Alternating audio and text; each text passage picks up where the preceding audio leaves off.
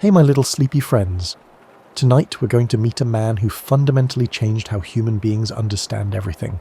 From politics to poetry, from biology to ethics. This episode is the story of Aristotle, and I promise it's more interesting than those philosophy classes you might have dozed through in college. So before we begin, as always, please take a moment to like the video and subscribe, as it helps us, and let me know where you're tuning in from and what time it is for you. Now dim your lights, get comfortable, and prepare to drift off with history. Imagine living in a world where nobody really agreed on how to figure out what was true. Not just disagreeing about the facts, that happens all the time, but fundamentally disagreeing about the process itself. Should you trust your senses, or are they lying to you? Should you rely on logic and mathematics, or should you look at the actual world around you? Can you even trust that the world around you is real?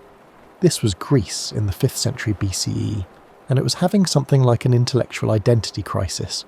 For most of human history, people had explained the world through stories about gods and heroes. Thunder wasn't a meteorological phenomenon, it was Zeus having a bad day. Disease wasn't about germs and immune systems, it was divine punishment or maybe a curse from that neighbour who gave you the evil eye last Tuesday. But then something remarkable happened. A group of people in the Greek world started asking a revolutionary question. What if we could understand the world without resorting to supernatural explanations? What if there were natural causes for natural effects? What if, instead of just accepting that things happen because the gods will it, we could actually figure out how the world works? These early thinkers, we call them the pre-Socratics because they came before Socrates, which is a bit like calling everyone who lived before Shakespeare pre-Shakespeareans, came up with wildly different theories. Thales thought everything was made of water. Heraclitus believed everything was constantly changing. Like a river you can never step in twice. Parmenides argued the opposite, that change was an illusion and reality was actually perfectly still and unchanging. You can imagine how confusing this must have been for regular people trying to live their lives.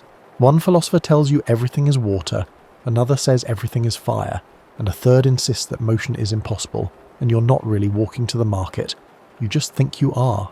It was like having too many fortune cookies with contradictory advice, except these philosophers were dead serious and would debate these points for hours. Then came Socrates, wandering around Athens like that uncle who asks uncomfortable questions at family dinners. Socrates didn't claim to know anything. In fact, his whole thing was admitting he knew nothing, which somehow made him wiser than everyone else. His method was to ask questions until people realized they didn't actually understand the things they thought they understood. This made him simultaneously the most important philosopher in Athens and probably the most annoying person at parties. Socrates had a brilliant student named Plato who took his teacher's question-asking method and built an entire philosophical system around it. Plato believed that the world we see around us is just shadows on a cave wall, imperfect copies of perfect forms that exist in some higher realm. That chair you're sitting on? It's just a flawed imitation of the perfect form of chairness that exists in the realm of forms. Plato's philosophy was beautiful, elegant, and deeply mathematical. It appealed to people who liked their truth pure, abstract, and divorced from the messy complications of everyday reality. The physical world, in Plato's view, was just a distraction from true knowledge, which could only be found through pure reason and contemplation. This was the intellectual world into which Aristotle would be born, a world where philosophers disagreed about everything, where the relationship between thought and reality was unclear, and where nobody had quite figured out how to systematically study the natural world. It was like the internet before search engines or a library where all the books were filed randomly, and nobody could agree on what counts as a book. The Greeks had made tremendous progress in mathematics, logic, and abstract thinking. What they needed was someone who could take all these brilliant ideas and connect them to the actual observable world. They needed someone who could bridge the gap between pure philosophy and empirical observation, between what we can think and what we can see. They were about to get exactly that person, though he would arrive from an unexpected place, not from Athens itself, but from the wild northern frontier of the Greek world. In 384 BCE, in a small town called Stagira on the Macedonian peninsula, a child was born to a family that straddled two worlds. His name was Aristotle, Aristoteles in Greek, which means something like the best purpose or excellent end, a name that turned out to be remarkably prophetic, even if his parents couldn't have known it at the time. Aristotle's father, Nicomachus, was the court physician to the Macedonian king. This was no small thing. Imagine being the personal doctor to royalty in an era when medicine was part science, part guesswork, and part hoping really hard that your treatments worked before the patient died. Nicomachus apparently did well at it, which suggests he had a combination of observational skills, empirical knowledge, and the bedside manner necessary to keep nervous monarchs calm. Growing up in a physician's household meant young Aristotle was exposed to a very different way of thinking than most Greek philosophers of his time. While Plato and his students in Athens were debating abstract forms and mathematical perfection, Aristotle was probably watching his father dissect fish, examine symptoms, and make careful notes about which treatments worked and which ones didn't. This early exposure to empirical observation, to the idea that you learn by looking, touching, measuring, and recording, would shape everything Aristotle would later do. Medicine in ancient Greece wasn't about applying perfect theoretical principles. It was about noticing patterns, testing treatments, and learning from experience. It was messy, practical, and grounded in the physical world. Tragically, both of Aristotle's parents died when he was young, probably around 10 years old. This must have been devastating for the boy, but it also set in motion events that would change the course of intellectual history. His guardian, a man named Proxenus, took responsibility for the orphaned child and continued his education. Young Aristotle grew up in Macedonia, which was considered the backwoods of the Greek world. Athenians looked down on Macedonians the way sophisticated urbanites have always looked down on rural populations. They saw them as rough, unsophisticated, and not quite civilized. The Macedonian accent was apparently a source of mockery in Athens, like speaking with a strong regional accent in a place that prides itself on its sophistication. But being from the provinces gave Aristotle something valuable, a certain independence, from Athenian intellectual fashion. He wasn't raised in the echo chamber of elite Athenian thought. He'd seen how people lived in different places, under different systems. He'd been exposed to the practical, empirical approach of medicine, rather than just the abstract reasoning of philosophy. When Aristotle was 17, an age when most of us were trying to figure out who we were and what we wanted to do with our lives, his guardian made a decision that would alter the course of philosophy forever. He sent the young man to Athens to study at Plato's Academy, the most prestigious philosophical school in the Greek world. Imagine being a teenager from a small provincial town, arriving in Athens, the intellectual and cultural capital of Greece. It would be like moving from a rural town to the most exciting city you can think of, except instead of worrying about where the good coffee shops are, you're suddenly surrounded by the greatest minds of the ancient world debating questions about the nature of reality. Athens in the 360s BCE was extraordinary. It was recovering from the devastating Peloponnesian War, but still retained its status as the centre of Greek intellectual life. The agora, the marketplace, wasn't just where people bought vegetables and sandals. It was where philosophers held forth, where politicians debated, and where ideas collided and combined in fascinating ways. Plato's Academy sat just outside the city, walls, in a grove sacred to the hero Academus, which is where we get the word academy. It wasn't a school in the way we think of schools today, with classrooms and curricula and final exams. It was more like an advanced research institute crossed with a philosophical monastery, where brilliant people gathered to think, debate, and pursue knowledge for its own sake. Young Aristotle, arriving from Macedonia with his provincial accent and his physician father's emphasis on observation, must have seemed a bit odd to the other students. But he had something they lacked, a mind that could absorb and synthesize information like a sponge absorbing water. Within a short time, it became clear that this young man from the provinces was something special.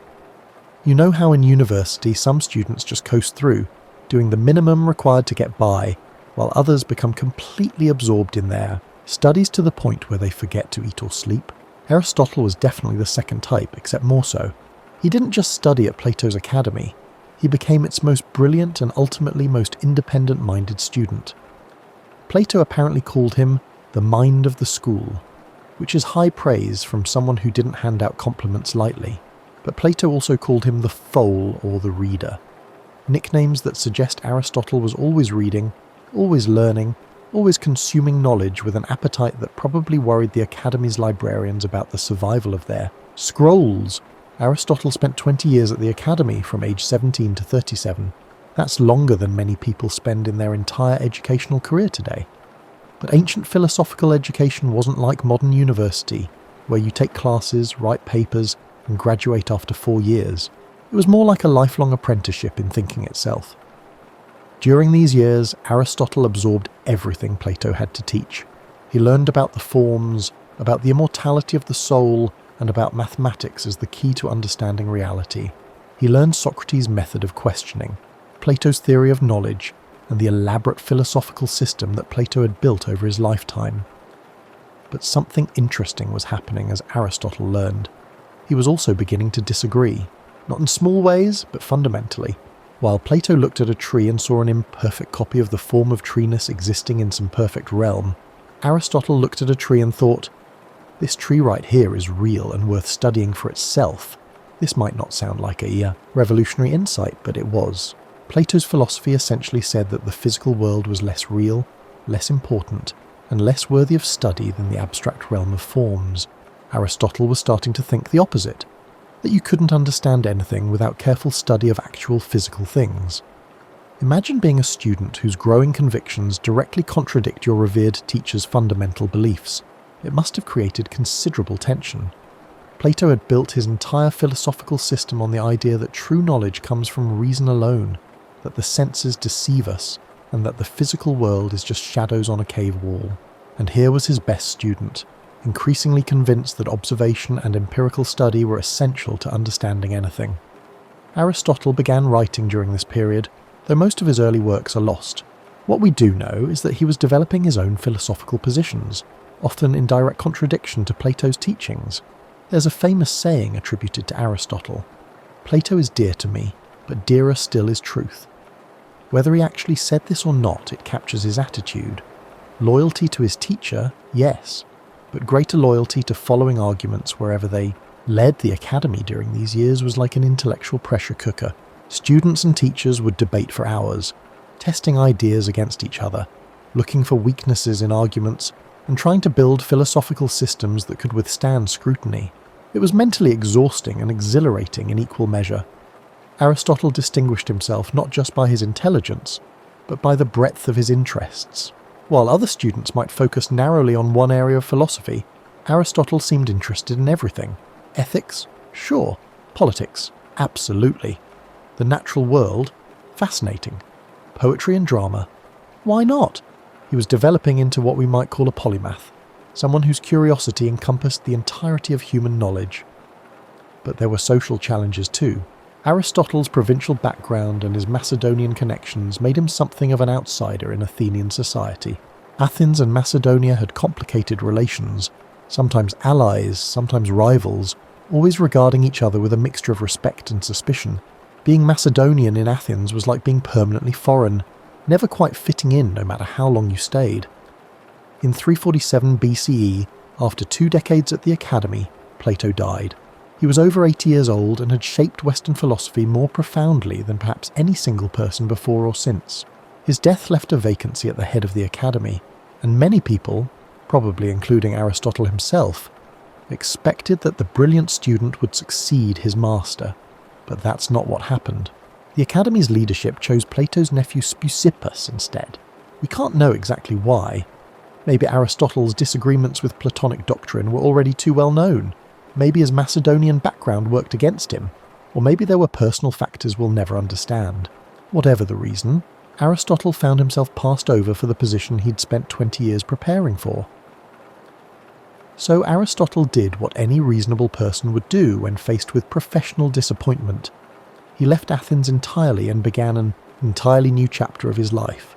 He was 37 years old, intellectually mature and ready to chart his own course. What he didn't know was that his best work still lay ahead of him. Leaving Athens after 20 years must have felt like leaving home, even if that home had never quite accepted you as family. Aristotle travelled to Assos, a small city on the coast of what's now Turkey, where a former fellow student named Hermias ruled as a local tyrant. Though tyrant in Greek didn't necessarily mean bad ruler, just sole ruler, which shows you how differently ancient Greeks thought about political terminology. Assos gave Aristotle something he'd never really had before: freedom to pursue his own philosophical vision without being in Plato's shadow. He established a small philosophical school, gathered students, and began to seriously work out his own ideas. It was like being a musician who'd apprenticed with a master for 20 years and was finally ready to compose their own music. But Assos also gave Aristotle something unexpected. Love. He married Pythias, who was either Hermias' daughter or niece. Sources disagree, and ancient family trees are notoriously difficult to untangle. What we do know is that Aristotle seems to have genuinely loved her, which is worth noting in a time when philosophical marriages were often more about alliances than affection. The couple had a daughter, also named Pythias. Aristotle would later write about marriage and family life with the kind of nuanced understanding that suggests his own experience informed his philosophy. He understood that human flourishing wasn't just about abstract contemplation, it was also about relationships, love, and the texture of daily life. During his time in Assos and later on the nearby island of Lesbos, Aristotle began the biological, research that would occupy him for much of his life. The Aegean coast was perfect for this. Tide pools full of sea creatures, forests with diverse plant life, and marine environments that changed with the seasons. It was a living laboratory, and Aristotle approached it with the systematic curiosity he'd inherited from his physician father. He would wade into tide pools, examining starfish and sea urchins with the focus of a modern marine biologist. He dissected squid, studied dolphins, and observed how different fish species spawned.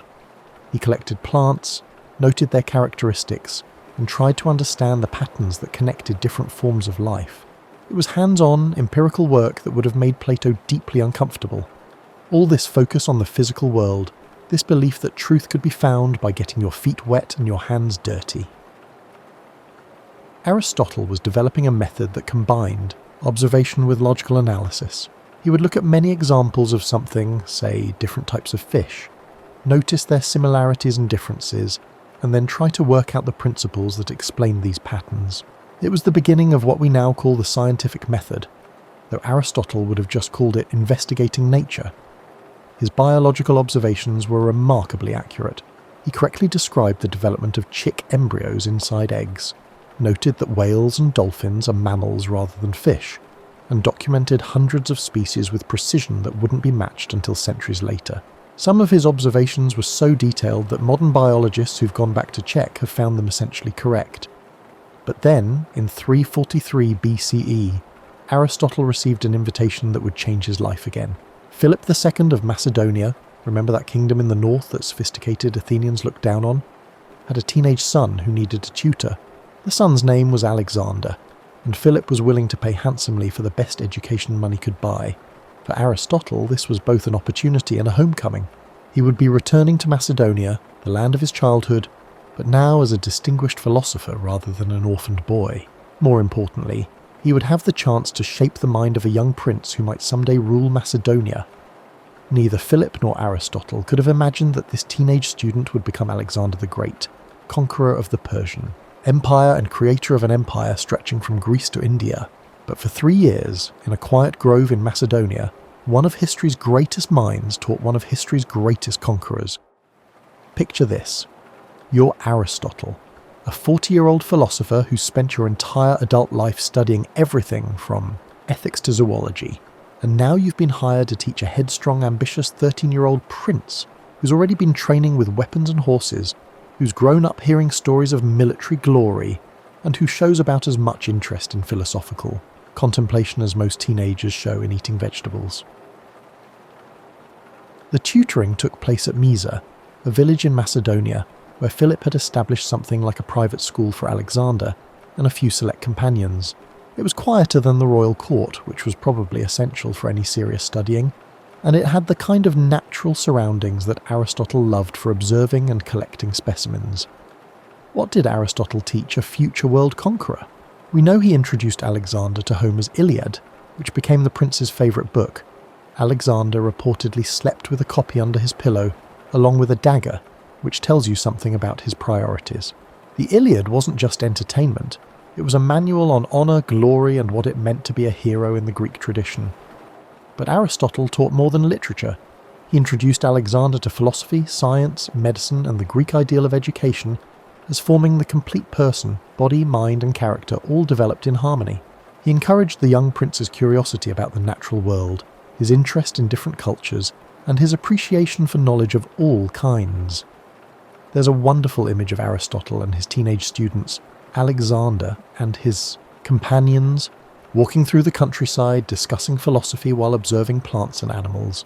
It combines everything Aristotle loved: intellectual conversation, empirical observation, and the belief that education happens best when you're actively engaged with the world rather than locked in a classroom. Did Aristotle's teaching actually influence the man Alexander became? It's hard to say for certain. Alexander the Conqueror, who swept across Asia, wasn't exactly practicing the moderate contemplative life that Aristotle advocated in his Ethics. He was more interested in military glory than philosophical wisdom, more concerned with conquest than with the careful observation of nature. But there are hints of Aristotle's influence. Alexander founded cities throughout his empire and filled them with Greek culture, libraries, theatres and schools. He collected botanical and zoological specimens during his campaigns and sent them back to Aristotle, supporting his former teacher's scientific research. He showed curiosity about the peoples he conquered, trying to understand their customs and incorporate them into his empire rather than simply destroying them. Their relationship was complicated, like many relationships between teachers and students, who've gone in different directions. Later, when Alexander executed Aristotle's nephew Callisthenes for alleged treason, it created a rift between them. Aristotle had shown Alexander how to think, but he couldn't control what the young man thought about or what he chose to do with his power. After 3 years, when Alexander was 16, Philip decided his son was ready for more practical education, namely learning to be a warrior and leader. Aristotle's job was done. The tutor and his student would go their separate ways, one to conquer the known world, the other to found a school and revolutionize human understanding. In 335 BCE, at age 49, Aristotle returned to Athens. Alexander was now king, Philip had been assassinated, and beginning his conquest of Persia. Athens was nervous about Macedonia's growing power, but Aristotle's connection to the Macedonian court actually gave him resources and protection that few other philosophers enjoyed. It was time for Aristotle to do what he'd been preparing for his entire adult life: establish his own school, develop his own philosophical system, and teach students according to his own vision rather than Plato's. The intellectual adventure was about to enter its most productive phase. When Aristotle returned to Athens in 335 BCE, he couldn't return to Plato's academy. It had its own leadership and its own Platonic tradition that Aristotle had largely rejected. So he did what any philosopher with ambition and resources would do. He founded his own school. The Lyceum, named after the nearby temple of Apollo Lyceus, became Aristotle's intellectual home for the next 12 years. Located in a grove just outside Athens, it was similar to the academy in being a place where philosophers gathered to study, debate, and pursue knowledge. But in crucial ways, it was completely different. For one thing, the Lyceum was far more empirically focused. Where the academy emphasized mathematics and abstract reasoning, the Lyceum collected specimens, dissected animals, gathered data, and built what was essentially the ancient world's first research library. Aristotle wanted his students to study the actual world, not just contemplate perfect forms. The school got the nickname peripatetic, which comes from the Greek word for walking around. This wasn't because they were wanderers or couldn't sit still. It was because Aristotle liked to teach while strolling through the covered walkways of the Lyceum. There's something about walking that helps thinking, as if the physical movement somehow facilitates intellectual movement as well. Imagine morning lectures where Aristotle and his advanced students would walk slowly through the colonnade discussing complex philosophical questions while the less advanced students listened and tried to keep up, both physically and intellectually. In the afternoons, Aristotle would give public lectures on more accessible topics, drawing crowds of interested Athenians who wanted to hear what this brilliant Macedonian philosopher had to say. The Lyceum became a centre for what we might call systematic research. Aristotle organised his students to collect and organise information on an unprecedented scale. They gathered constitutions from 158 different Greek city-states, analysing how different political systems worked. They collected biological specimens, built up a library of books and scrolls, and created charts and diagrams to organise information. This was revolutionary. Before Aristotle, philosophy was largely about individual thinkers developing their own systems. Aristotle turned philosophy into something more like a research enterprise, with multiple people working together to gather data, test hypotheses, and build cumulative knowledge. The library at the Lyceum was apparently extraordinary for its time. Aristotle collected not just philosophical works, but texts on every subject: history, medicine, drama, politics, and natural science. He understood that to think clearly about any topic, you needed to know what others had thought before you. It was an early version of the research library concept that would become essential to universities centuries later. During his morning sessions, Aristotle would address the more technical aspects of his philosophy. These weren't casual conversations, they were rigorous, systematic explorations of difficult questions. How do we gain knowledge? What is the nature of reality? What makes an action ethical? How should societies be organised? Aristotle approached these questions differently than Plato had. Instead of starting with abstract principles and deducing conclusions, he would often start with observations and work his way toward principles. He believed that philosophy should be grounded in how the world actually works, not in how we might wish it to work in some perfect realm of forms. His teaching method involved what we might call collaborative inquiry.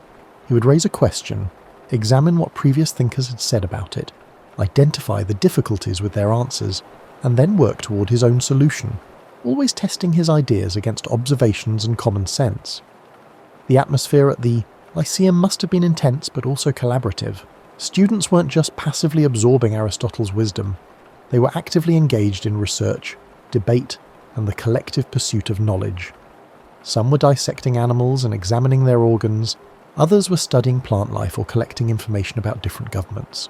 Still others were working through logical problems or ethical questions. Aristotle himself was incredibly productive during these years.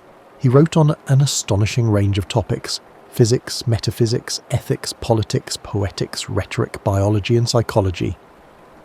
His works weren't written in the polished literary style of Plato's dialogues. They read more like lecture notes or research papers, dense with argument and packed with observations. This wasn't because Aristotle couldn't write well. His lost dialogues were apparently beautifully written. It's because what survived were his working texts, the materials he used for teaching and research rather than for public consumption. It's like the difference between a professor's polished textbook and their lecture notes. The notes are rougher, but often contain more of the real thinking. The Lyceum attracted students from throughout the Greek world and beyond. Some came because of Aristotle's connection to Alexander, who was now conquering the Persian Empire and making Macedonia the dominant power in the Mediterranean world. Others came because the Lyceum represented something new in education. Not just learning to think, but learning to observe, analyse and understand the natural and human world. For 12 years, Aristotle led the Lyceum in this systematic investigation of reality. It was the most productive period of his intellectual life, when he synthesized everything he'd learned into comprehensive philosophical and scientific systems that would influence human thought for the next 2 millennia. But this productive period was about to end in a way that must have felt painfully familiar to Aristotle.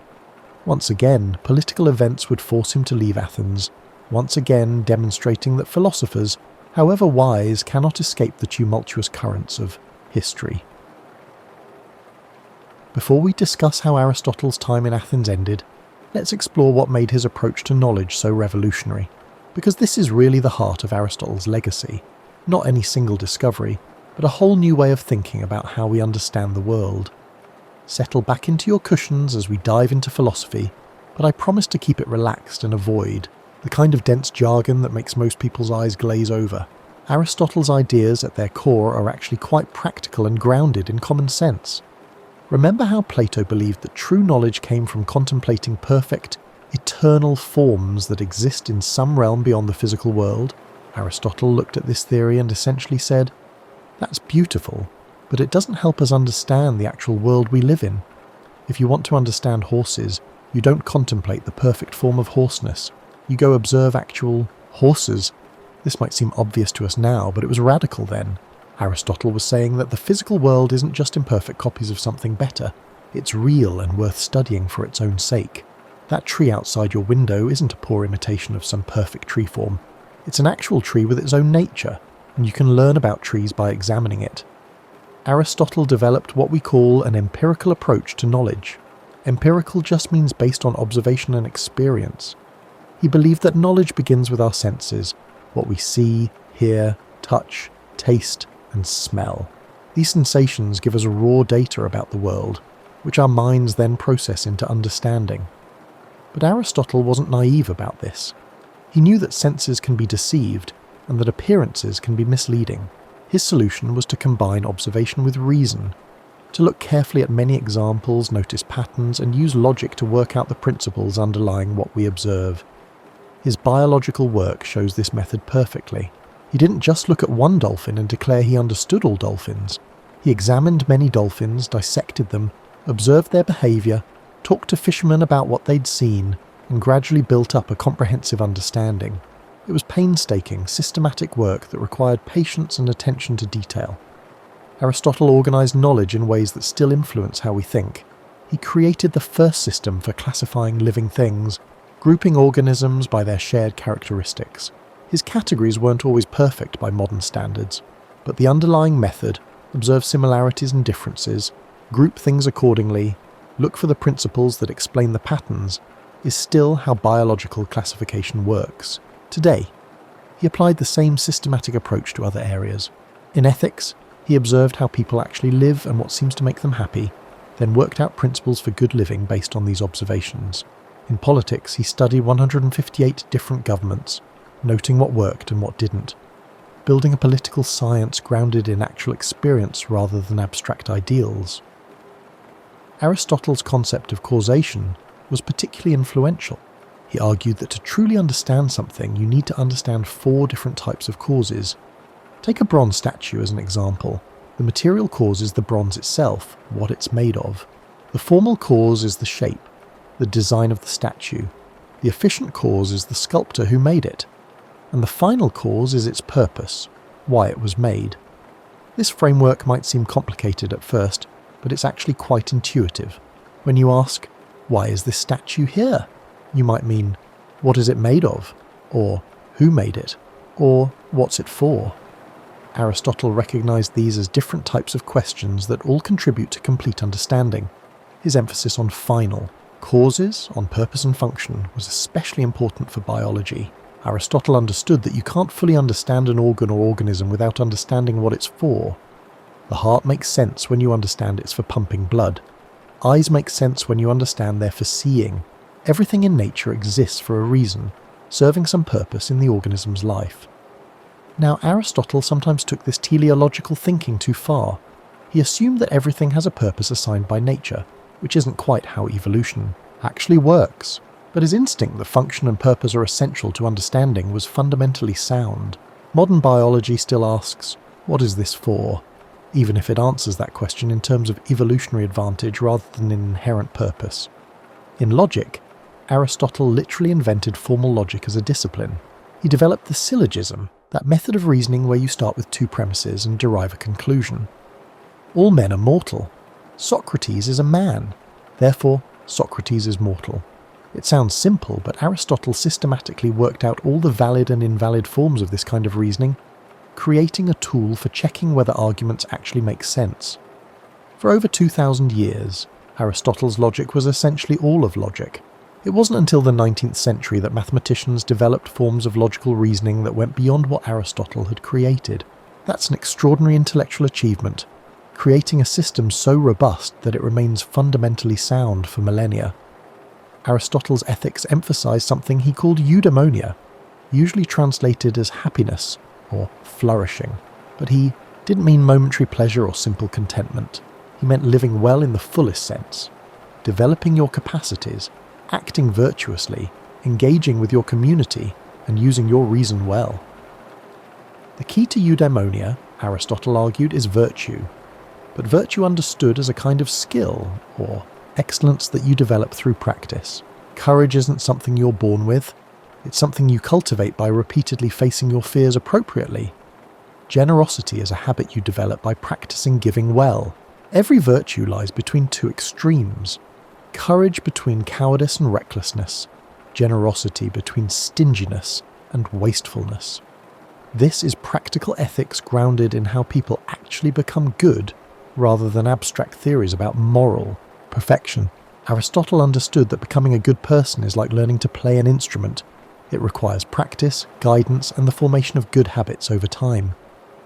In all these areas, biology, logic, ethics, politics, Aristotle's method was similar. Start with careful observation. Notice patterns, work out underlying principles, test these principles against further observations, and build systematic understanding. It was the birth of organised science and systematic philosophy, even though Aristotle wouldn't have recognised those as separate disciplines. What made Aristotle's approach so revolutionary was this combination of respect for empirical observation with confidence in human reason. He believed we could understand the world, not through divine revelation, not through pure mathematics divorced from reality, but through the careful, systematic application of our observational and rational faculties. This was optimistic without being naive, empirical without being merely fact-collecting, and systematic without being rigid. It was a vision of human knowledge as something we build gradually, collectively, through careful attention to reality and rigorous thinking about what we observe. And now, with your tea perhaps growing cold and your eyelids perhaps growing heavy, we need to see how Aristotle's story ends, because even the greatest philosophers cannot entirely control the historical currents that sweep them along. In 323 BCE, news reached Athens that would change everything. Alexander the Great had died in Babylon. At the age of 32, the empire he'd built with astonishing speed was already fracturing as his generals fought over the pieces, and in Athens, anti-Macedonian sentiment that had been simmering for years suddenly boiled over. Aristotle found himself in an impossible position. He was Macedonian by birth, had been Alexander's tutor, and maintained close connections to the Macedonian court. For 12 years, Athens had tolerated his presence because Macedonia's power made it necessary. But with Alexander dead and Macedonia temporarily weakened, old resentments surfaced. Someone brought charges of impiety against Aristotle, the same charge that had been used against Socrates a century earlier. The specific accusation was something about honouring a friend in ways reserved for gods, which sounds technical but was really just a pretext. The real issue was politics. Aristotle represented Macedonia, and Athens wanted to strike back at Macedonia however it could. Aristotle, now 61 years old, and having watched Socrates' fate unfold from his prison cell, made a different choice. He decided not to stay and face trial. According to tradition, he said he wouldn't let Athens sin twice against philosophy, a reference to Socrates' execution. So he left Athens, turning over the Lyceum to his student Theophrastus, and retired to Chalcis, his mother's hometown. Think about what this meant. For 12 years, Aristotle had built the Lyceum into the ancient world's premier research institution. He had gathered an incredible library, trained brilliant students, and created systematic approaches to nearly every field of knowledge. And now, because of politics he couldn't control, he had to walk away from it all. In Chalcis, Aristotle lived quietly for about a year. We don't know much about this final period of his life. He was likely working on his writings, perhaps revising and organising the vast body of work he'd produced over his lifetime. He may have been suffering from some illness. Ancient sources mention stomach problems, which given ancient medicine's limitations could have meant almost anything. In 322 BCE, just 1 year after leaving Athens, Aristotle died at the age of 62. It wasn't a dramatic death like Socrates' execution, or a mysterious one like Alexander's early demise. It was simply the end of a life that had been, by any measure, extraordinarily productive and influential.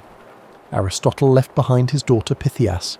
His wife of the same name had died years earlier, and he'd later had a relationship with a woman named Herpyllis, with whom he had a son named Nicomachus. His will, which survived, shows him as a thoughtful, caring person who made provisions for his family, his slaves, whom he freed, and even his concubine's future.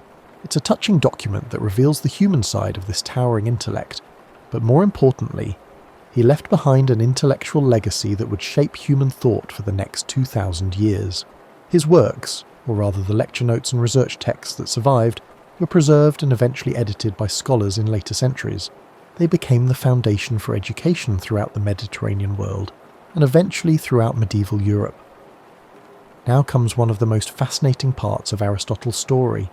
Not what he did during his life, but what happened to his ideas after his death. Because unlike many philosophers whose influence fades with time, Aristotle's impact actually grew over the centuries, spreading far beyond the Greek world he knew.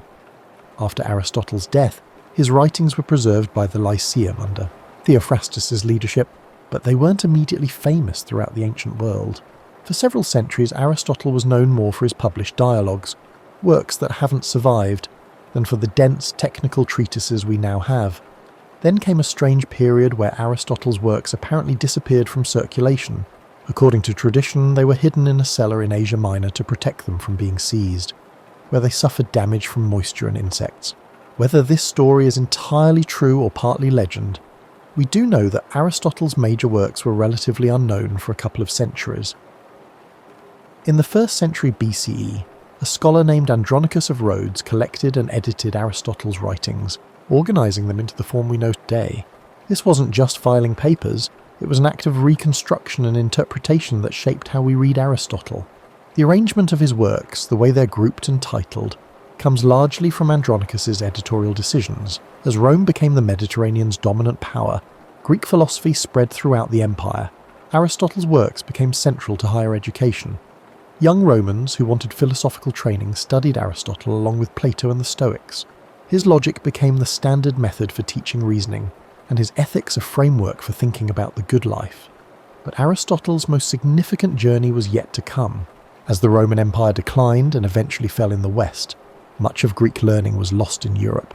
The sophisticated intellectual culture that had produced and preserved Aristotle's works crumbled as cities shrank, trade declined, and literacy became increasingly rare outside monasteries. However, Aristotle's work survived in the Eastern Roman Empire, what we call the Byzantine Empire, centered on Constantinople. Byzantine scholars continued to read, copy, and study Aristotle in Greek. Meanwhile, something extraordinary was happening further east.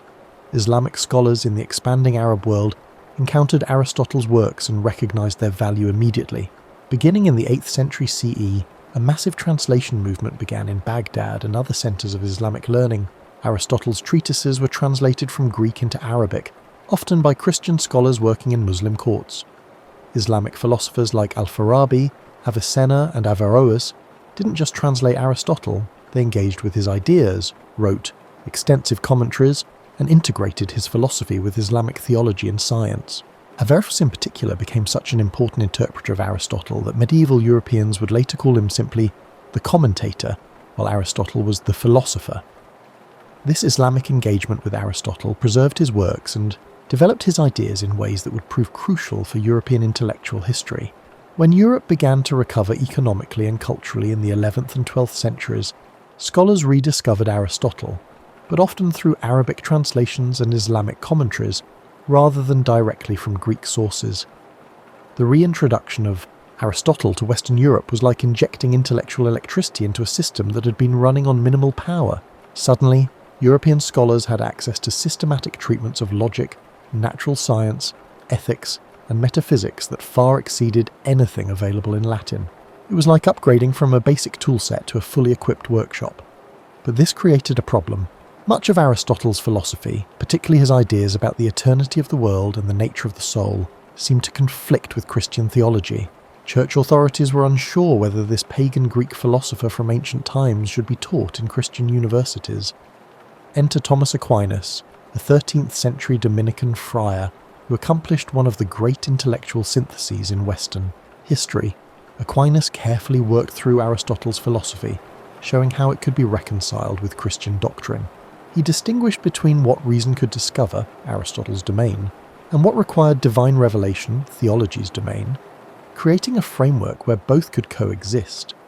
Aquinas' achievement meant that Aristotle became central to medieval university education.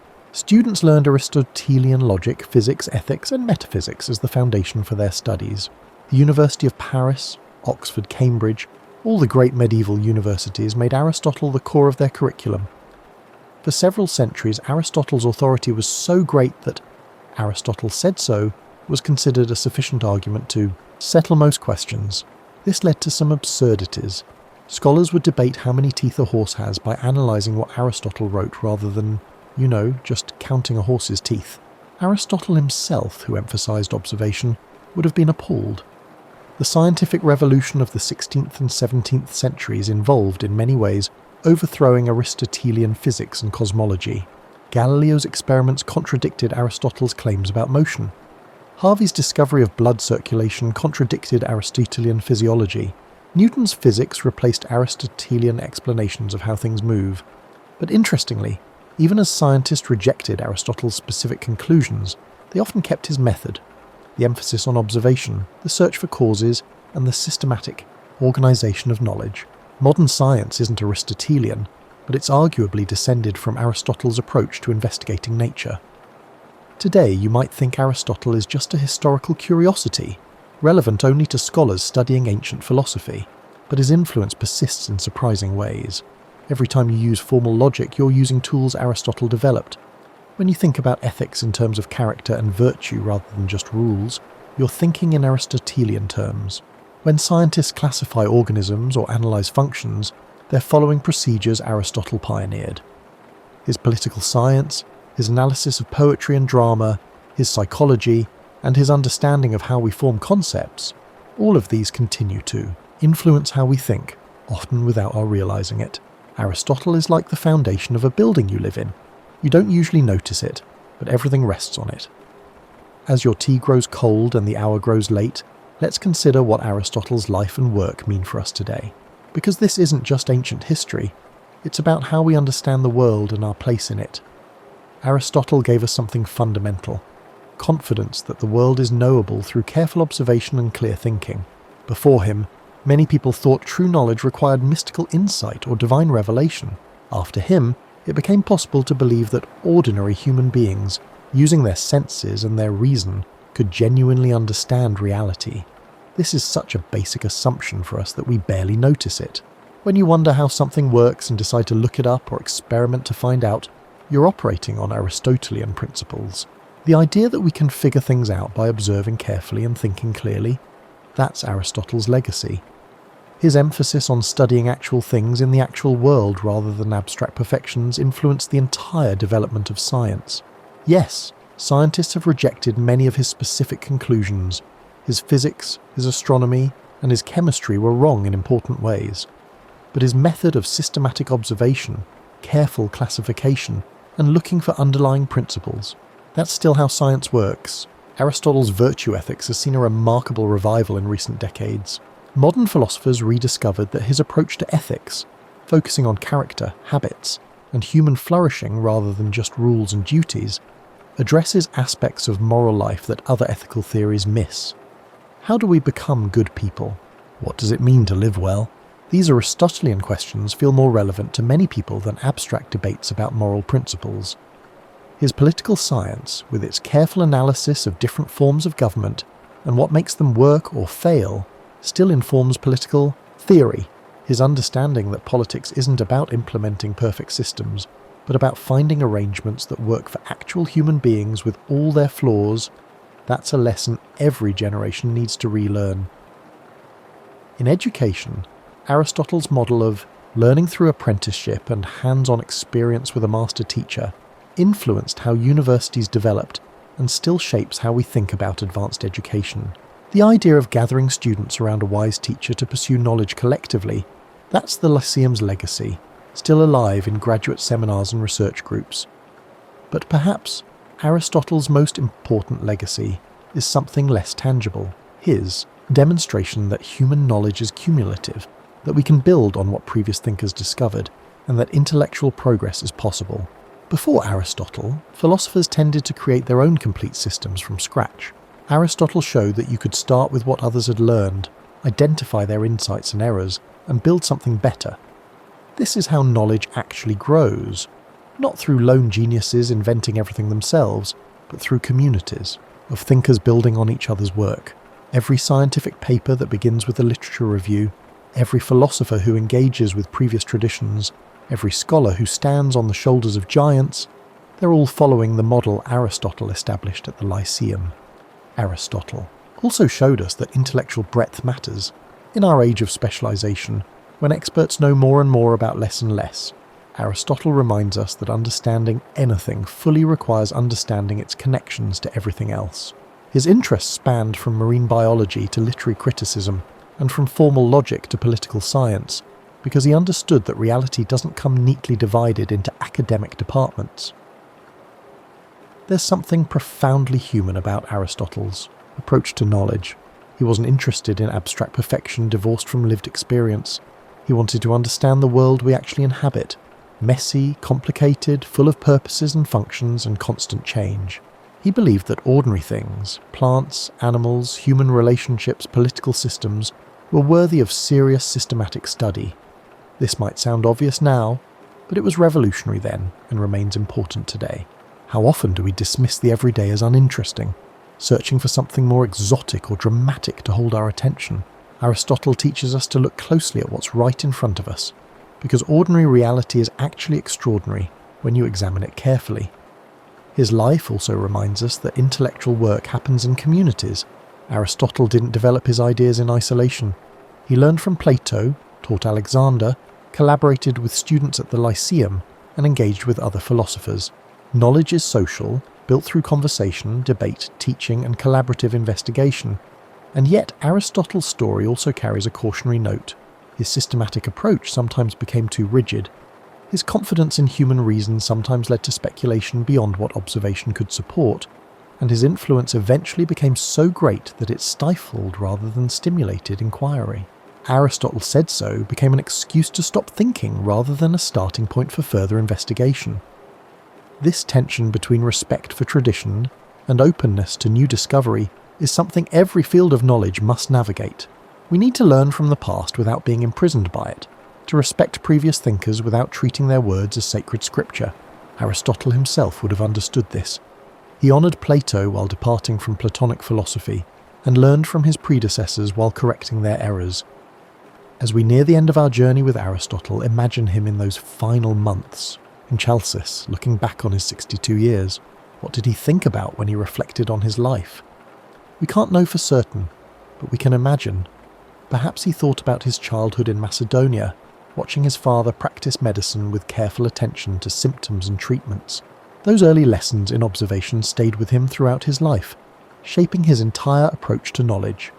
Perhaps he remembered arriving in Athens as a young man, feeling provincial and out of place, but discovering at Plato's academy an intellectual home that would shape him for 20 years. Even as he eventually departed from Plato's teachings, he never forgot what he learned there: the importance of rigorous argument, the value of questioning assumptions, and the pursuit of truth wherever it leads. He might have smiled, remembering his time teaching young Alexander, that energetic, ambitious teenager who would grow up to conquer the world. Did Aristotle feel pride at his students' achievements, or dismay at how different Alexander's path was from the contemplative life Aristotle advocated? Probably both. Like any teacher watching a brilliant student make choices they wouldn't have made themselves. Surely he thought about his years at the Lyceum, those productive, satisfying years when he'd finally been able to pursue his own vision of what philosophy and science should be. The morning walks with advanced students discussing complex questions while strolling through shaded colonnades. The afternoon public lectures share knowledge with anyone interested enough to listen. The collaborative research projects have students collecting data on everything from fish to governments. He might have felt regret about leaving Athens, forced out by political circumstances beyond his control. To build something significant and then have to abandon it must have been painful, but perhaps he found some comfort in knowing he'd trained capable students like Theophrastus who could carry on his work.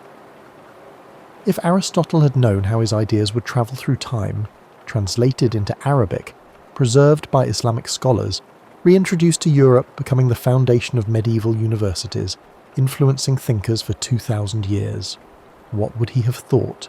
Probably a mixture of satisfaction and bemusement, especially at the ways his ideas would be misunderstood, ossified into dogma, and eventually partially overturned.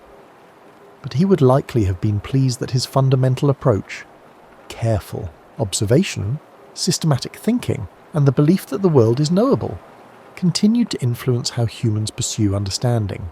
That was his real contribution, not any specific doctrine, but a whole way of approaching knowledge. Aristotle understood that knowledge is always provisional, always subject to refinement as we learn more. His works constantly engage with previous thinkers, building on their insights and correcting their errors. He would have expected, probably hoped, that future thinkers would do the same with his work. In his final days, perhaps Aristotle found peace in having lived a life devoted to understanding. He'd started with nothing but curiosity and intelligence, and he'd used these to investigate nearly every aspect of reality accessible to human inquiry. He'd been a student, a teacher, a researcher, a founder of institutions, and a systematizer of knowledge. He'd loved his wife, Pythias, his companion, Herpyllis, and his children. He'd formed friendships with students and colleagues. He'd experienced political success and political exile. He'd known the satisfaction of intellectual breakthrough and the frustration of unanswered questions. In short, he'd lived a fully human life while also living a life of the mind. The ancient Greeks had a concept that Aristotle wrote about extensively: eudaimonia, human flourishing, living well. By his own account, this came from developing your capacities, acting virtuously, engaging meaningfully with others, and using your reason well. By these measures, Aristotle had indeed achieved eudaimonia, even if his life ended in exile rather than triumph. When he died in 322 BCE, Aristotle probably had no idea that he was, in a sense, immortal. His body would decay like all physical things. He understood biology too well to imagine otherwise. But his ideas, his methods, and his approach to understanding the world, these would outlast empires and influence civilizations he'd never heard of. That's a legacy worth reflecting on as you drift towards sleep. A single person, through careful thought and systematic inquiry, can influence how millions of future people understand reality. The questions Aristotle asked, the methods he developed, and the knowledge he systematized, these became tools that countless others would use to build their own understanding. As you settle into that space between waking and sleeping, where thoughts become less linear and more dreamlike, consider this. Aristotle's greatest achievement wasn't any single discovery, but showing that the world is comprehensible. Before him, many people thought that true understanding required mystical revelation or abstract mathematics divorced from physical reality. After him, it became possible to believe that ordinary people could understand the world by looking carefully, thinking clearly, and building knowledge systematically. Every time you try to understand something by observing it carefully, you're following Aristotle's path. Every time you classify things by their similarities and differences, you're using Aristotle's method. Every time you ask, "What is this for?" or "How does this work?" you're asking Aristotelian questions. You might never have studied Aristotle in school. You might not be able to name a single one of his books, but his influence is in the very air you breathe intellectually, in how you think about causes, in how you understand living things, in how you reason about ethics, and in your assumption that the world makes sense and can be understood. This is what it means to be a foundational thinker. Not that everything you say is correct. Aristotle was wrong about many things, but that you change how people think about thinking itself.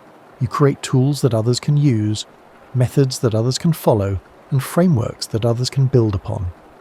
Aristotle showed us that knowledge is not something revealed from above, but something built from below, starting with simple observations and building toward comprehensive understanding. He demonstrated that you don't need mystical insights or mathematical perfection to understand reality.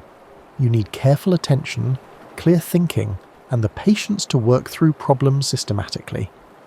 This optimistic view of human knowledge, that we can figure things out, that the world is knowable, that reason and observation together can lead us toward truth, remains one of civilization's most important assumptions. When we doubt it, science stops, inquiry ends, and we retreat into authority and tradition.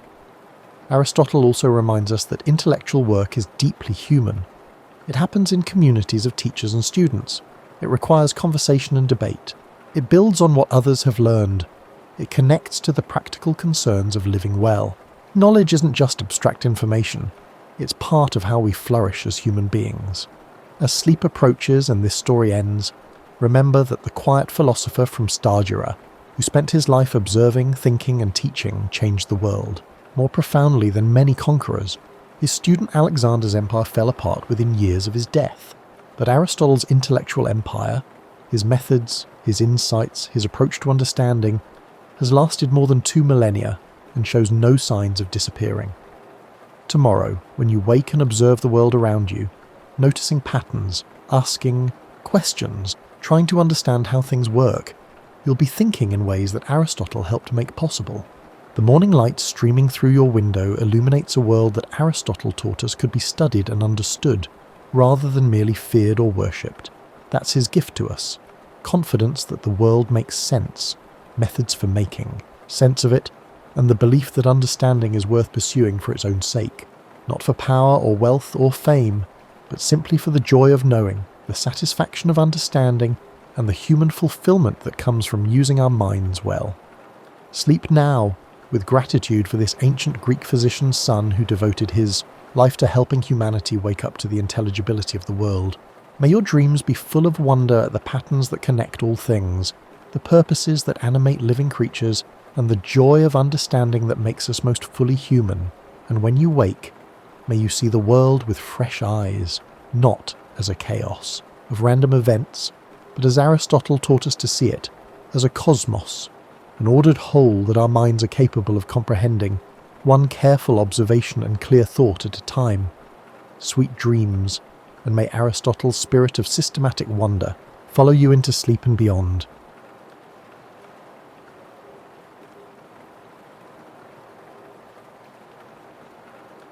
When we think of the Great Depression, we see dust storms and breadlines and sepia. Before we can appreciate the psychological impact of the economic collapse, we must remember the world that was lost. A world of extraordinary optimism and excessive consumerism that few today can imagine. By 1988, Americans believed in endless prosperity almost religiously. The typical manufacturing pay has increased by approximately 40% since the early 1920s. Most new urban homes have indoor plumbing, long a luxury. In less than a decade, car ownership rose from 8 million to 23 million. Perhaps most telling, 40% of American families, not just the wealthy but teachers, clerks and factory workers, invested in the stock market. "We thought we'd discovered economic immortality," said Philadelphia radio salesperson Martin Steinberg. "My customers bought Philcos and RCAs on installment plans with 10% down. I set up their new consoles as they discussed their investments. Milkman gave stock advice. Stock tips were given to the shoeshine boy. Those should have been warning signs, but we were drunk with affluence." Often forgotten is how boom times generated a strange isolation. Extended families that lived together for economic reasons split into nuclear units. Many young couples bought homes in new projects far from parents and grandparents. Americans' individualism and materialism damaged community institutions. Sunday became a day for new car drives, reducing church attendance. Local social clubs became commercial entertainment establishments. "When the crash came, we discovered how much we'd sacrificed for material goods," remarked late 1920s Boston girl Eleanor Winthrop. At an insurance company, my father was well positioned. We owned a Packard, Frigidaire, and phone. We scarcely knew our neighbours. Everyone competed for new gadgets and things. We had little. When my father lost his job in 1930, we had limited resources. They didn't know us well enough to help, and we were ashamed to ask for assistance. American society's atomization would be deadly during the economic crisis. Many families suffered alone without community safety nets. American banks were unexpectedly vulnerable to financial instability's first tremors. In the 1920s, bank accounts were uninsured, unlike today's FDIC-insured deposits. Most Americans didn't know their deposits financed speculative investments. People viewed the collapse of rural banks in the late 19th and early 20th centuries as a local issue, affecting backward rural communities. Continental Illinois Bank teller Harold Jenkins recalls the denial. "Management assured us these rural bank failures in 28 were isolated cases attributable to deteriorating agricultural prices. The crucial connections were missed. Our loan officers approved mortgages with low down payments and margin loans for stock buyers. After the crash, our leaders claimed a correction." This institutional blindness included government. In early 1930, Treasury Secretary Andrew Mellon famously said, "Gentlemen, liquidate labour, stocks, farms and real estate. We will eradicate the rot." A virtually medieval understanding of economics held that economic hardship was necessary to purify and rebuild the economy. This approach would delay significant involvement until millions were bankrupt. The psychological modifications forced on everyday Americans were most acute. The 1920s influenced consumer behaviour significantly. Advertisements pitched products as conveniences and identity markers. A car or cigarette brand defined one's social status. Many suffered financial and existential crises when these material indicators disappeared. "We lost more than our money," said Mildred Hayes, a store clerk. "We forgot who we were. The life and future stories we told ourselves crashed. My husband was promoted to floor manager. We saved for a suburban house down payment. After his job loss, we moved in with his parents and slept on a fold-out couch in their parlour. How do you explain this reversal? For millions of Americans, this cognitive dissonance between expectations and reality defined the early Depression. The world they were promised had vanished overnight, leaving them in strange territory without maps or goal guides. The financial collapse of 1929 to 1933 wasn't just about stock market losses affecting wealthy investors. What truly devastated ordinary Americans was the destruction of the banking system and, with it, their life savings. Between 1930 and 1933, over 9,000 banks failed, nearly 40% of all banks in the United States. Each closure triggered cascading losses in communities where those banks operated. Unlike today's news cycle, which might report bank failures as abstract statistics, those closures were visceral, community-altering events. I was walking to school when I saw the crowd outside First National, remembered Eunice Templeton, who was 12 years old in Galesburg, Illinois, when her town's largest bank closed. People were pounding on the doors, some women were crying. Mr. Hobart, who owned the hardware store, sat on the curb with his head in his hands. My father lost $800, his entire savings. That night, Mother cut up an old dress to make me a new one for school. "We have to be creative now," she said, her voice all tight like she was holding something back. What's rarely discussed in Depression histories is how the crisis transformed attitudes toward money itself.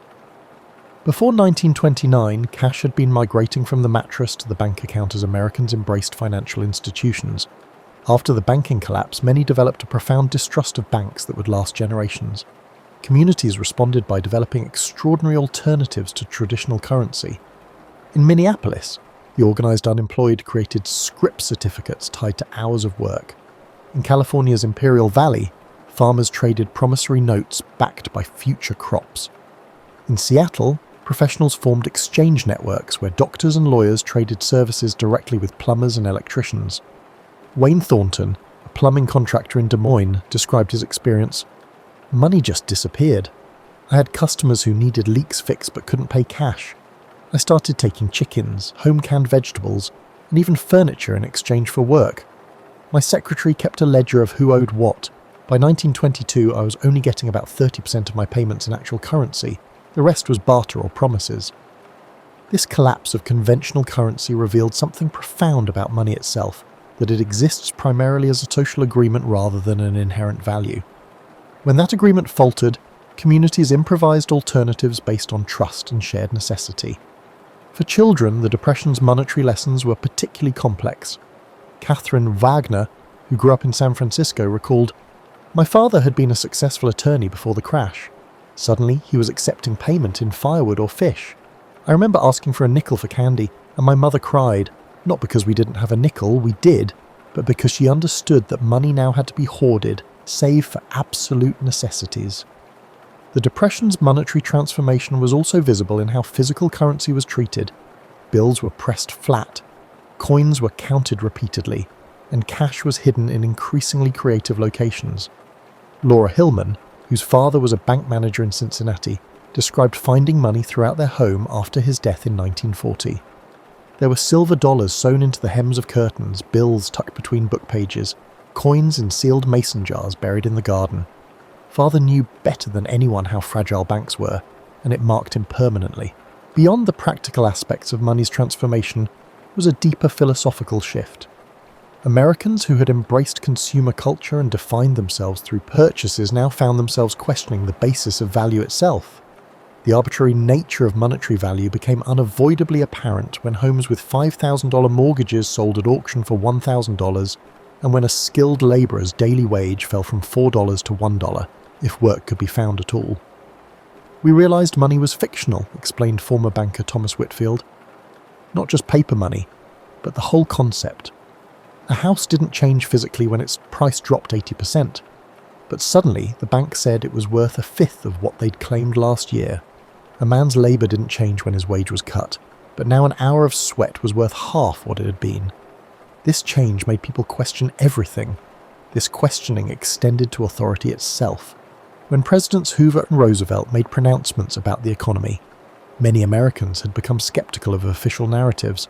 Having watched sound banks collapse and blue-chip stocks become worthless, they developed a wariness toward institutional pronouncements that would influence American politics for decades. The Depression's monetary chaos also produced unexpected social effects. As cash became scarce, those who still had it gained outsized influence. Small-town bankers who had maintained liquidity, landlords who owned properties outright, and business owners who had avoided debt found themselves with disproportionate community power. This shift created new social hierarchies based less on traditional status markers and more on financial prudence, a virtue that had been largely dismissed during the exuberant 1920s. The social order flipped, observed Harriet Crawley, a schoolteacher from Virginia. The flashy spenders of the 20s were now destitute, while cautious savers became community leaders. Everyone thought our principal was a frugal miser, but he was the only one who could provide small loans to prevent faculty members from losing their homes. His influence grew tremendously. The psychological impact of the Depression created wounds that statistics can't capture, invisible scars that shaped behaviours, relationships and worldviews for generations. While historians often focus on economic metrics, the true legacy lived in changed minds and hearts. For adults who had established identities and expectations before the crash, the psychological toll was particularly severe. Dr. Edwin Matthews, who practiced medicine in Cleveland throughout the 1930s, observed, "I treated physical ailments, malnutrition, tuberculosis exacerbated by poor housing, industrial injuries, but the most common problems were psychological. Insomnia plagued former businessmen. Digestive disorders affected women trying to feed families on inadequate budgets. I observed tremors in hands that had previously been steady. These stress-related ailments rarely appear in depression statistics, yet they affected millions. More startling were the invisible behavioural changes. People who had been outgoing became withdrawn. Decision-making became paralysed by fear. Marriages strained under financial pressure developed communication patterns centred on avoidance rather than confrontation. My mother changed completely," said Richard Neville, who was 10 years old when his father lost his accounting position in 1931. Before, she'd been the neighbourhood social organiser, card parties, community theatre, church events. After we lost our home and moved to a rental across town, she stopped seeing friends entirely. She'd say she was too busy, but I'd find her sitting motionless by the window for hours. The woman, once the heart of our community, became nearly mute. This social withdrawal emerged as a common coping mechanism. Shame about downward mobility led many to isolate themselves rather than maintain relationships that reminded them of their losses. This isolation often compounded depression, creating cycles of emotional decline that remained unaddressed in an era when mental health care was primitive and stigmatized. For children, the psychological impacts manifested differently. Many developed extreme risk aversion and preoccupation with security that would influence their adult decisions decades later. School teachers reported students hoarding lunch leftovers and school supplies. Children as young as 6 began asking anxious questions about family finances. Clara Mortensen, who taught 3rd grade in Omaha, noted, "Before the Depression, children would trade sandwich halves or share treats. By 1932, I observed students carefully wrapping uneaten portions to take home. They'd count crayons repeatedly to ensure none were lost. These weren't behaviours their parents had directly taught them. The children were absorbing the anxiety from the atmosphere around them." What's particularly striking about Depression-era psychology was the disproportionate impact on men. In a culture that primarily defined masculine success through providership, unemployment profoundly impacted the core of male identity. Women, though certainly not immune to depression trauma, often had secondary identities as caregivers and home managers that remained intact despite financial collapse. Henry Gladwell, who spent 2 years riding the rails after losing his factory job in Akron, described this gender differential. A man without work in those days wasn't a man at all. Women could still be mothers and wives without paychecks. Women faced severe hardships, but their experiences were different from men's. For us men, unemployment wasn't just economic hardship, it was emasculation. Some fellows I knew would leave home each morning pretending to seek employment, but would actually spend the day in the public library just to maintain the fiction that they were still trying. This gendered experience created lasting imprints on family dynamics. Children who watched fathers struggle with identity loss often developed complex relationships with authority and achievement. Many Depression-era children grew up to become workaholics, driving themselves relentlessly to avoid the vulnerability they had witnessed in their parents. The psychological impact extended to how people viewed institutions. Trust in banks, corporations, and government suffered damage that would never fully heal. For many who had believed in American capitalism as an essentially fair system that rewarded hard work, the Depression destroyed this foundational assumption. "My father was a true believer in the American dream," explained Catherine Oakes, whose family lost their Michigan farm to foreclosure. "He'd immigrated from Poland, worked 18 hours a day, and saved every penny. When the bank took our farm, something broke in him. Not just sadness. His entire worldview collapsed. He'd believed there was a moral order where virtue was rewarded. After that, he viewed all institutions with suspicion. He wouldn't even trust the post office with packages."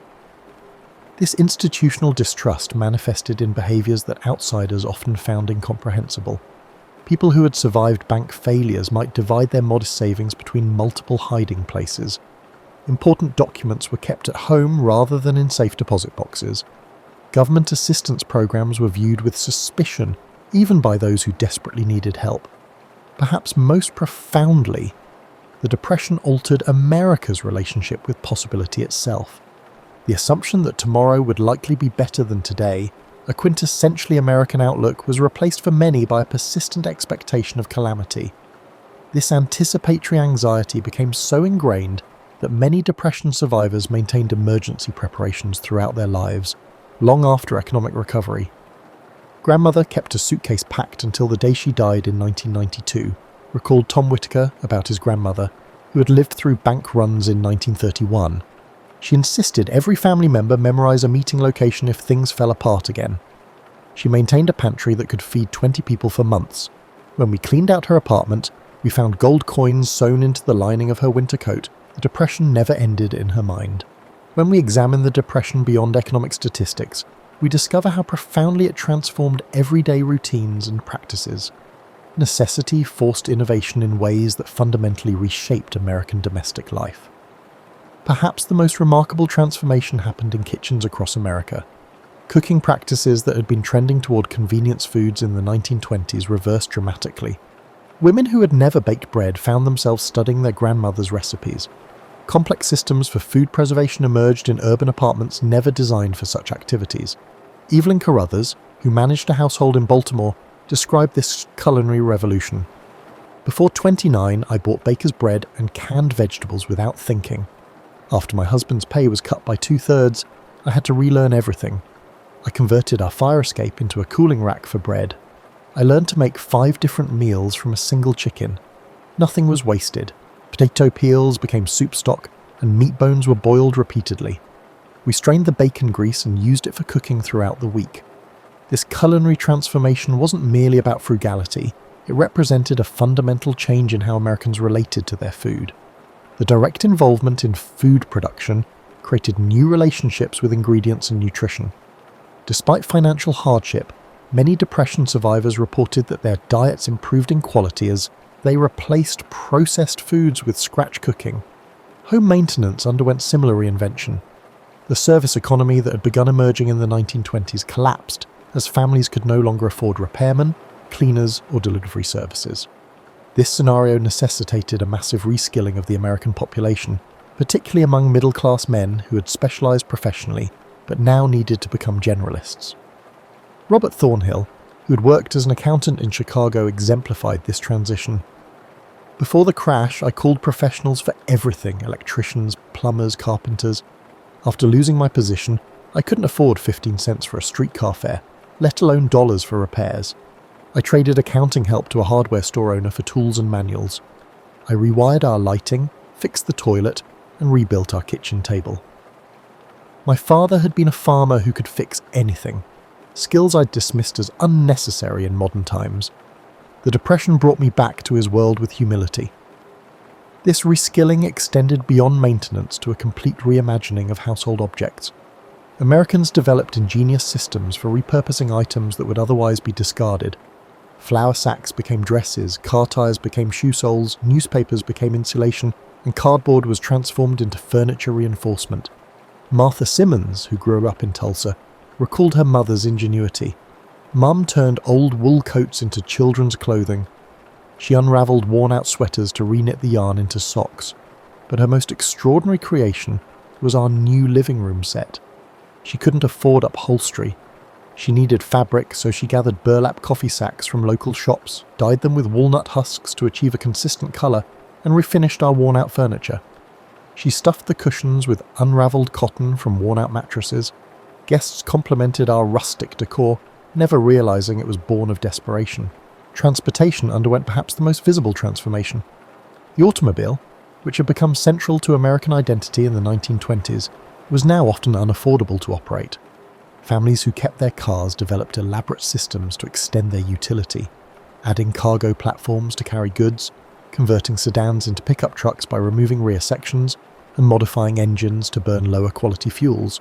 Many families returned to pre-automotive transportation. Urban bicycle usage surged. Alan Parker, who delivered groceries in Philadelphia, noted, "By 1932 the streets had changed completely. For weeks at a time, people parked their cars up on blocks to reduce tyre wear. Meanwhile, bicycles were everywhere, often carrying entire families. I saw a father pedalling with his wife on the handlebars and 2 children on the back fender. People rigged incredible trailers to bikes for moving larger items. Leisure activities were similarly reinvented. Commercial entertainment, movies, clubs, and sports events became unaffordable luxuries for many. In response, Americans rediscovered participatory entertainment. Community singing, amateur theatricals, and storytelling circles experienced unexpected revivals. Board games enjoyed unprecedented popularity, with families often making their own versions of commercial games. The Depression also forced reconsideration of living arrangements. Extended families consolidated into shared housing, creating new intergenerational dynamics. In urban areas, apartment sharing became common among unrelated adults, creating ad hoc family structures that pooled resources and distributed household labour. Margaret Wilson, who shared a Chicago apartment with 5 other women, described these arrangements. "We each contributed what we could. Helen worked part-time as a secretary and provided most of our cash income. With my sewing machine still in working order, I made clothes for everyone. Dorothy had trained as a nurse and handled medical needs. We developed a system as precise as any factory, schedules for cooking, cleaning, and job hunting. We weren't relatives, but necessity made us closer than many families." Perhaps most significant was the transformation of time itself. The standardized workday, which had been increasingly normalized in the 1920s, disintegrated for many Americans. Work, when available, might come at any hour. The unemployed developed elaborate routines to provide structure to days no longer defined by workplace schedules. William Harrington, laid off from Pittsburgh's steel mills, described this temporal shift. "After 3 months without work, I realized time was becoming my enemy. Empty hours bred despair, so I created a schedule as rigid as the mills. Up at 5:30, breakfast, job hunting until noon, afternoons for repair work or gardening. I dedicate my evenings to reading in order to enhance my skills. On Sundays, I dedicate myself to church and spending time with my family. It wasn't about efficiency, it was about maintaining sanity when the clock no longer ruled my life." This reinvention of daily routines wasn't merely adaptation, it represented a profound cultural shift in how Americans related to material goods, services, and time itself. The Depression forced a nationwide reassessment of needs versus wants, durability versus disposability, and self-reliance versus specialization.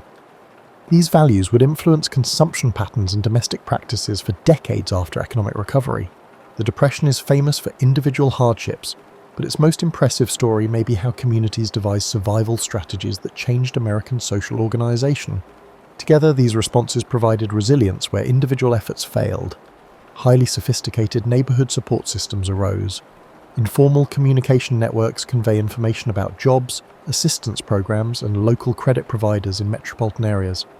These networks spanned ethnic and religious divides by using tenement hallways, laundry lines, and front stoops to spread information.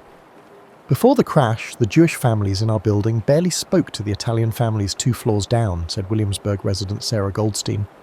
"Mrs. Esposito and my mother ran a soup pot for both families in 1931. After learning about the warehouse job, Mr. Esposito informed my father. Old boundaries fell because survival demanded cooperation. Mrs. Esposito lit candles with us on Friday nights because we were family not because she was Jewish. Community cohesion led to practical assistance systems.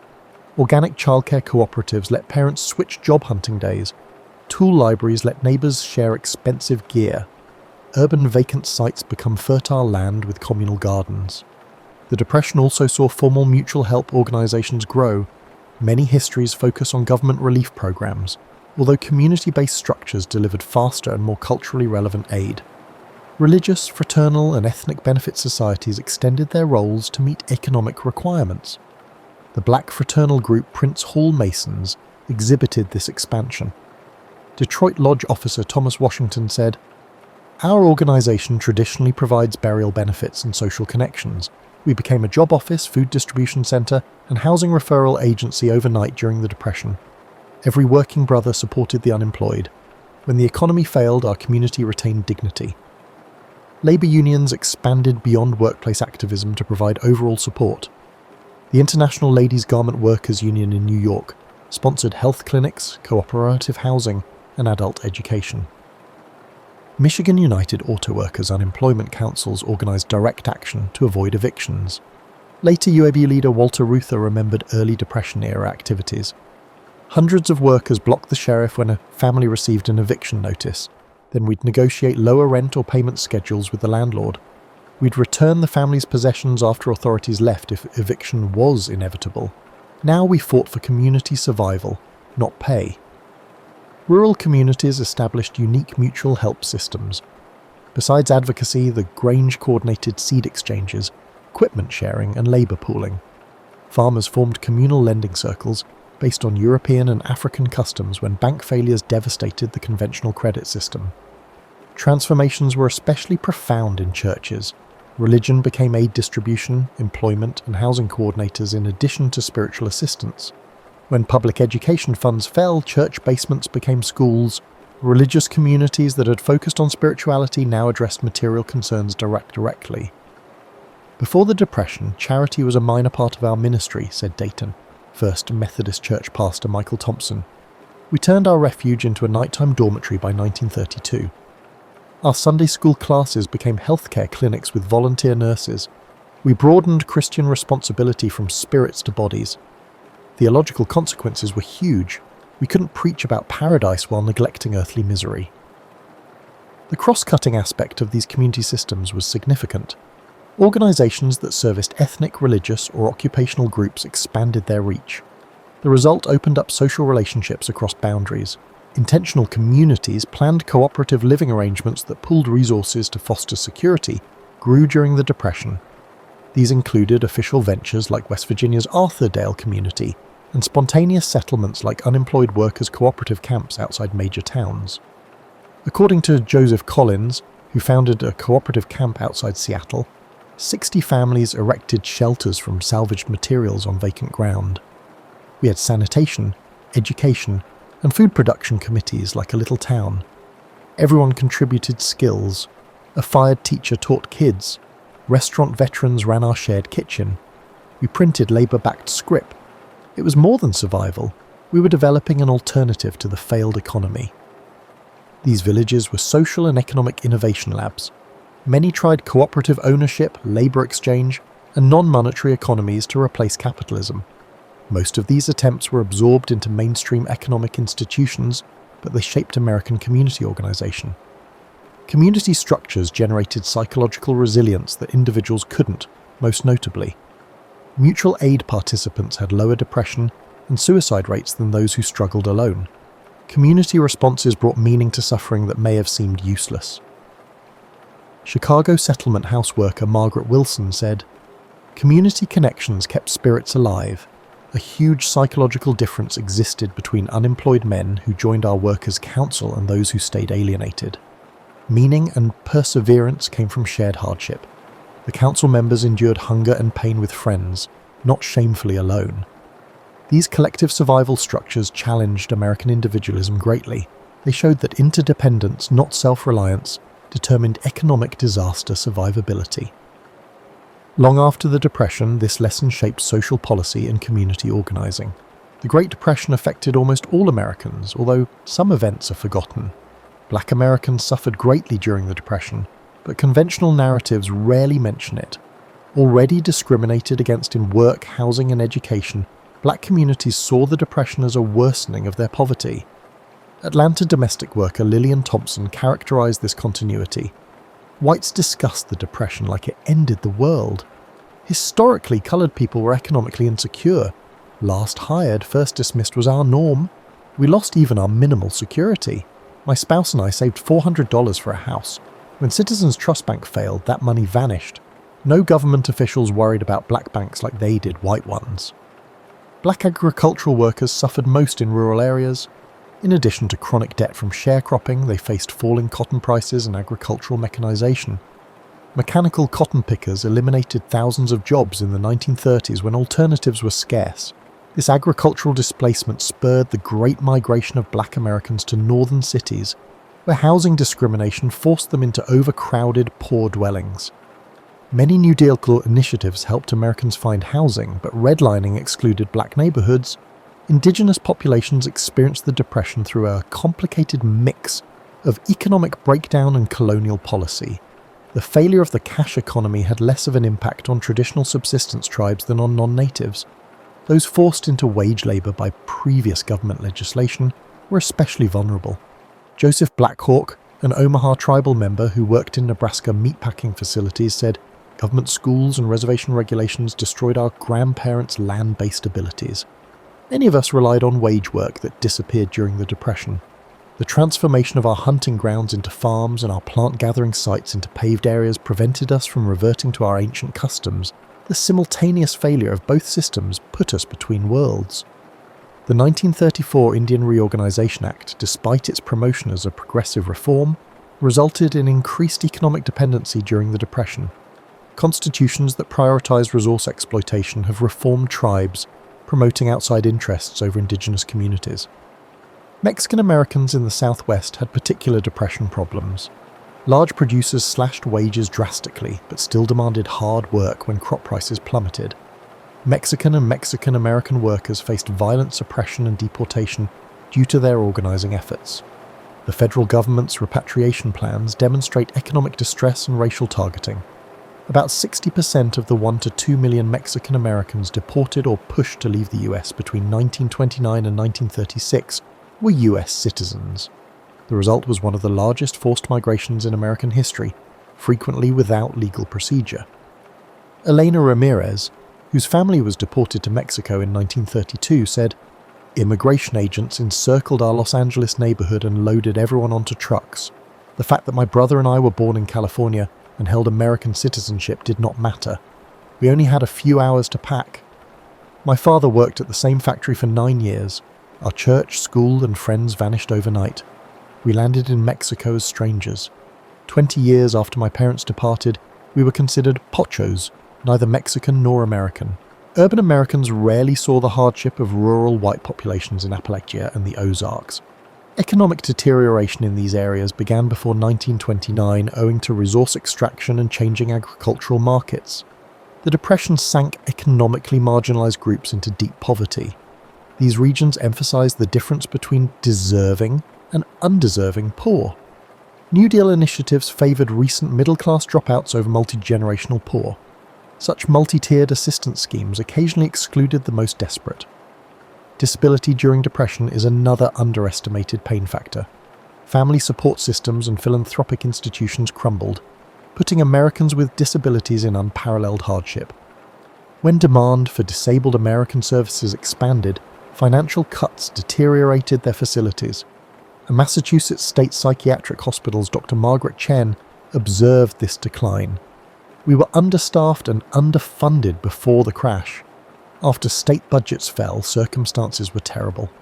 Our patient base increased while staff shrank by a third. Food quality plummeted, treatment became confinement. We ran out of resources during acute illness. So many individuals who could have recovered were institutionalized for life." Depression devastated carefully developed support systems for physically challenged Americans living freely. When informal helpers focused on their own survival, disabled people who had retained autonomy through community networks were forced into institutionalization. The Depression produced new disability categories. Childhood malnutrition caused lifelong developmental problems. Safety requirements were abandoned to minimize costs, increasing workplace accidents. Depression-related psychological trauma caused untreated mental health issues. How economic disaster affected youth is often forgotten in depression accounts. Schools in various locations cut academic years or shuttered due to budget limitations. Child labour, which had been falling for decades, rose as families required cash from everyone. Malnutrition at key development had lifelong physical and cognitive damage. Helen Morrison, a rural Kentucky teacher, saw these changes. Planting and harvest attendance was intermittent before the catastrophe. Many children vanished by 1932. I found them working full-time at anything they could find when I visited their homes. Some families had broken up, with children living with relatives or neighbours, while parents looked for jobs. Many of my students lost the idea of infancy as a protected period of development. These forgotten depression scenes show how economic disaster deepened social divisions. While popular narratives highlight shared pain that linked Americans, these forgotten tales show how crises reinforced race, region, aptitude, and age hierarchies. The Great Depression created enduring legacies that shaped American society for generations in ways few could have predicted. These influences transformed behaviours and attitudes that would persist long after economic recovery. The most visible legacy was Americans' relationship with financial risk. Depression survivors developed what marketers later called depression syndrome, financial behaviours that prioritise security over opportunity, even when economically irrational. Millionaires who had survived bank failures maintained multiple modest accounts rather than consolidated ones. Successful professionals refused mortgages despite having ample income. Families stockpiled necessities due to concerns about future shortages. Dorothy Klein, a consumer researcher in the 1950s, noted that conventional advertising could not persuade depression survivors. They evaluated purchases through a trauma lens. I interviewed a doctor who kept 25 pounds of coffee in his pantry. When coffee was rationed during the war, he'd developed anxiety about shortages. 20 years later, despite abundant supplies, he maintained this buffer against a threat that no longer existed. This security-oriented mindset was passed down to children raised by depression survivors. The silent generation and early baby boomers inherited their parents' risk aversion, despite growing up in unprecedented prosperity. This generational transmission of financial trauma influenced banking, housing, and retail sectors for decades, as these sectors unknowingly catered to customers whose decision-making was influenced by psychological patterns formed during the 1930s. The Depression fundamentally altered Americans' relationship with government. Before 1929, most citizens had minimal interaction with federal agencies. By 1940, government had become an everyday presence through relief programs, employment projects, and regulatory frameworks. This created expectations that transcended traditional political divisions. Frank Holloway, who administered WPA projects in Tennessee, noted, "Before the Depression, mentioning I worked for the federal government drew suspicion. By 1936, people welcomed me because I represented jobs and assistance. People who philosophically opposed government interference now expect government solutions. This evolution wasn't about liberal or conservative, it was at a fundamental recalibration of what government was for." Cultural expressions underwent profound transformation. The arts developed dual impulses that seemed contradictory, but often existed within the same works. Unflinching documentation of suffering alongside escapist entertainment. The documentary tradition emerged in photography, Walker Evans, Dorothea Lange, and literature, Steinbeck, Wright, while escapism flourished in Hollywood musicals and superhero comics. Playwright Arthur Miller explained this duality. The theatre swung between agitprop realism and pure fantasy. What endured were works that somehow managed both, acknowledging suffering while suggesting transcendence. Audiences needed both truth and hope, reality and possibility. The Depression created a generation that approached community building with deliberate intention. Having experienced how economic disaster could isolate individuals, many survivors became what sociologists later called intentional neighbours, deliberately cultivating community connections as insurance against future hardship. The explosion of civic organisations in post-Depression America, from PTAs to neighbourhood associations, reflected this impulse. While often viewed as expressions of 1950s conformity, these organisations actually represented lessons learned from 1930s isolation. Perhaps most profound was the Depression's impact on Americans' relationship with work itself. Employment became more than an economic necessity. it became psychological validation. The experience of involuntary joblessness created lasting associations between work and identity that influenced retirement patterns for decades. To Samuel Weinstein, who studied aging in the 1970s, found, depression survivors approached retirement differently than subsequent generations. They often couldn't articulate why continued work felt essential. One successful businessman told me, "I know I don't need the money, but I need to be needed." Their concern wasn't about income, but about avoiding the psychological state of uselessness they had experienced during unemployment decades earlier. Looking back, many aspects of American life we take for granted, from social security to bank deposit insurance, emerged directly from depression experiences. These institutional responses to catastrophe became so normalized that their origins and crisis were forgotten, their existence seemingly natural rather than a response to specific historical trauma. What remains most remarkable about the Depression's legacy is how it demonstrated both human vulnerability and resilience simultaneously. It revealed how quickly prosperity could vanish and how fragile social structures could prove. Yet it also showed how communities could adapt and societies could reimagine themselves in response to catastrophe. As Depression survivor Eleanor Winthrop reflected, "What stayed with me wasn't the hardship itself, but the discovery of what humans could withstand and create from ruins. We lost our innocence about economic security, but gained wisdom about human connection. The disappearance of the money did not diminish the value of the ingenious adaptations, extraordinary kindnesses, and communities forged in struggle that replaced it." The paradox of catastrophe is that it takes with one hand but gives with the other, and sometimes the gifts outlast the losses.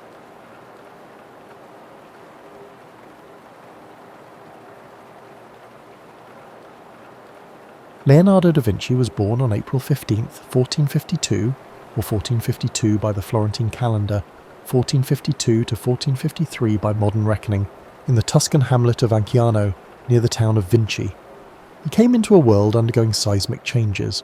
Florence was a republic brimming with artistic energy, and Europe was on the cusp of the Renaissance's full flowering. His father, Ser Piero da Vinci, was a notary of moderate renown, while his mother, Caterina, is believed to have been a local woman of humble background. The boy's illegitimacy meant he was never part of the upper echelons, yet it freed him from certain constraints that might have shackled a legitimate son to family business. Even as a child, Leonardo is said to have displayed an intense curiosity, wandering fields and streams, sketching plants, small creatures, or swirling eddies in the water. At this time, many children in Tuscany received minimal formal education, but Leonardo's father recognized the boy's precocious mind.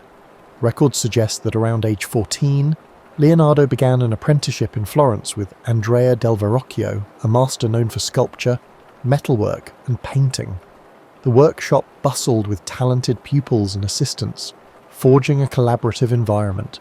Apprentices learned to prepare pigments, craft details, and replicate the master's style. Leonardo's innate knack for observation set him apart. His notebooks from that era, though mostly lost, would have contained anatomical sketches, mechanical doodles, and fleeting notes on geometry. While other students memorized standard forms, Leonardo probed the underlying structures, dissecting how limbs attached or how light refracted on glossy surfaces. An early turning point arrived when Verrocchio assigned him to paint a small angel in the corner of the Baptism of Christ. Legend has it that upon seeing Leonardo's contribution, Verrocchio felt overshadowed and vowed never to paint again. Though that story might be apocryphal, it underscores how swiftly Leonardo's skill gained recognition. He brought a fresh approach to shading, employing what we now call chiaroscuro to infuse figures with tangible volume. While older masters often used linear outlines, Leonardo blended tones so that forms emerged gracefully from shadow. Despite his promise, Leonardo's early years in Florence carried frustrations. Some commissions fizzled due to political upheavals or patron shifts. Eager to expand his reach, Leonardo sought new vistas. Around 1482, he journeyed to Milan, offering his services to Ludovico Sforza, the ruling duke. He wrote a letter extolling his engineering prowess, listing designs for bridges, cannons, and war machines, only concluding with a mention that he could paint. This detail reveals how Leonardo viewed himself, not merely an artist, but a multifaceted engineer who happened to paint. Sforza, intrigued by such potential, welcomed him. In Milan, Leonardo thrived. The ducal court was a centre of intellectual pursuits, blending politics, the arts, and emerging sciences. He tackled a massive equestrian statue project for Ludovico, intending to cast a colossal bronze horse to honour the Duke's father. For years, Leonardo studied horses' musculature, sketched them in various gaits, and designed elaborate foundry techniques. Ultimately, political strife disrupted the project. French armies invaded, and the raw bronze allocated for the statue was repurposed into cannons. The uncompleted clay model became a casualty of war, shattered as Milan fell. This fiasco, however, did not dampen Leonardo's thirst for grand challenges. During his Milanese phase, Leonardo also produced The Virgin of the Rocks, a painting that showcased his mastery of atmospheric perspective. He experimented with layered glazes and gentle transitions, making the rocky grotto and figures radiate an otherworldly hush. Simultaneously, he furthered his anatomical investigations, dissecting animals to refine his knowledge of muscle groups.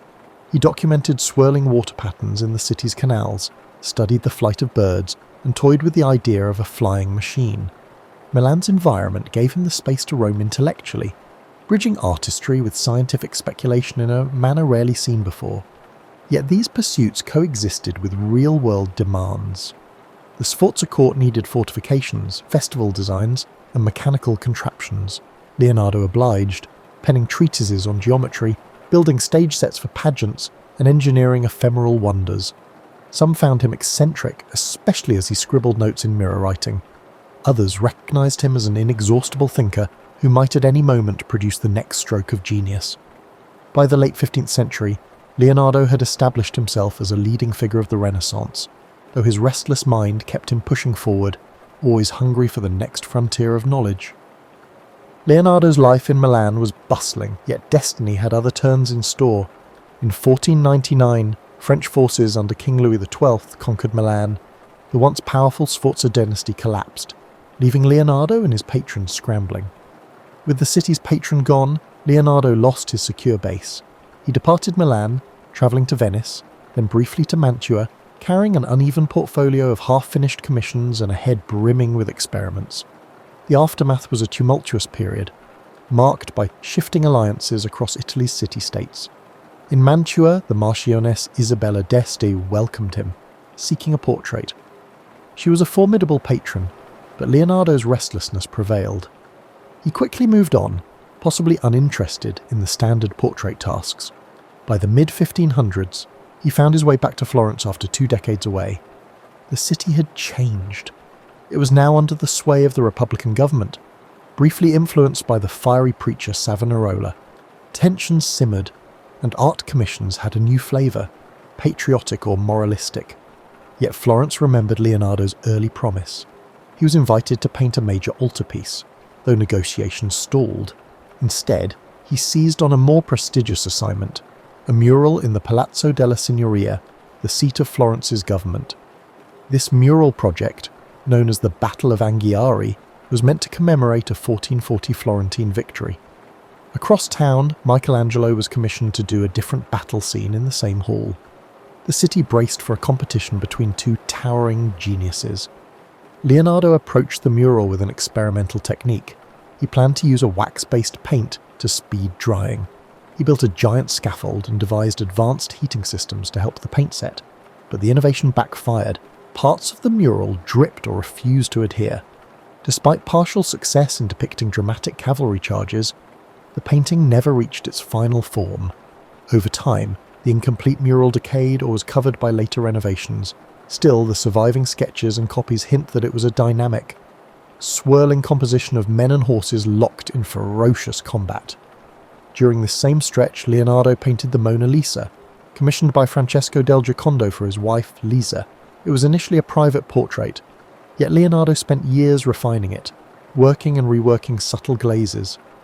The face's elusive smile and luminous complexion resulted from layering translucent paint. Each layer diffused light.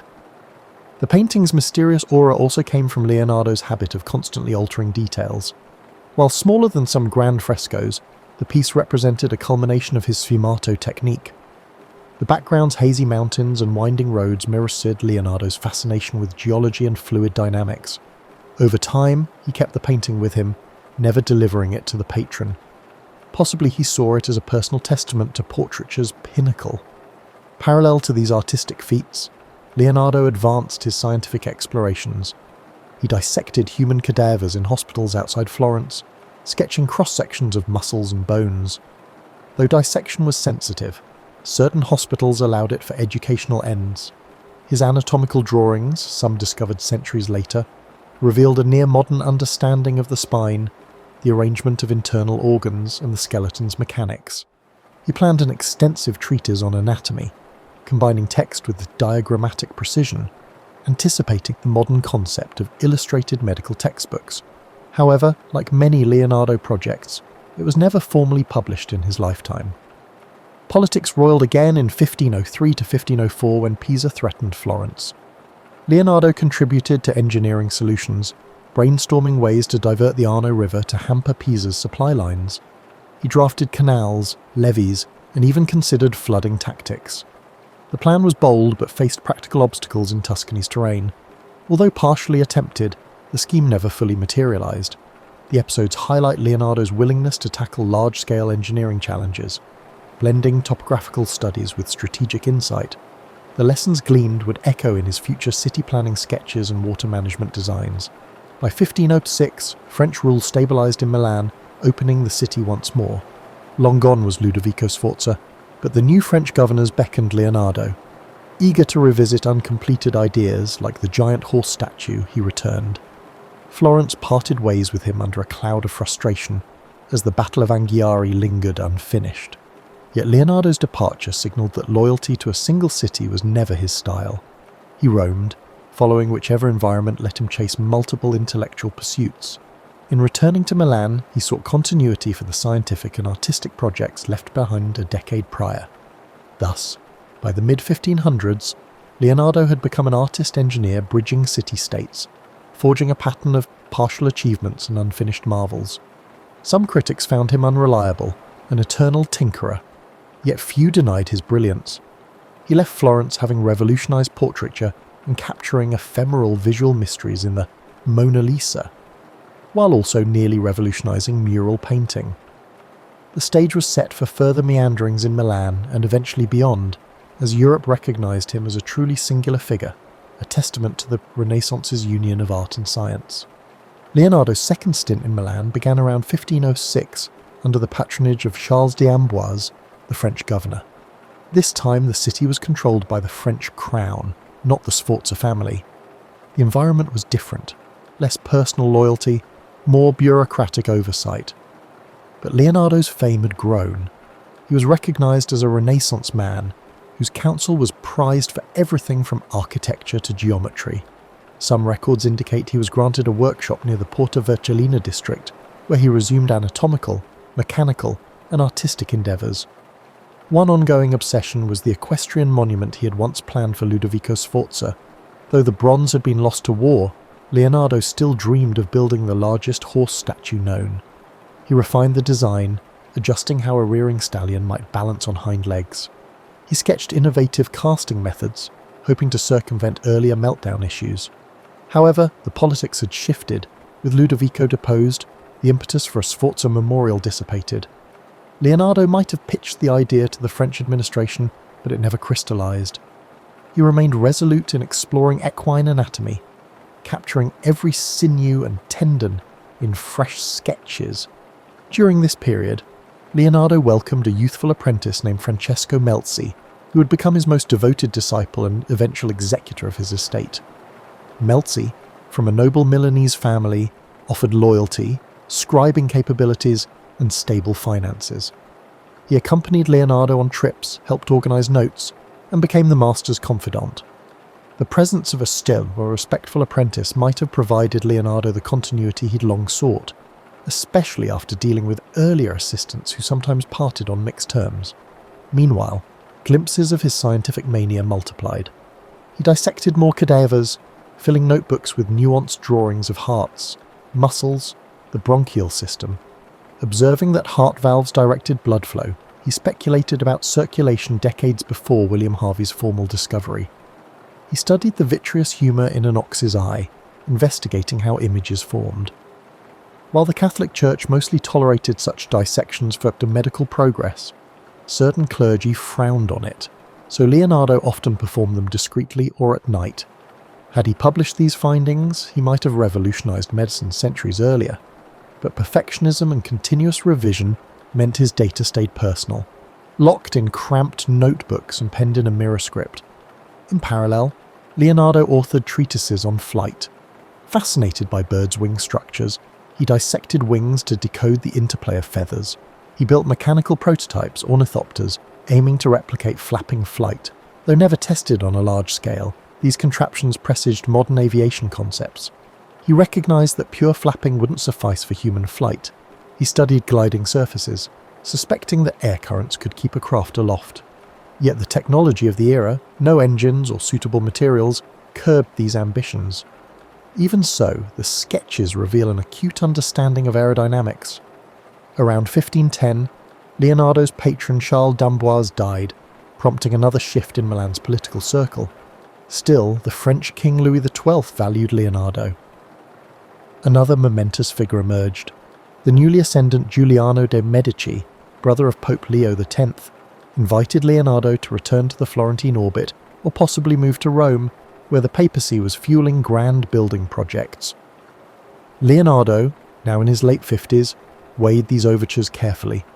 The lure of Rome's architectural expansions and advanced scientific resources might prove irresistible. Eventually, around 1513, Leonardo departed Milan for Rome, with an entourage that included Melzi and some assistants. In Rome, under Pope Leo X, the artistic scene soared. Michelangelo and Raphael dominated the city's commissions, Sistine Chapel expansions, grand papal apartments. Leonardo expected a role in major architectural or hydraulic projects. Instead, he found himself overshadowed by younger rivals.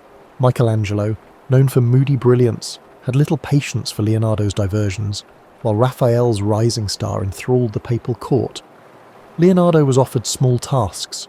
For instance, the Pope asked him to devise mechanical amusements or stage designs, but no major papal commission emerged. Despite the frustration, Leonardo utilized Rome's libraries, continuing anatomical dissections. He took advantage of more cadaver supply from local hospitals. Some rumors suggest friction with the Vatican Curia, especially after a cardinal supposedly saw dismembered bodies in Leonardo's quarters. The environment felt stifling. He wrote letters implying that the papal circle favoured spectacle over more profound research. With insufficient official support for his large-scale experiments, Leonardo grew restless again. Yet he found fleeting satisfaction exploring the Belvedere Gardens, measuring ruins of ancient Roman structures.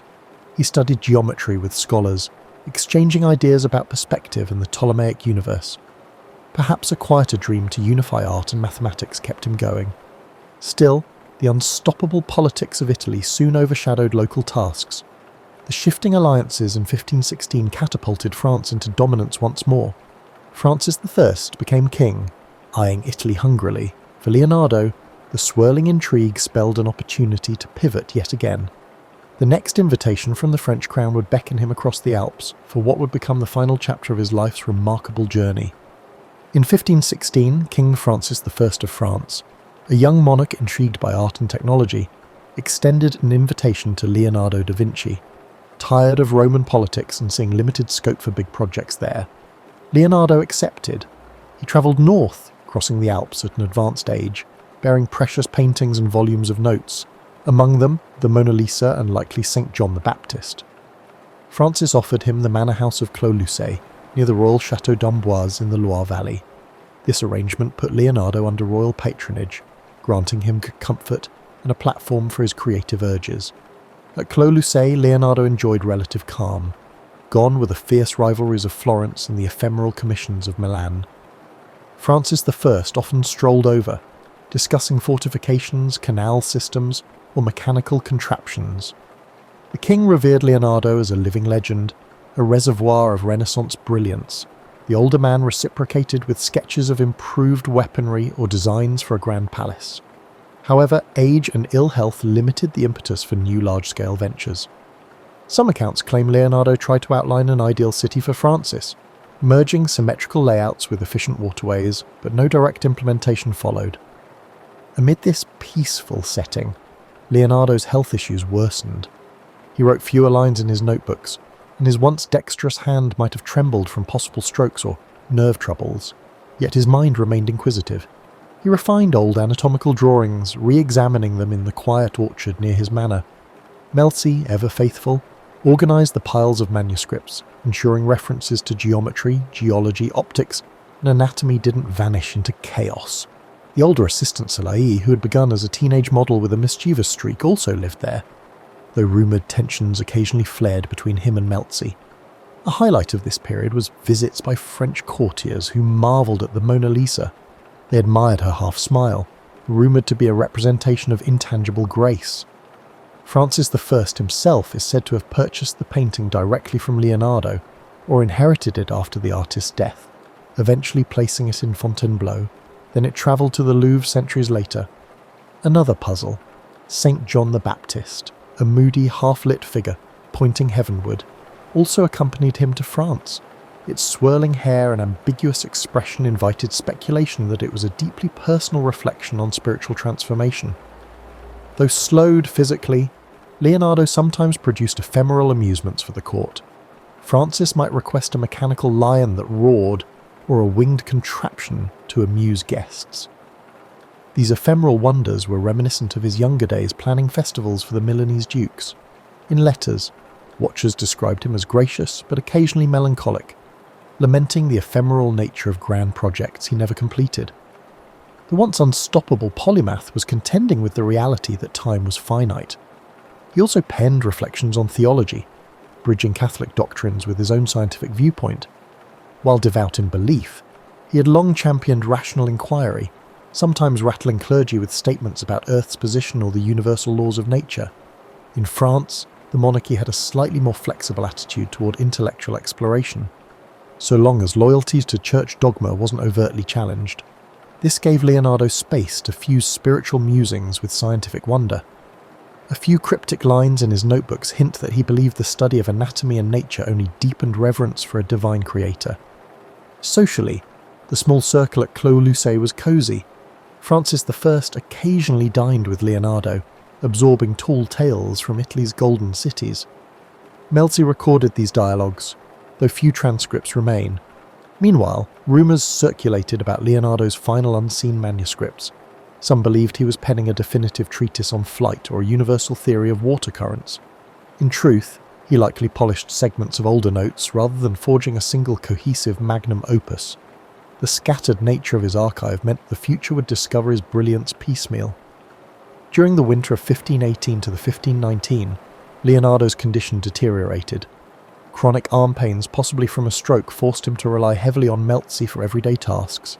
Francis, hearing of the decline, visited more often, hoping for final insights from the master.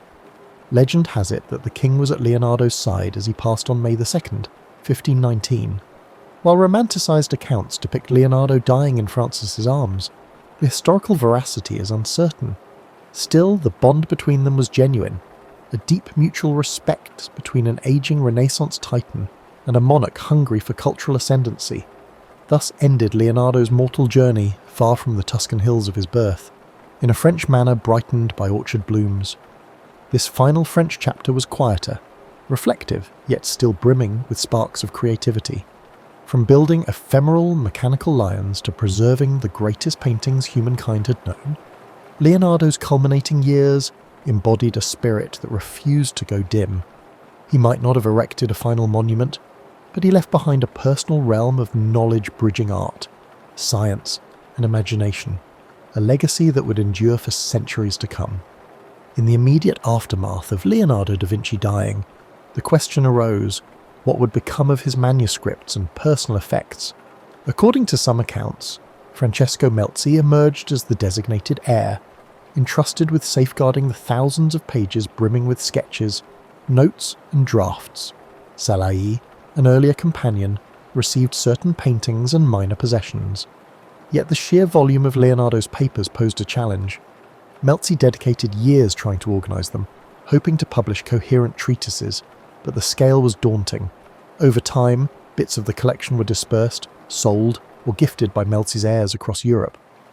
This fracturing explains why Leonardo's notebooks eventually surfaced in places from Spain's royal libraries to British aristocratic collections, each chunk unveiled in irregular intervals. Europe of the 16th century recognised Leonardo's artistic brilliance. The Last Supper in Milan, though deteriorating due to his experimental fresco approach, was already hailed as an emotional masterpiece. The Mona Lisa, now in French royal possession, attracted courtly admiration for her haunting expression. Yet the fuller scope of his genius, engineering drawings, anatomical plates, or treatises on geometry remained largely hidden. The slow trickle of discovered manuscripts fueled centuries of fascination. In the 17th century, a few scientists glimpsed certain sketches, marvelling at advanced concepts of gear systems or diving apparatus, but it wasn't until the 19th century that broader scholarship systematically studied his codices, unveiling a mind centuries ahead of his era. Leonardo's immediate legacy in art was clearer. His painting style influenced a generation of Mannerists who admired his smoky transitions, sfumato, and atmospheric depth. Milanese artists, though overshadowed by the city's shifting political fortunes, carried forward elements of his approach. In Florence, students who'd glimpsed the aborted Battle of Anghiari mural adapted some compositional ideas, but the direct lineage was complicated. Leonardo left no formal academy. He taught a few pupils thoroughly, except for Melzi and a handful of others. The intangible aura of Leonardesque painting permeated the late Renaissance with its softness of edges and subtle interplay of light. Over the next centuries, as Baroque flamboyance rose, certain of Leonardo's works fell out of style. Others recognized them as timeless. The Last Supper, for example, underwent multiple restorations, each attempt often introducing fresh problems, leading to controversies about how much of Leonardo's original brushstroke survived. Meanwhile, in the 19th century, Romantic and Victorian scholars resurrected the cult of the Renaissance genius. Leonardo emerged as a symbol of the solitary visionary, an introspective figure bridging reason and art. Writers like Walter Pater penned rhapsodic essays on the Mona Lisa, describing her as an enigma embodying centuries of emotion. Such effusions etched the painting's fame deep into Western cultural consciousness. Only in the modern age did the scale of Leonardo's scientific legacy become widely recognized. As more codices were catalogued, like the Codex Atlanticus or the Codex Arundel, historians realized that he had conceptualized flying machines, armored vehicles, and tension-based mechanical devices. He had studied wave patterns, sketched gear differentials, and dissected the human body with an exactitude unmatched for centuries. Art historians marvelled at how the same man who painted the lady with an ermine had also measured the mathematical proportions of reflection angles. The synergy of aesthetics and logic rendered him the archetype of the Renaissance man. Modern architects gleaned from his city planning concepts, while robotic engineers found preludes to modern mechanical linkages in his swirling diagrams. For a time, many described Leonardo as a man out of time, but recent scholarship refines that narrative. He was indeed extraordinary, but also a product of a vibrant milieu. Italian city-states teemed with cross-pollination from Greek, Roman, and Islamic knowledge. Leonardo built on the achievements of earlier polymaths, from the classical treatises of Archimedes to the reintroduced works of Alhazen on optics. Recognizing that synergy doesn't lessen his brilliance, it situates him in the network that made such leaps feasible. Meanwhile, the mystique around Leonardo occasionally overshadowed more grounded truths. Tales of him finishing commissions in a single burst or conjuring bizarre contraptions for stage illusions became embroidered over time. The reality was that he left many tasks incomplete, struggled with perfectionism, and juggled ephemeral court demands. This tension between the unstoppable imagination and the practical burdens of day-to-day labour infuses his story with a human dimension. He wasn't some aloof superhuman, but an individual forging through the same complexities and distractions we all face, albeit with an incandescent spark few could rival. Thus, centuries after his passing, Leonardo's name resonates as the embodiment of creative ambition. Whether in art galleries, engineering labs, or philosophical debates, references to his fusion of imagination and observation abound.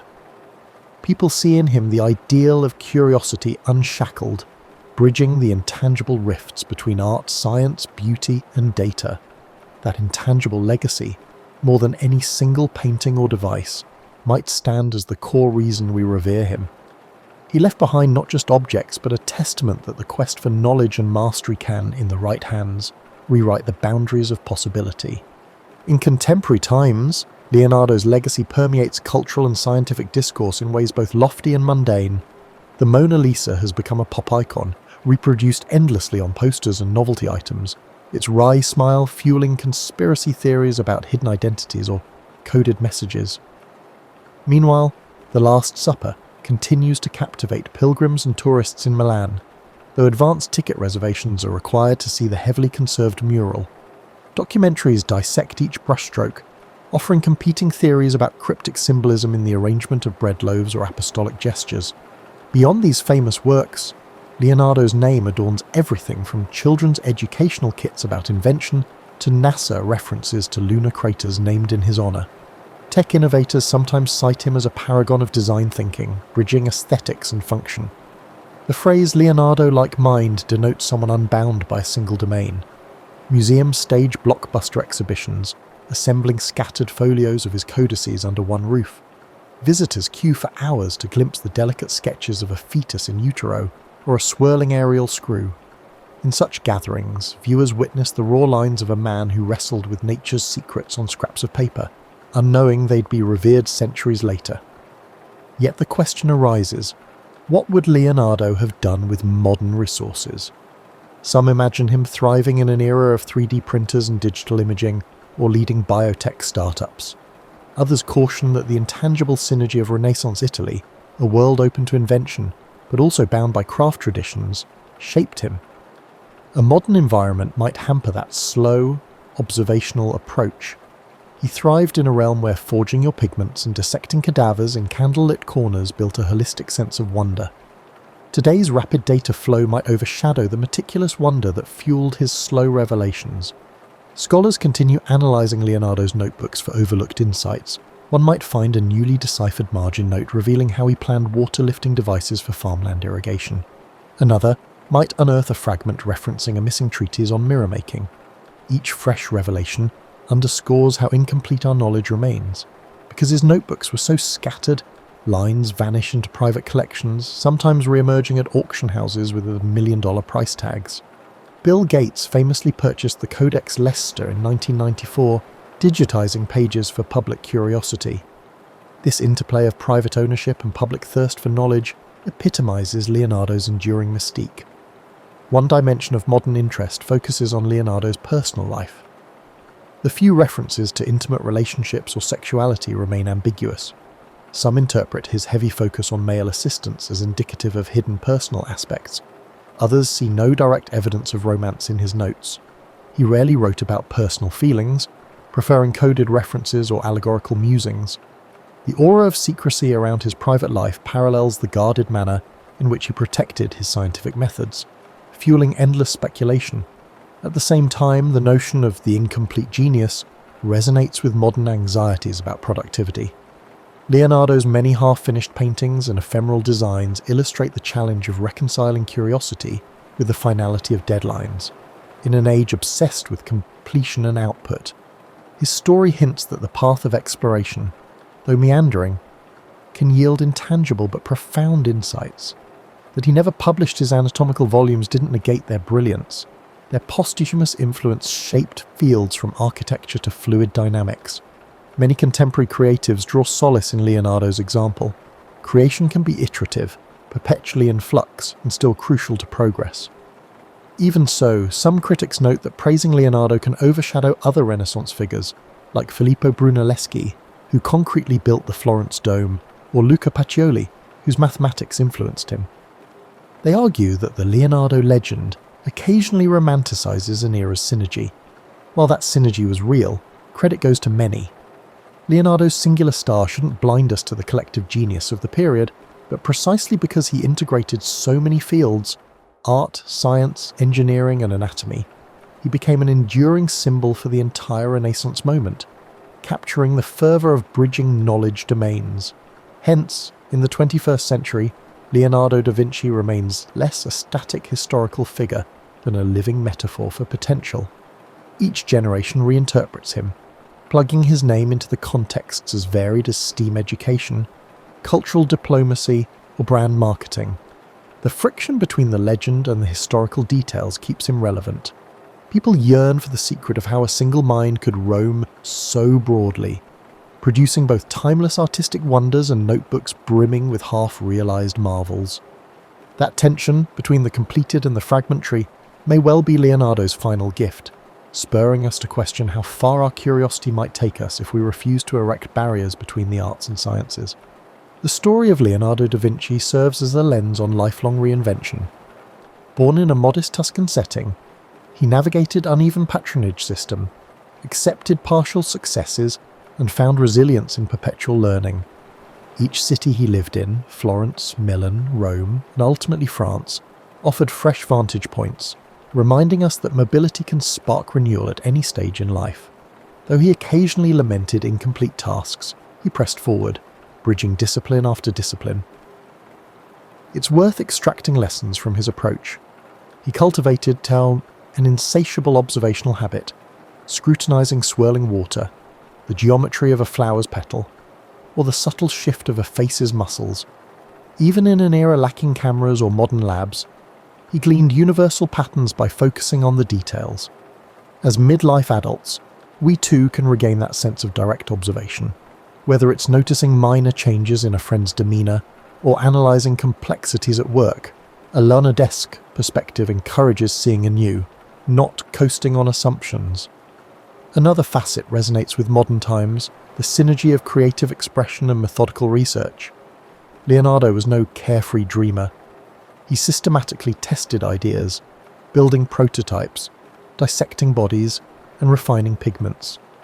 He let imagination drive him, but insisted on verifying theories with experiments. For those in middle adulthood, managing teams, families, or personal projects, balancing vision with practicality is an art. Leonardo's notebooks bristle with micro-failures, a water-lifting device that jammed, a mural technique that peeled, yet each misstep taught him something. This iterative mindset fosters resilience and yields deeper expertise. Moreover, Leonardo's story underscores the role of collaboration. He soared highest not in isolation, but in synergy with patrons, mentors, and assistants. The Sforza and French courts gave him resources to dream big. Skilled workshop members helped realize or test concepts. Even his competition with Michelangelo and Raphael, albeit fraught with tension, catalyzed fresh impetus. In present life, synergy across skill sets can amplify outcomes. We see parallels in cross-functional corporate teams or community coalitions that blend varied talents to achieve breakthroughs. However, we also need to address the negative aspect, the eerie feeling of unrealized potential. Many of Leonardo's grand designs, such as the Sforza horse or the treatise on flight, remained incomplete. Some might interpret him as a cautionary tale about perfectionism. Indeed, he sometimes spent years layering glazes on a single painting or rewriting the same mechanical design. For busy modern adults, it can be a nudge to find closure. Not every idea demands indefinite polishing. Finishing and sharing can unlock new phases of growth. Still, Leonardo's incomplete wonders also remind us that partial efforts can spark future revolutions, even if we ourselves never see them fully bloom. His final years in the French court also highlight that one can remain relevant even in advanced age. By building a lifelong reputation for innovation, he found fresh patrons who treasured his wisdom. He might not have executed large public works then, but he contributed to strategic discussions and shaped cultural enrichment at the French court. Similarly, for those transitioning out of intense early career phases, there's a reminder that mentorship, idea sharing, or specialized consultancy can be equally impactful. Leonardo's twilight wasn't about retirement in a quiet sense, but about integrating decades of experience into a culminating sphere.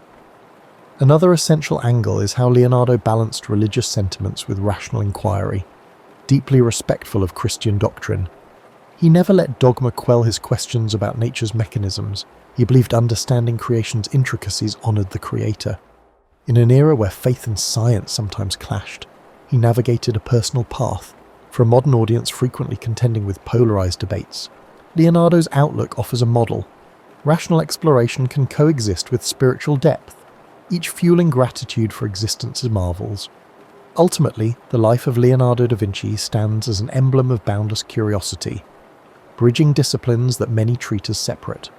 He embraced incremental knowledge, acknowledging that each discovery planted the seeds for further mysteries. His notebook, though scattered and partial, reveal a mind enthralled by the interplay of form, motion, and cosmic design.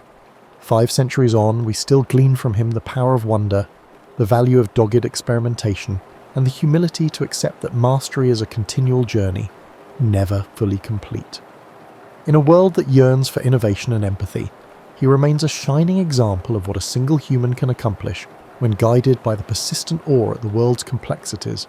And that, perhaps, is Leonardo's ultimate gift, to remind us that even the simplest observation, like a swirl of water in a basin, can unravel entire universes of insight if we only dare to look closely enough.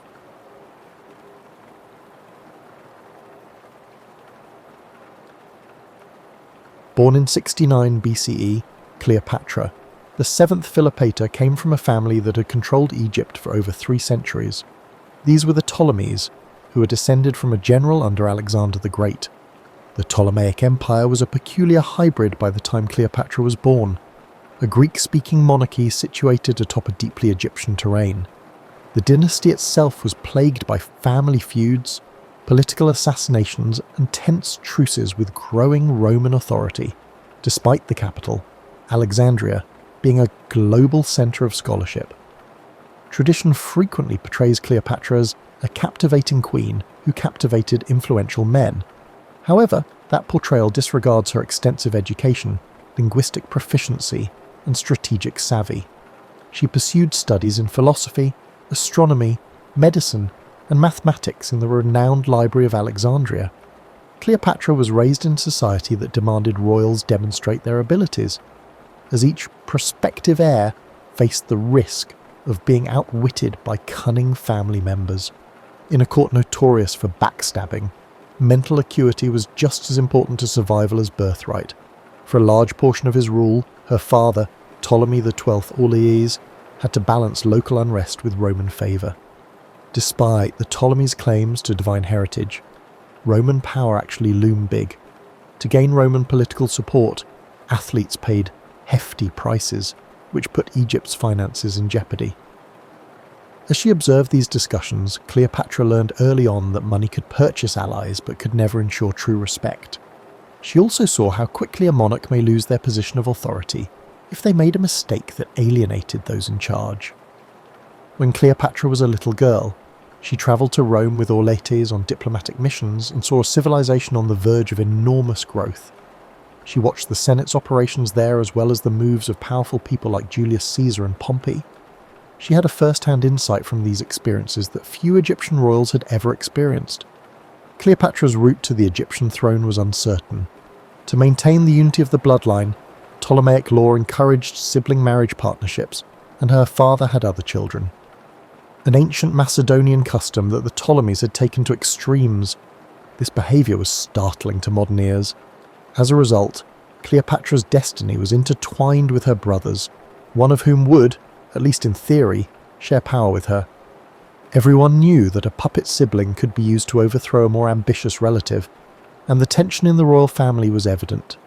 History frequently reduces Cleopatra to an exotic character who courted Roman rulers, but she was developing her diplomatic abilities from an early age. She acquired multilingual skills, in addition to Greek. She reportedly knew Aramaic, Ethiopian, and probably Hebrew well as an Egyptian, which most of her Ptolemaic predecessors never tried to master. She was able to avoid having her comments misinterpreted by interpreters by speaking to courtiers, merchants, and foreign envoys in their own tongues. Her ability to communicate directly became one of her most powerful assets, enabling her to bridge cultural gaps. The domestic politics of Egypt were very complicated. As they had done for thousands of years, priesthoods held considerable power. Careful supervision was required of the surrogation system. Grain shipments fueled the kingdom's economy by feeding both Egyptians and international markets. Cleopatra was aware of the fragility underlying the opulence of the court's spectacles. In ancient times, grain was valuable, and managing the Nile's resources meant managing the money needed to survive.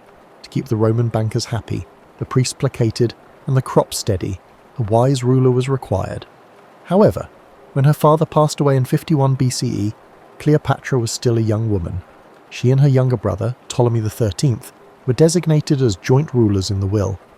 This arrangement was less about true balance and more about ceremonial tradition. Groups in the court tried to influence the young boy king against his sister very immediately. Cleopatra had to decide whether to submit to these power struggles or to stand up for herself at the risk of starting a civil war. Cleopatra's early life prepared her for her eventual decisive actions, even though most people only recall her later involvements with Mark Antony and Julius Caesar. Her background, learning at the library, observing Roman politics, and negotiating a contentious court, formed the foundation of her strategic perspective. She was adamant that ambitious Romans should not use Egypt as a prize or a province. Although the road ahead was dangerous, Cleopatra had been well prepared by her upbringing. She wasn't a passive character. She was already planning ahead and prepared to play a political chess game that would decide her kingdom's destiny. Cleopatra, who was 18 at the time of Ptolemy XII's death, found herself sharing the kingdom with her brother, Ptolemy XIII, who was only 10 or 11 years old at the time. Although they were classified as equals in their official titles, Cleopatra was aware of the covert power structures in the royal court. The young king's advisors saw an opportunity to marginalise her by portraying her as an intrusive sister who posed a danger to the boy's legitimate authority. Political scheming by a flurry of courtiers, including the powerful regent Pothinus and a general by the name of Achilles, soon compelled Cleopatra to leave Alexandria. Cleopatra was sent into exile because she would not concede defeat. Instead of disappearing into obscurity, she gathered a small troop and set up camp east of the Nile Delta to wait. She made appeals to border troops who were devoted to her father's legacy, merchants who were upset over the mayhem in Alexandria, and local allies. Cleopatra closely monitored Rome's internal conflicts during this period. Caesar's previous ally, the Roman general Gnaeus Pompey, was now losing a civil war against his erstwhile comrade. The Alexandrian court made the tragic choice to have Pompey killed when he landed in Egypt in search of resources and safety. The killing was likely done to appease Julius Caesar, who was pursuing Pompey. However, the results of this heinous deed were not what they had hoped for. Caesar personally landed in Alexandria in the fall of 48 BCE. A stable monarchy, or at least a compliant administration that would pay for his wartime expenses, was what he hoped to discover. Instead, he found himself in a country that was embroiled in a fraternal war, with Ptolemy XIII's camp fighting for control of the city and Cleopatra in exile. Caesar was apparently horrified to learn of Pompey's assassination, since he had planned to capture Pompey rather than have him killed by outsiders. Seeing her chance, Cleopatra came up with a bold scheme to meet Caesar in private and make her case. According to legend, to get past Ptolemy's guards, Cleopatra planned to be smuggled into the palace rolled up in a carpet or bag. Although some historians disagree with the precise approach, everyone agrees that Cleopatra's first-hand meeting with Caesar was a persuasive masterstroke. She portrayed herself as a legitimate queen whose brother's court had turned treacherous, rather than as a defenseless exile. She knew Latin well enough to communicate directly with Caesar, who was said to be as fascinated by her intelligence and humour as he was by her royal demeanour. Caesar, a master strategist, believed that Cleopatra was a better ally than her younger brother in ensuring Egypt's stability. The siblings must get back together and rule together again, he said. The councillors to Ptolemy XIII refused to obey because they felt their authority was in jeopardy. As tensions increased, the Alexandrian War broke out. Alexandria's streets and docks became battlefields when Caesar's army engaged in combat with Ptolemy XIII's supporters. Although reports differ on the extent and timing of the destruction, the renowned library itself may have sustained some damage during this fight. Cleopatra remained calm in the face of chaos. She collaborated closely with Caesar, providing local intelligence and resources. She understood that while she required Caesar's help, she also possessed power, because Caesar wanted a stable monarchy, and control over Egypt's grain supply was vital to Rome. They eventually routed Ptolemy XIII's army. While attempting to escape, he himself perished in the Nile. To maintain the illusion of a dynastic tradition, Cleopatra's younger brother, Ptolemy XIV, was appointed as a nominal co-ruler. However, Cleopatra held the real power. After the civil war was done, Cleopatra sided with Caesar and, according to many, fell in love with him. Caesarion, the child they would eventually have, symbolized the marriage of Egyptian ancestry with Roman ambition. Nevertheless, Cleopatra never saw herself as a simple consort. Her goal was to bring her kingdom back to life while juggling Roman interests and preserving some degree of autonomy. She lavished Caesar with hospitality, throwing lavish feasts that could only be supported by the Nile's wealth. Beneath these extravagant outbursts, however, she engaged in painstaking negotiations to secure her rule's continuation after Caesar's inevitable departure. Alexandria had been returned to Cleopatra at the end of this turbulent time. She was no longer the helpless fugitive. Instead, she had become Egypt's undisputed monarch, albeit one who was closely associated with Roman authority. She had forged a complicated alliance with the most powerful man in the Mediterranean by navigating war and conspiracies. There were new obstacles in the way, primarily how to balance Egypt's sovereignty with Rome's demands. However, Cleopatra had demonstrated that she was more than capable of skillfully navigating through situations that would shatter a less powerful ruler. Following the Alexandrian War, Cleopatra oversaw a court that combined Roman and Hellenistic elements with old Egyptian customs. She reclaimed trade routes vital to Egypt's growth and dispatched envoys to negotiate border accords to regain control over areas lost during previous crises. Beyond politics, Cleopatra prioritized cultural patronage. She provided financial support for academic pursuits, sponsored building projects, and made sure that Egypt's temples, particularly those honouring the goddess Isis, whom she came to identify increasingly with, received royal backing. She and Julius Caesar's relationship kept changing. Caesar, attracted by Cleopatra's companionship as well as political motives, stayed in Egypt longer than many Roman senators thought was wise. Their well-known Nile cruise, which was later romanticized, served two strategic purposes. Caesar learned about the area's resources and fortifications firsthand, while Cleopatra demonstrated the size of her dominion. Though some Alexandrians questioned the expenditure, Cleopatra recognized the importance of spectacle and heard tales of sumptuous feasts on royal boats. She wanted the Egyptians and Romans to understand that the Ptolemaic throne had not lost its majesty in a time when the ability to dazzle was frequently used to gauge one's level of authority. Caesar and Cleopatra, however, were unable to deny Rome's restlessness. After defeating Pompey's allies, Caesar solidified his hold on power, and his status as dictator was both admirable and vulnerable. He brought Cleopatra back to Rome in 46 BCE, but not as a simple concubine.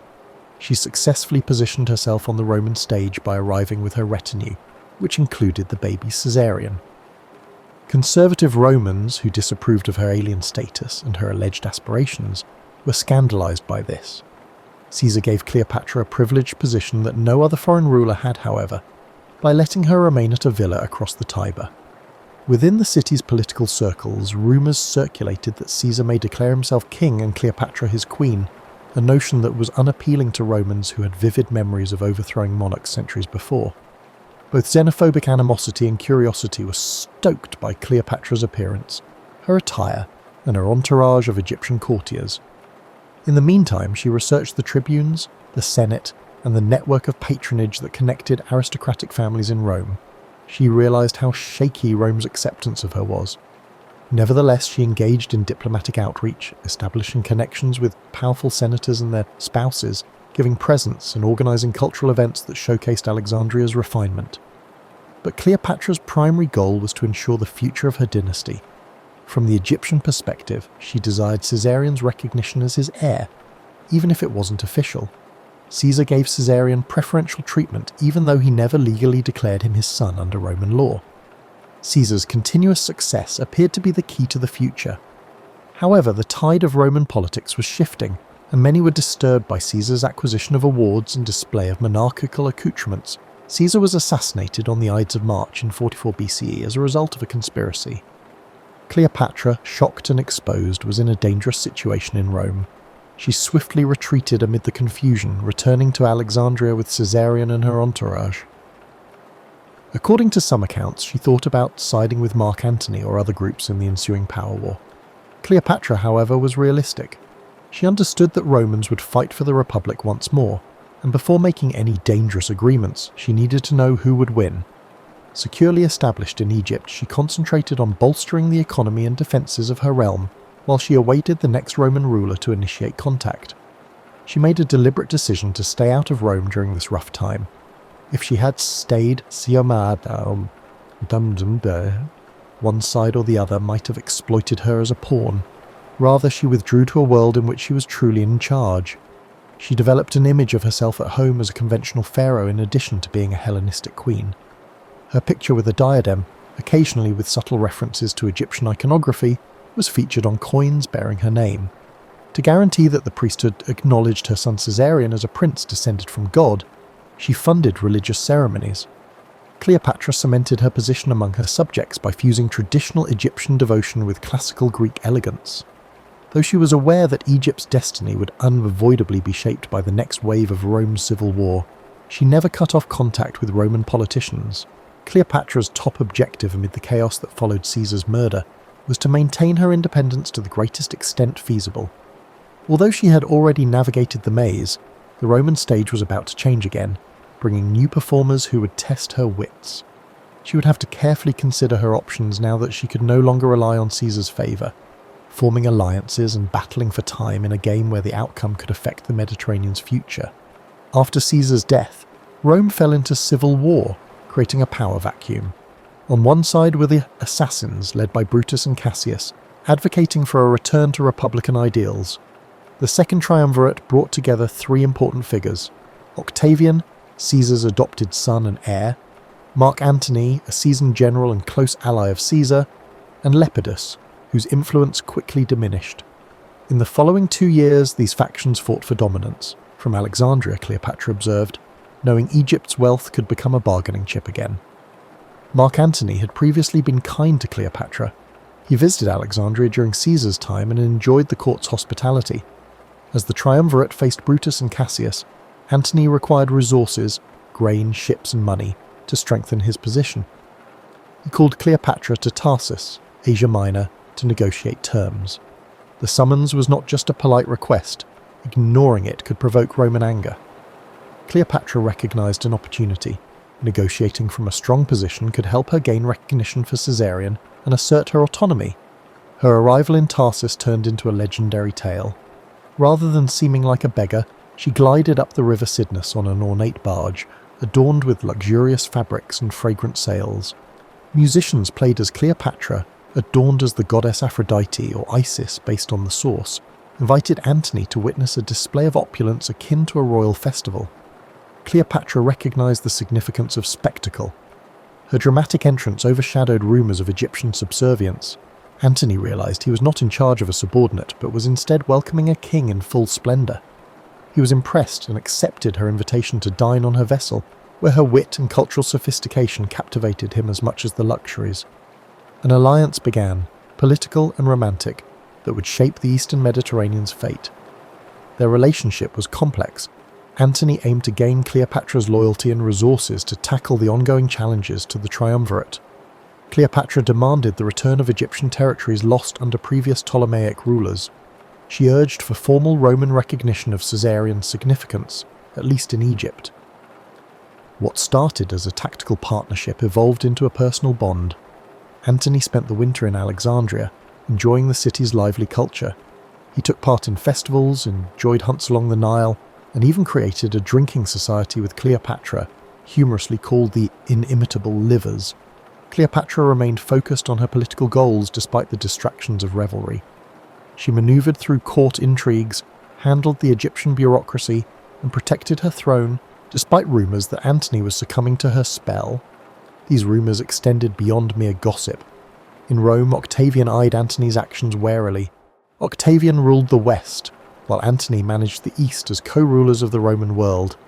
Antony's extravagant gestures toward Cleopatra reinforced the idea that he was abandoning Roman values for Eastern excess. Cleopatra understood the gravity of Octavian's propaganda. She had encountered Roman disdain previously. Now the risks were greater. Loss of Antony's favour in Rome could jeopardize Cleopatra's position. Antony's early campaigns in the East had some success. He reaffirmed Roman authority in rebellious areas and granted Cleopatra land in Phoenicia, Cyprus, and parts of Crete and Syria. These grants enhanced Egypt's power and filled Cleopatra's treasury. At the same time, the triumvirate unravelled. Lepidus was sidelined, intensifying the rivalry between Antony and Octavian. Cleopatra and Antony had children, starting with twins and then another son whom Antony acknowledged publicly. Children were given territories, culminating in the notable Donations of Alexandria ceremony, where Cleopatra and her children donned regalia representing their rule over vast regions of the Near East. Roman observers were shocked. The event resembled the establishment of a new Hellenistic empire at the cost of Rome. Cleopatra understood that her fate depended on Antony's military achievements. Antony found himself increasingly conflicted between the East, where Cleopatra held sway, and the Roman heartland, where Octavian was turning public sentiment against him. Cleopatra employed her diplomatic skills to secure local alliances, ensuring that if war arose, she could gather sufficient Egyptian manpower and naval power to be taken seriously.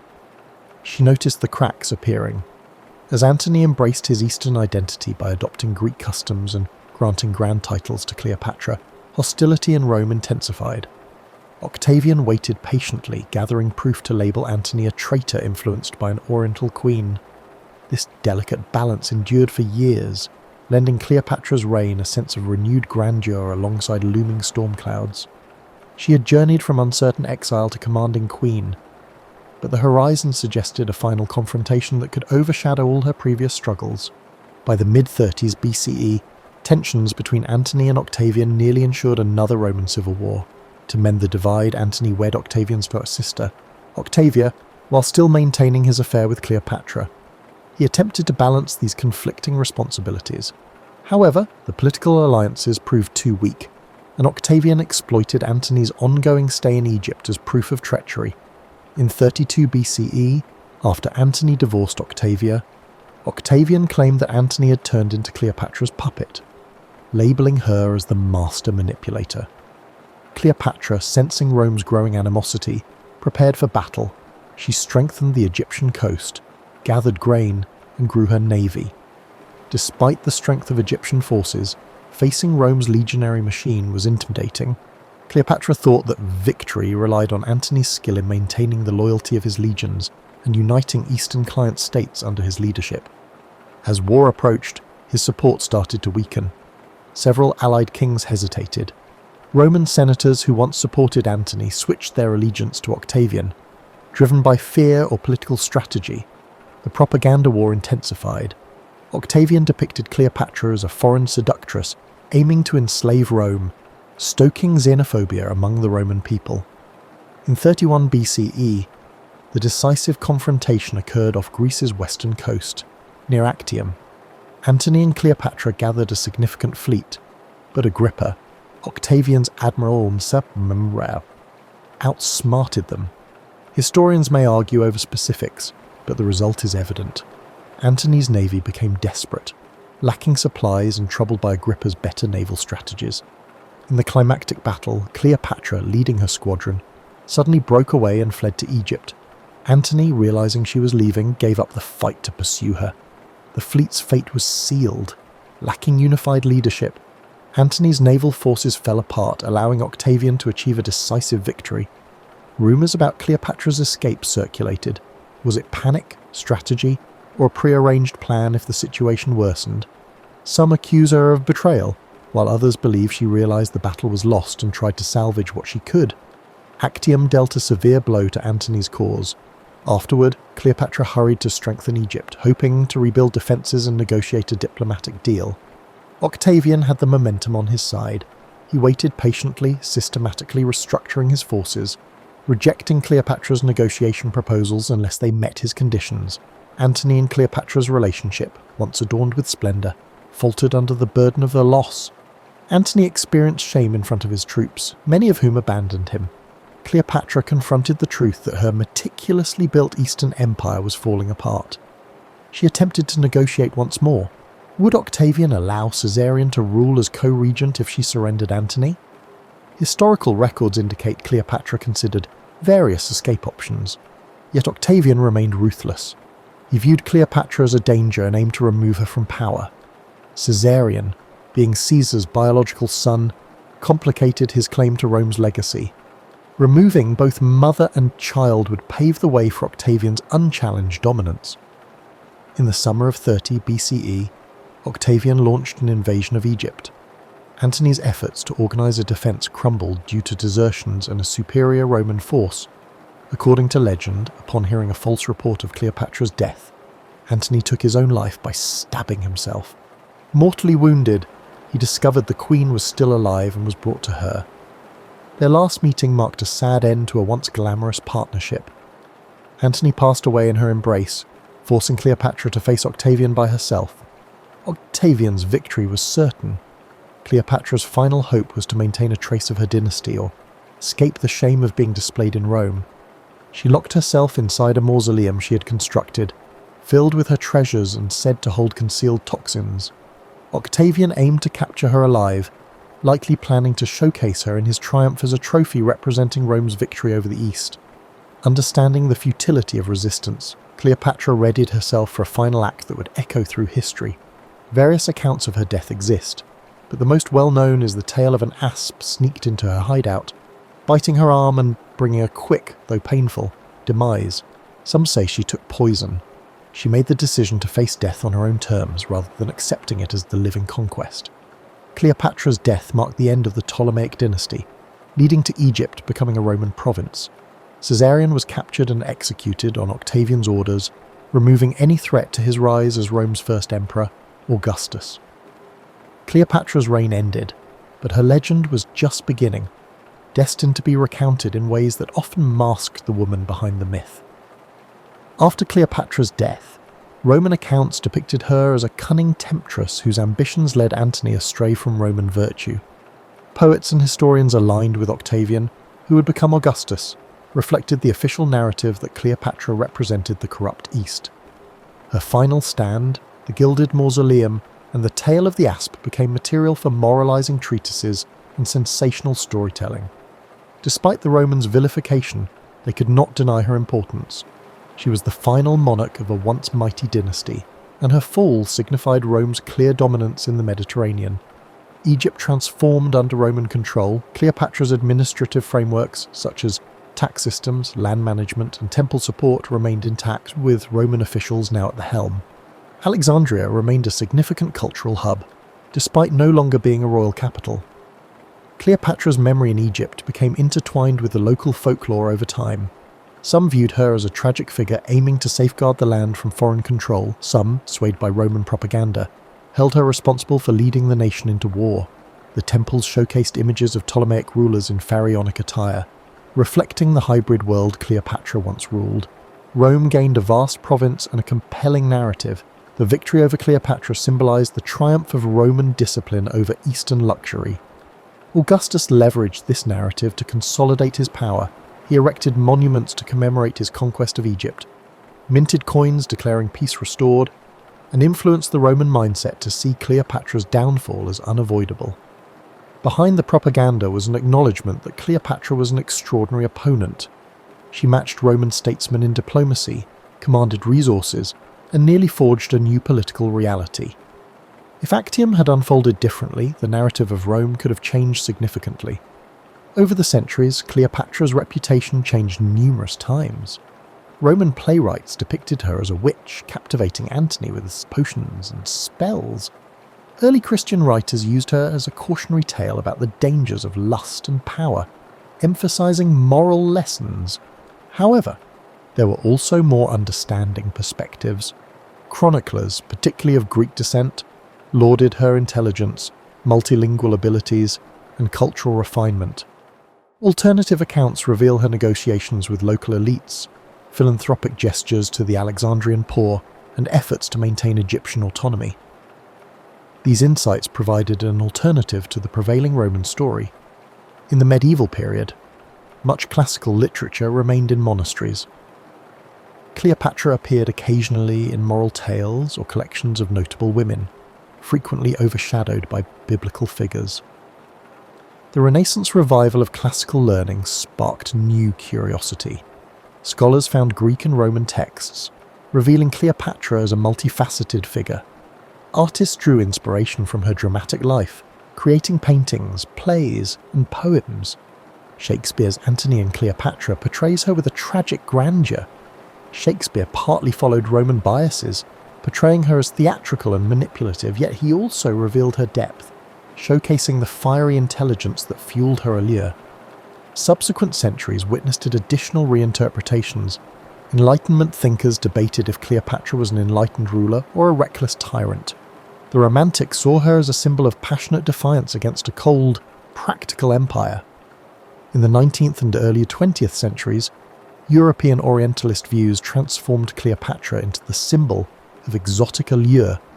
Painters depicted her in extravagant settings, focusing on her beauty and wealth, while overlooking her administrative skills and political acumen.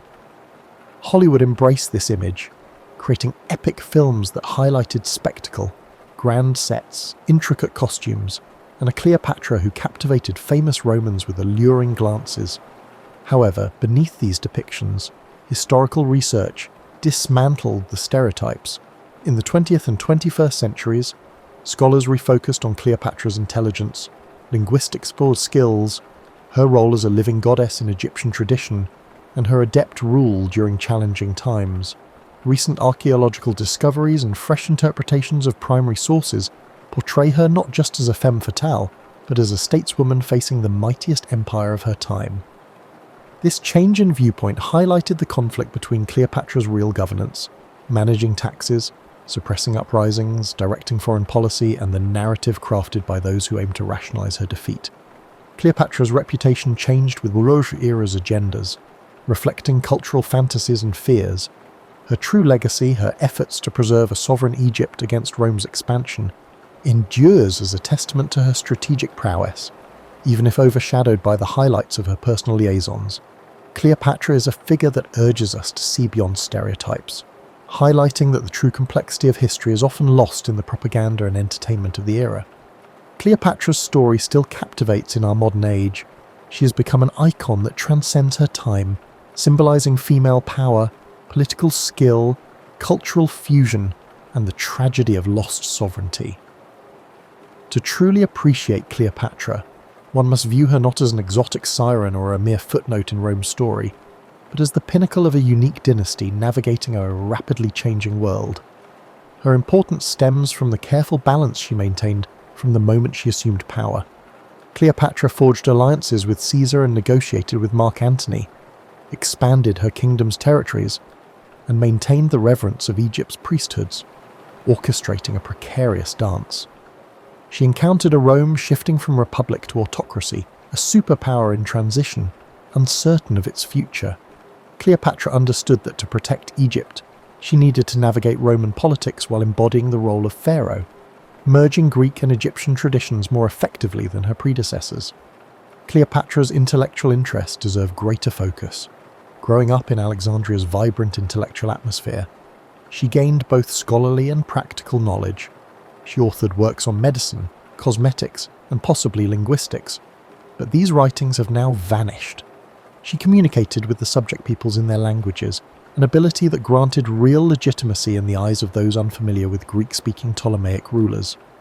Cleopatra engages with Roman elites in Greek or Latin and leads Egyptian ceremonies in the local language, showcasing her cultural fluency as a political asset. Her story highlights how quickly propaganda can distort a legacy. Roman accounts depicted Cleopatra as a seductive foreign queen, overshadowing her contributions as a stateswoman. The caricature persisted over the centuries, influencing art and theatre while reducing her complexity. By piecing together scattered evidence, from coins with her profile to Greek historians' descriptions, we glimpse the real Cleopatra, a determined monarch making monumental decisions in a time of colliding global powers. Their ultimate demise highlights the weaknesses of a smaller state trapped among Roman factions. Cleopatra's relationship with Antony was both personal and practical, yet in the competitive realm of Roman politics, it served as a tool for Octavian's ambitions. The empire needed new conquests to solidify its political transformations, and the idea of Cleopatra's conspiracy with Antony gave Octavian the moral pretext to march on Egypt. However, Cleopatra managed to outsmart him, engaging in covert negotiations until Actium irreversibly shifted the balance. Even Cleopatra's death, often recounted with melodramatic flair, reflects her refusal to be paraded as a captive in Rome. By choosing to die on her terms, she denied Octavian a triumphant display, ensuring her final image was one of defiance instead of submission. This act, dramatized in art and theatre, embodies a political strategy. Cleopatra ensured she was remembered as a queen, not a captive. After that final act, Egypt turned into Rome's breadbasket, supporting an empire that would rule Europe, North Africa, and the Near East for centuries. Alexandria continued to be a centre of scholarship and trade, maintaining Greek and Egyptian cultural influences even during Roman rule. Cleopatra's children with Antony were taken to Rome and largely disappeared from history, except for one daughter, Cleopatra Selene, who married into another African kingdom and preserved a fragment of her mother's legacy. Caesarion, the son of Julius Caesar, was executed to eradicate any rival claim to Rome. Thus, the direct line of Cleopatra ended brutally, a testament to how Roman realpolitik disdained potential threats, however young or innocent. Interest in Cleopatra continues over 2,000 years later. Historians discuss her strategies, archaeologists search the Egyptian coast for her burial site, and filmmakers recreate her life in grand productions. Every retelling reveals as much about the storyteller as it does about Cleopatra. Her character reveals the complexities of power, the dynamics of gender and politics, and the resilience of a dynasty facing extinction. She bridges worlds, Greek and Egyptian, a female leader and Roman ally, a scholar and politician. Cleopatra emerged as a leader who would not allow her kingdom to be a mere pawn in Rome's strategy. She engaged in high-stakes gameplay, experiencing both spectacular victories and devastating losses. She transcended the caricatures that defined her posthumous image. The final Queen of the Nile remains an enigma who challenges us to look deeper than the simple myths, reminding us that history is often shaped by those who wield the pen, and that a life as momentous as hers deserves constant re-examination.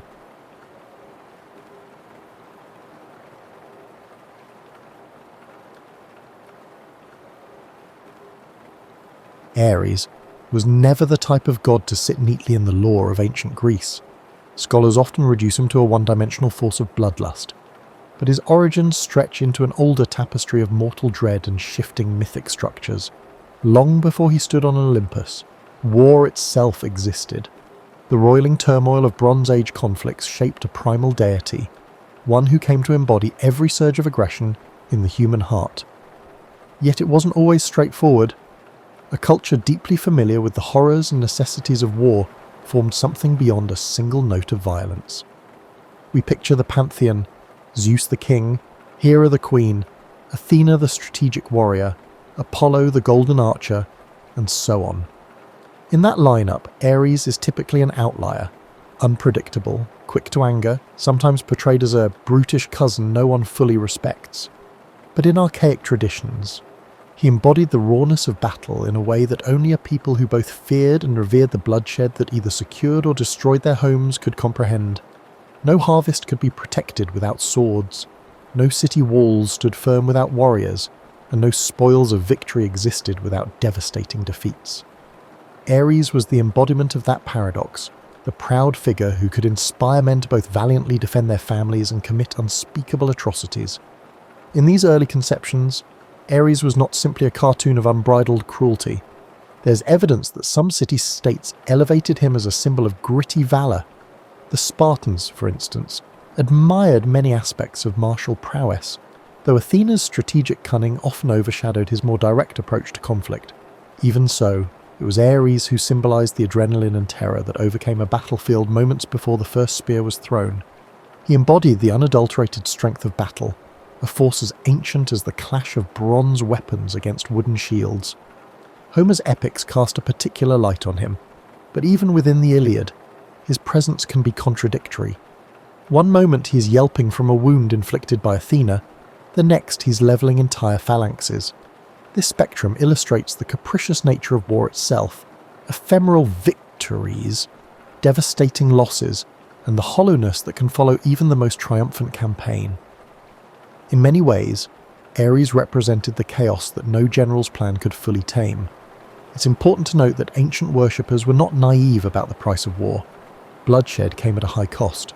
Temples dedicated to Ares were fewer compared to Athena's, indicating a cultural ambivalence. While Athena's tactical brilliance was easier to appreciate, Ares demanded acceptance of the darkest aspects of war. In desperation, people might invoke him, pleading for the strength to defend their homes and hearts.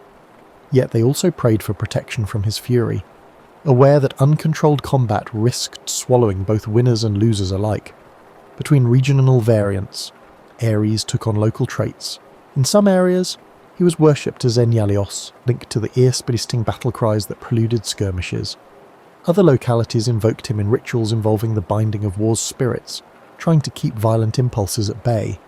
These complexities reflected the moral quagmire of mortal conflict, an interplay of necessity, pride, survival, and raw fear. Over time, Ares amassed titles that reflected both devotion and dread, serving as a constant reminder that the boundary between revered protector and menacing harbinger is often extremely thin. While modern retellings often trivialize him, archaic hymns and fragments reveal a god that mirrored the complicated psyche of a society dependent on war for expansion and survival. He wasn't a demon lurking at the edge of campfires, nor was he a glorious knight in shining armour. Instead, he occupied a realm of grey, where instincts of rage and honour coexisted. This realm, while brutal, was also strangely human. Conflict was embedded in daily life, raids, clan feuds, territorial disputes, and Ares was that small. Primal voice urging men onward when reason wavered. By the time classical myths fully evolved, that primal energy was fitted, somewhat uneasily, into the regal halls of Olympus. Surrounded by cunning gods and goddesses who valued wit, he became something of a misfit, the most mortal-like deity in his raw passions. In adopting him, the Greeks enshrined war within their divine family. They recognized that violence, while abhorrent, was also integral to how their worlds spun. Ares stood there as a living testament to the fact that civilization is built on the bones of the conquered. Those earliest conceptions set a tone that would reverberate through every subsequent portrayal. Ares, the unstoppable engine of conflict, simultaneously revered, feared, and occasionally pitied for a destiny bound to endless strife. If Ares embodied the screaming crescendo of conflict, then one might wonder how he behaved among gods celebrated for wily intelligence, justice, or cultural refinement. The image of the Greek pantheon at council, Zeus presiding, Apollo offering measured insight, Athena speaking with calculated reason, clashes with the idea of Ares pacing impatiently, eager for action. Indeed, many myths depict him as too headstrong for delicate planning, too impatient to grasp the subtle arts of negotiation. Yet this portrayal, while not wholly inaccurate, might obscure deeper textures to his mythic personality. Consider his kinship dynamics. He was the son of Zeus and Hera, both formidable in their own right. That heritage alone should grant him respect, yet the myths consistently show an Ares overshadowed, especially by Athena. Where she used logic to conquer, he used sheer force. Where she favoured cunning, he favoured brute strength. It wasn't just a clash of personalities. It reflected the Greeks' internal tension between strategy and aggression. Athena's popularity soared because her mode of warfare aligned with a sense of honourable wisdom. Ares, however, reminded the Greeks of war's uglier truths that still demanded acknowledgement. At times, these sibling confrontations bordered on comic. Homer describes Ares bellowing in pain when struck by Athena's spear, his pride wounded as much as his flesh. Yet beneath the humour lay a sobering reality. No matter how often cunning triumphs, there remains a force that neither wit nor reason can fully placate. In the cosmic scheme, Ares symbolised the unstoppable wave of violence that occasionally crashed through even the most fortified cities. He might lose a battle here or there, but conflict itself never truly vanished. Gods like Apollo or Hermes approached him carefully. They perceived him as a ferocious storm, both beneficial and hazardous to provoke. Hera, equally temperamental, maintained a complicated relationship with her son, alternating between chastisement and support, depending on her shifting alliances. Zeus, for all his might, sometimes expressed exasperation with Ares, calling him a pariah among the gods. The Thunderer accepted war as part of the cosmic order, even though it resented Olympus's civilized ambitions. In some accounts, Ares' relationships extended beyond family feuds. His union with Aphrodite remains one of the more intriguing pairings in mythology. The goddess of love, entwined with the god of war, often appears as a paradox. How can tenderness and aggression coexist? Yet their mythic affair echoes a universal truth. Passion and conflict can be intertwined aspects of human experience. War spurs impulses of possession, protection, and desire, while love can incite jealousies fierce enough to spark conflict. Aphrodite's involvement with Ares isn't just a sensational rumour about the gods' personal lives, it symbolises how love and war, seemingly at odds, intertwine in human affairs. Furthermore, Ares' offspring with Aphrodite and other partners reflect different shades of struggle. Some myths speak of Deimos, terror, and Phobos, fear, as his children, manifestations of the dread that precedes any battle. Others hint at Harmonia, harmony, a curious byproduct of love and war merging. This dichotomy reveals that for all his destructive tendencies, Ares participated in generating forces that could unify people. If only they learned to harness conflict's lessons, a battlefield can unite comrades as powerfully as it drives them to oppose an enemy. Outside these grand narratives, certain cult practices suggest that not every devotee saw Ares as irredeemably brutish. In some Greek regions, modest shrines were dedicated to him, places where warriors offered thanks for survival or supplicated for courage. While his worship never equaled Athena's broad acclaim, it served a ritual function in communal life. Soldiers recognized that, for all the talk of strategy, once spears flew and blood spattered the earth, raw fighting spirit might decide who lived and died. They turned to Ares for that final push. His image was not static. The city of Thebes once honoured him, linking him to its legendary founder. Arcadian villages performed complex rites blending fertility with battle lust. Through these examples, we glimpse how local traditions interpreted him not just as a mindless brute, but as a necessary power. War was seldom glorified, yet the Greeks knew that ignoring its presence was folly. Thus, Ares moved through their myths, never quite loved, never entirely shunned, an essential if uncomfortable relative at Olympus's table. Over time, as Greek culture embraced philosophies exalting reason and order, Ares' impulsive nature stood out even more. Yet he endured, unchanged in essence, reminding gods and mortals alike that conflict is sometimes an unavoidable part of existence. In a pantheon full of varied personalities, he was the stinging reality check, the raw surge of chaos no treaty or supplication could fully tame, and the rest of the immortals, though annoyed, amused, or appalled, had no choice but to allow him a seat at the feast. Though Ares belonged to the grand tapestry of the Greek pantheon, his reputation moved beyond mere mythic banter when mortals invoked him on actual fields of war. One of the most significant stages for such invocations was the long, grueling conflict of the Trojan War. This monumental clash blurred the boundaries between myth and history, as gods intervened in and out of mortal affairs. On those plains, Ares found himself embroiled in a drama where battles were fought not just for territory, but for the glory of reputations, and occasionally at the whims of meddling deities. In the Trojan War narratives, Ares was not a distant observer. He appeared directly on the battlefield, siding first with one army then the other, reflecting the chaotic nature of real warfare. Mortals pray for advantage, but war itself can pivot on a random arrow or a single emotional outburst. Ares represented that fickle momentum. One moment, he'd empower Trojan warriors. The next, he'd be seen clashing fiercely against them if the cosmic tides shifted. Homer's Iliad underscores how terrifying it was for mortals to witness Ares in his full war god fury. Armies might have boasted skilled generals and heroic champions, but none could remain truly fearless before a literal incarnation of bloodshed. Whenever he charged onto the field, the ground seemed to tremble. This gesture was more than poetic flourish. It symbolized how the mere prospect of unstoppable violence could unnerve even seasoned veterans. Yet, Ares was not invincible. The Iliad records moments where Athena tricked or outmaneuvered him. She caused him to take a spear to the side, leading him to howl in pain and retreat to Olympus for healing. Such scenes reveal an essential dichotomy. War can be overwhelming, but cunning can wound brute force. In that sense, Ares embodied war's brutality, while Athena stood for strategy's triumph. The Trojan War's shifting alliances laid bare the uneasy truth that raw power alone doesn't guarantee victory. The war also highlighted that Ares was not universally beloved. Even his father, Zeus, scolded him for reckless meddling. Trojans and Achaeans alike found themselves cautious about calling on him. Indeed, his influence could be significant, yet his participation carried a cost. Unbridled violence has no favourites. It consumes everything in its path.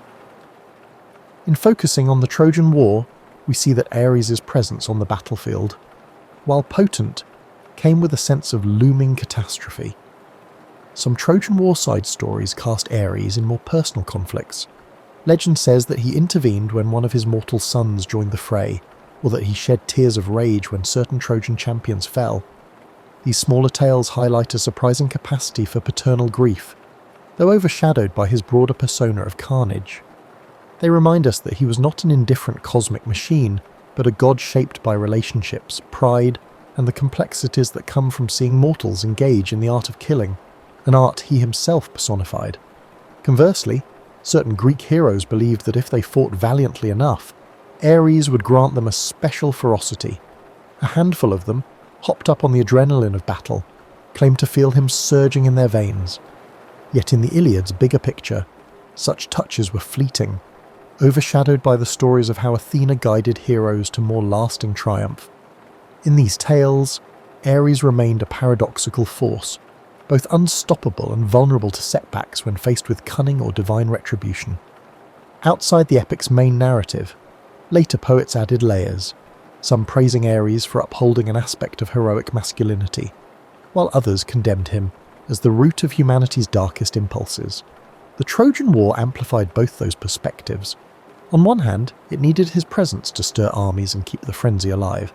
On the other, it was a testament to war's destructive nature, leaving a trail of burned cities, grieving widows and shattered dynasties. In short, the Trojan War stories brought Ares down from the distant halls of Olympus and thrust him into the grit of mortal existence. His involvement illustrated the raw power that can't be fully contained or directed, the impetus behind every destructive charge. As watchers and participants, ancient audiences saw that war was not just a concept but a living presence. Ares' actions offered a cautionary tale. Tapping into unbridled aggression can be a quick path to fleeting victories and catastrophic loss. Even among gods, war remains an unpredictable companion, and nowhere was that more apparent than on the bloody fields of Troy. Outside the epic swirl of Trojan battlefields, Ares' narrative also intersects with tales of passion, fatherhood, and the everyday churn of mortal life. His most famous love affair with Aphrodite, goddess of love and beauty, exemplifies how war can become entwined with desire. However, it was more than just a tale of romance between diametrically opposed forces. The childlike notion that love and war are opposites misses how deeply they interact. Ares and Aphrodite's bond revealed how conflict and attraction both simmer under mortal consciousness, driving individuals toward acts of devotion or destruction.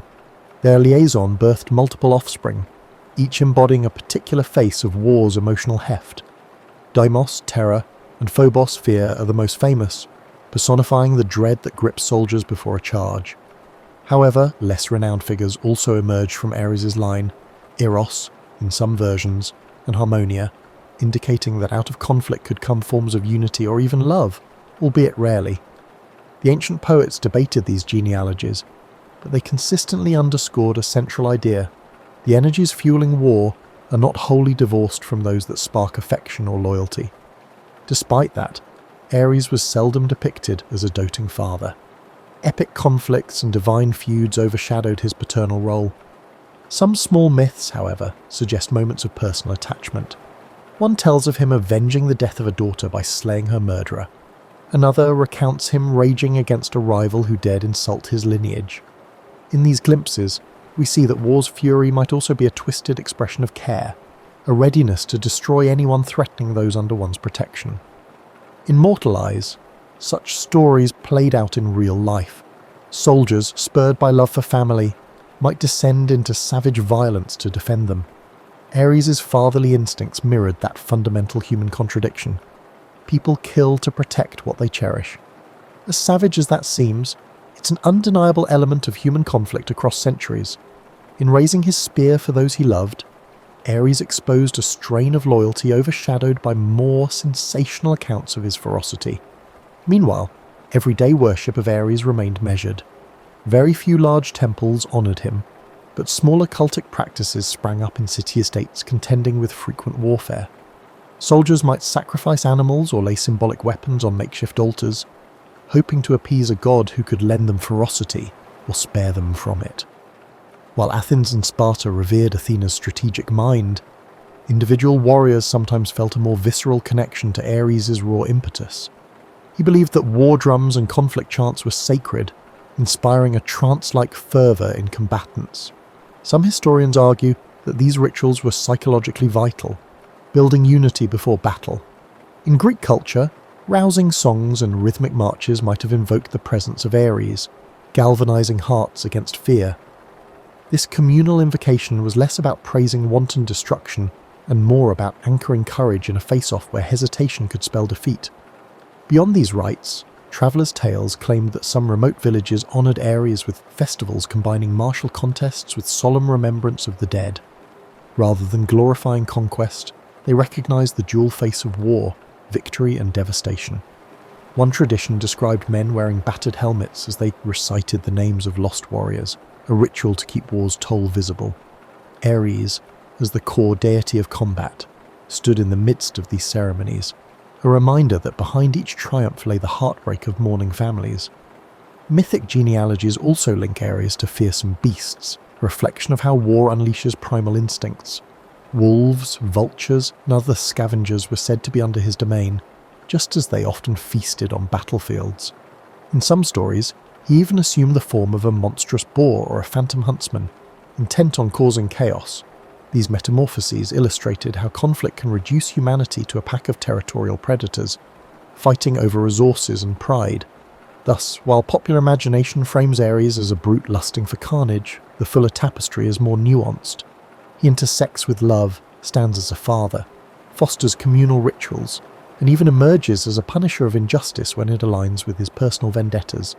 Yet none of this fully negates his central nature, a living representation of war's capacity to enthrall, unite, destroy and protect. The contradictions run deep, reflecting the human psyche's capacity for both nurturing affection and ruthless violence. Therefore, Ares' story not only depicts ancient conflicts, but also represents every heart that has ever been torn between the embrace of love and the call of aggression. When Greek culture eventually interfaced with Rome, many gods found themselves reinterpreted under new names and contexts. Ares became Mars, but the Romans gave this war deity a different flavour, less of the raw carnage and more of the disciplined soldier. Despite the transformation, echoes of the original Ares persisted, reflecting the ways in which mythic figures adapt to the cultural needs of conquering powers. Mars became a city protector for Romans due to his power and order. Rome's legions prided themselves on strategy, discipline, and loyalty to the state. This emphasis on structure contrasted with the more chaotic Greek view of Ares. Yet behind the Roman veneer of organisation, the essence of warfare remained the same. Swords still drew blood, conquest still spawned grief, and fear soared as armies marched. In adopting Mars, Rome validated the necessity of war in building an empire, turning it into a civilizing force rather than a purely destructive one. Still, aspects of Ares bled through. Roman temples to Mars, while more prominent than Greek shrines to Ares, included rituals acknowledging the grim realities of combat. Soldiers prayed for victory but also recognized the sacrifice demanded by war. Boot camp drills, strict codes of behaviour, and elaborate triumphs for victorious generals illustrated the discipline that Rome grafted onto the older Greek model of conflict. Ares might have found it strange to see war so rigidly choreographed, but the underlying violence would feel familiar. Interestingly, Roman myth weaves Mars into the founding tale of Romulus and Remus, the city's legendary twin founders. This paternal link underscores how war, in Roman eyes, could also create worlds, not just destroy them. Ares' Greek narratives included fatherhood as well, but the Romans were bolder in presenting Mars as a generative force behind empire building. The maniacal edge was toned down, the fervour to conquer remained. Over time, Roman expansion carried Mars's worship from the British Isles to the deserts of Africa. Armies marched under his banner, carrying an icon that blended Ares' ancient fury with Roman efficiency. In legion camps, shrines to Mars often appeared near training grounds, reinforcing the close bond between the soldier's routine and the deity's domain. It was a stark reminder that no matter how advanced Roman engineering or governance became, it still relied on the martial spirit to maintain its vast territory.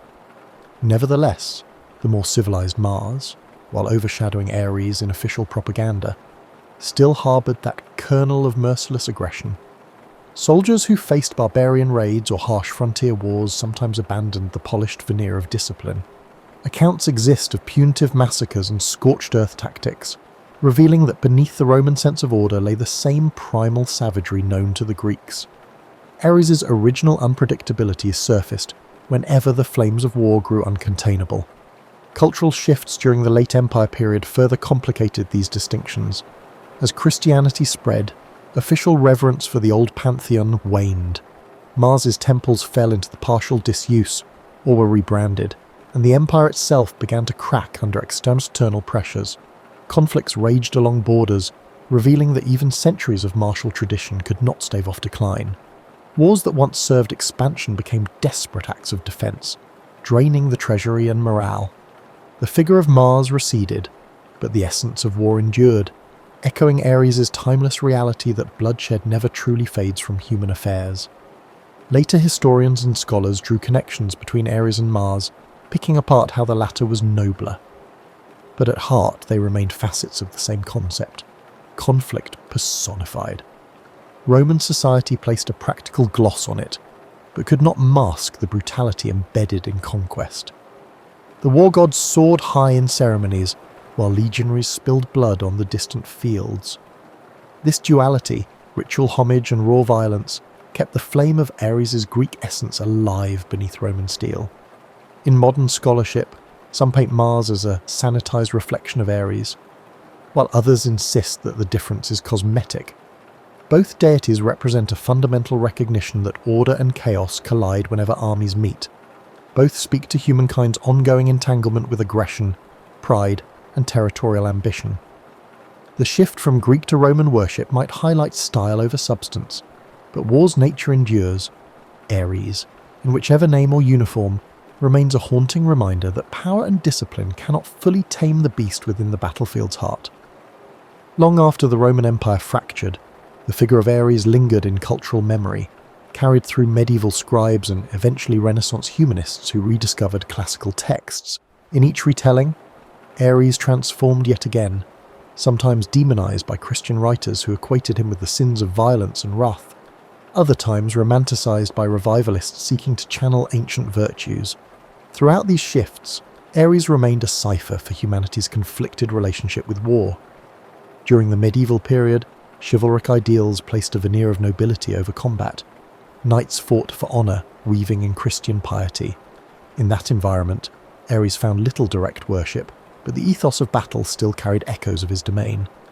When crusaders marched, the fervour that gripped them had parallels to his ancient mania, albeit cloaked in religious justification. Chronicles might not mention Ares by name, yet the spirit of relentless aggression was alive in siege engines and cavalry charges. With the Renaissance came a resurgence of interest in Greek and Roman lore, spurring new discussions on classical deities. Ares appeared in treatises contrasting him with Mars, analysing the moral dimensions of warfare. Scholars debated, did the ancients see war as a necessary evil or an exalted path to glory? Ares' stories were passed for symbolic meaning, and his coarse passions seemed jarring against the Renaissance's admiration for harmony and proportion. Still, war raged across Europe in conflicts like the 30 Years' War, demonstrating that refined philosophies did not necessarily curb the reality of bloodshed. Meanwhile, artists and poets began portraying Ares in fresher contexts. Paintings of Ares and Aphrodite multiplied, each capturing the volatile mix of seduction and violence. Some Baroque composers wrote pieces referencing the spear of Ares, turning destructive force into musical allegory. In these works, the god of war became an aesthetic symbol rather than a religious figure, serving to dramatize the tension between unrestrained might and cultivated grace. As modernity emerged, nationalism took hold, forging new rationales for conflict. Ares drifted away from religious or even moral interpretations, recast as a mythic emblem for militaristic pride. Nations invoked him indirectly, boasting of unstoppable armies. Political cartoons or propaganda posters might depict a warlike figure reminiscent of Ares, brandishing rifles instead of spears, fueling mass mobilization. Though few invoked his name, his spirit loomed in the grand mobilizations of the Napoleonic era or the World Wars, when entire continents caught fire. In the intellectual sphere, critiques of war found renewed voice. Philosophers like Kant or Rousseau, each in their own way, grappled with the tension between man's capacity for reason and his penchant for violence. They might not have cited Ares specifically, but his essence was there, the recognition that conflict repeatedly shatters idealistic visions of peace. Attempts to create lasting treaties often crumbled under national rivalries, echoing Homeric narratives where no truce lasted long once egos flared. With the rise of psychology, Ares gained an unexpected new framework.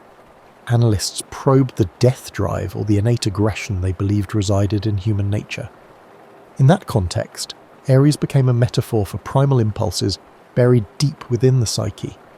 Archetypal theorists labelled him an enduring symbol of the warrior within, an ancient blueprint for aggression that civilization struggles to contain. Writers and therapists used this angle to explore personal struggles, like anger management or PTSD, arguing that ignoring the Ares archetype could lead to unchecked violence or sublimated rage.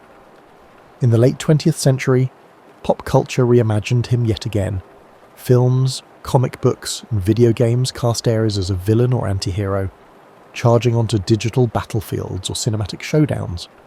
These portrayals often relied on superficial traits, bulging muscles, booming voices, and unstoppable bloodlust, while occasionally teasing at deeper complexities.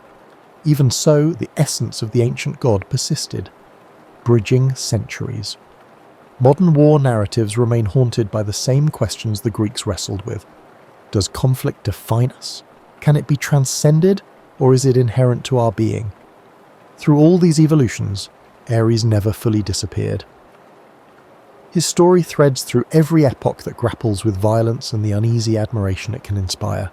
Whether demonized or glorified, he stands as a collective symbol for humanity's willingness to pick up weapons in pursuit of power, survival, or ideals.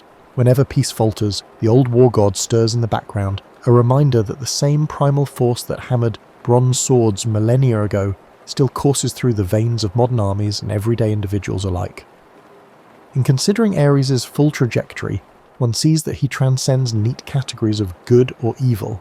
He is, rather, a reflection of how humans conduct themselves when pushed to extremes, whether in ancient Greece, imperial Rome, medieval crusades, Renaissance treatises, or modern conflicts. The spectre of war has consistently hovered, sometimes worshipped, sometimes feared, always consequential. Ares, as an entity, clarifies that violence cannot be exercised by moral condemnation alone. It is woven into the very tapestry of human civilization. Modern commentators might describe him as a cautionary metaphor, a primal reminder of our capacity for both communal defense and savage destruction. Yet the older Greeks saw more than mere caution. They recognized war as a fundamental element of fate, unstoppable and often necessary. Armies marched not out of love for bloodshed, but because survival or ambition demanded it.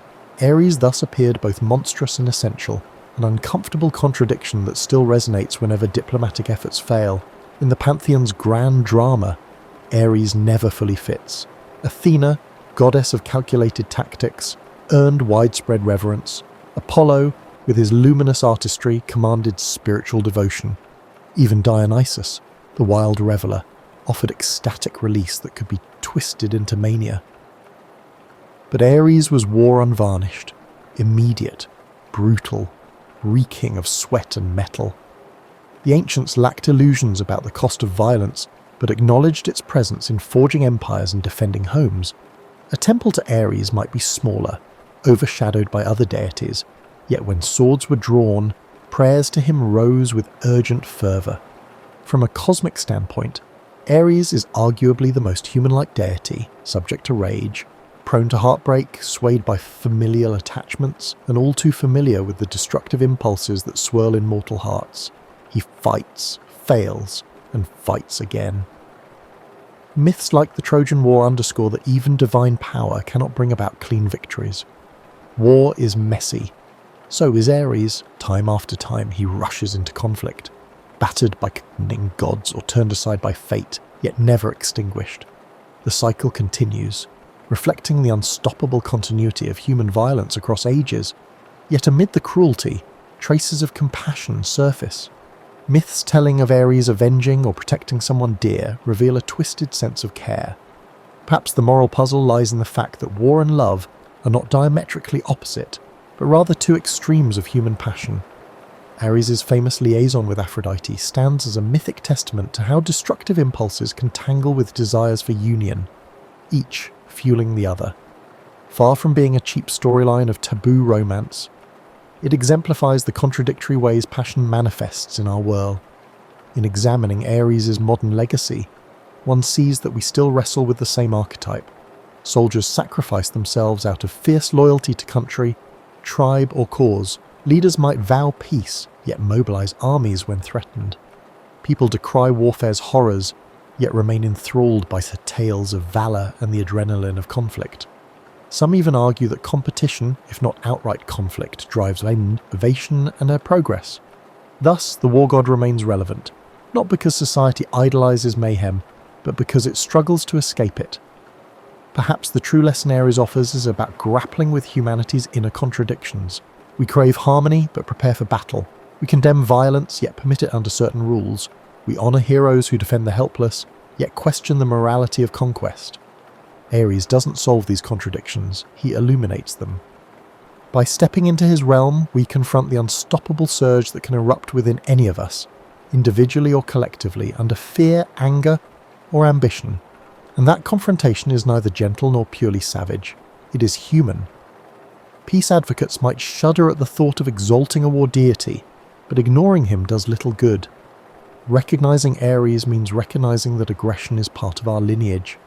Only through understanding that reality can we hope to channel it responsibly or mitigate its worst effects. In the end, Ares is not just the sword raised high or the shield clanging in defiance. He is the flicker of rage in the eye of someone cornered, the tremor of adrenaline before a decisive stand, the triumphant shout that echoes across a battlefield. War's form changes, from bronze spears to nuclear arsenals, but the core impulse remains. Ares stands eternal, no longer needing sacrifices in quiet shrines, yet thriving wherever conflict looms. Through him, we witness a facet of ourselves that is both awe-inspiring and terrifying, our capacity to wage war, and perhaps one day to master it.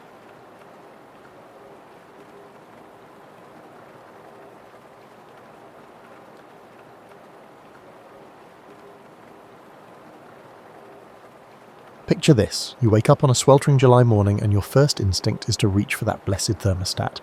But imagine just for a moment that there's no thermostat to reach for, no gentle hum of central air, no window unit rattling away like a mechanical cricket. Welcome to the world your great-grandparents knew intimately, a world where summer meant something entirely different than it does for you today. Before 1902, when a young engineer named Willis Carrier first figured out how to control humidity in a Brooklyn printing plant, humans had been dealing with heat the same way for thousands of years. They got creative, they got resourceful, and honestly, they got pretty good at it. You might think they were just sweating it out in misery, but you'd be surprised at how ingenious people became when comfort depended on cleverness rather than electricity bills. Your ancestors didn't just endure the heat, they developed an entire culture around it. They understood their environment in ways we've forgotten, reading the subtle signs of weather changes, knowing exactly which windows to open at what time of day, and timing their daily activities around the sun's path across the sky like choreographers of comfort. Think about your own relationship with heat for a moment. When it's 85 degrees outside, you probably consider that uncomfortably warm. Your great-grandmother would have called that a pleasant day and maybe even worn a light sweater in the morning. The human body's tolerance for temperature was remarkably different when it was regularly exposed to natural variations, much like how your eyes adjust to darkness when you're not constantly staring at bright screens. The pre-air conditioning world operated on rhythms that seem almost mystical to us now. People rose with the sun not because they were more virtuous, but because the coolest part of the day was precious and not to be wasted. They took afternoon naps not out of laziness, but because even the most ambitious person recognized that fighting the peak heat was often futile. Evening activities began later and lasted longer, creating social patterns that persisted well into the night when the air finally offered some relief. Communities were shaped by heat in ways that went far beyond personal comfort. Cities look different, you'll discover more about this soon, but the social fabric was different too. Neighbours knew each other better, partly because everyone spent more time outside on porches and stoops, seeking whatever breeze might be available. The evening constitutional wasn't just exercise, it was social networking, news sharing, and communal heat management all rolled into one pleasant tradition. You've probably noticed how quiet your neighbourhood gets when everyone retreats indoors to their climate-controlled environments.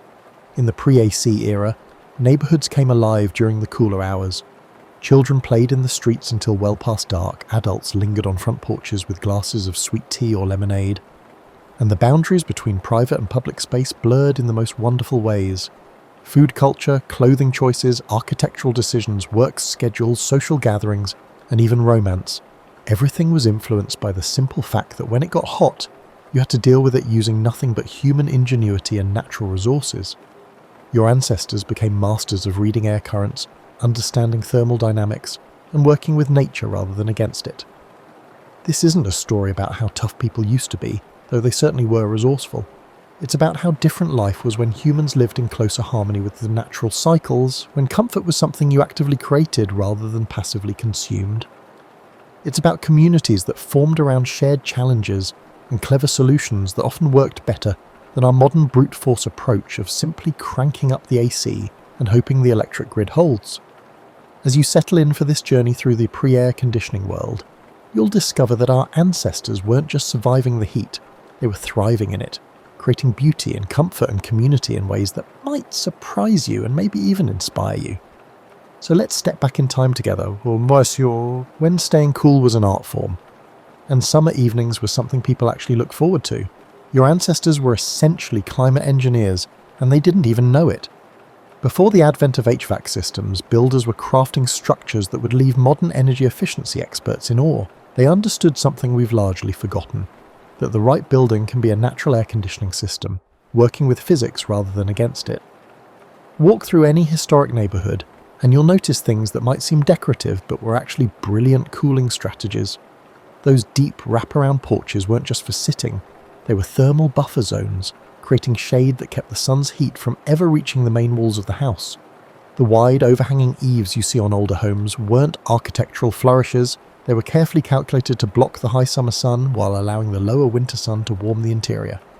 Consider the lofty ceilings of old houses, which may seem intimidating to those accustomed to modern 8-foot rooms. Your great-grandparents built those high ceilings because hot air rises, and they wanted it to rise as far away from them as possible. Those ceiling fans you see in historic homes weren't working against the natural convection. They were amplifying it, creating air movement that made 85 degrees feel like a comfortable 75.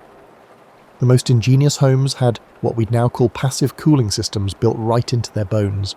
In the south, you'll find houses built on tall piers that allowed air to flow underneath, cooling the floors from below. The famous dog trot houses, with an open breezeway running right through the centre, were essentially wind tunnels that captured every available breeze and funneled it through the living spaces. Your ancestors understood cross-ventilation like meteorologists. They positioned windows not just for light or views, but to create pathways for air to move through the house.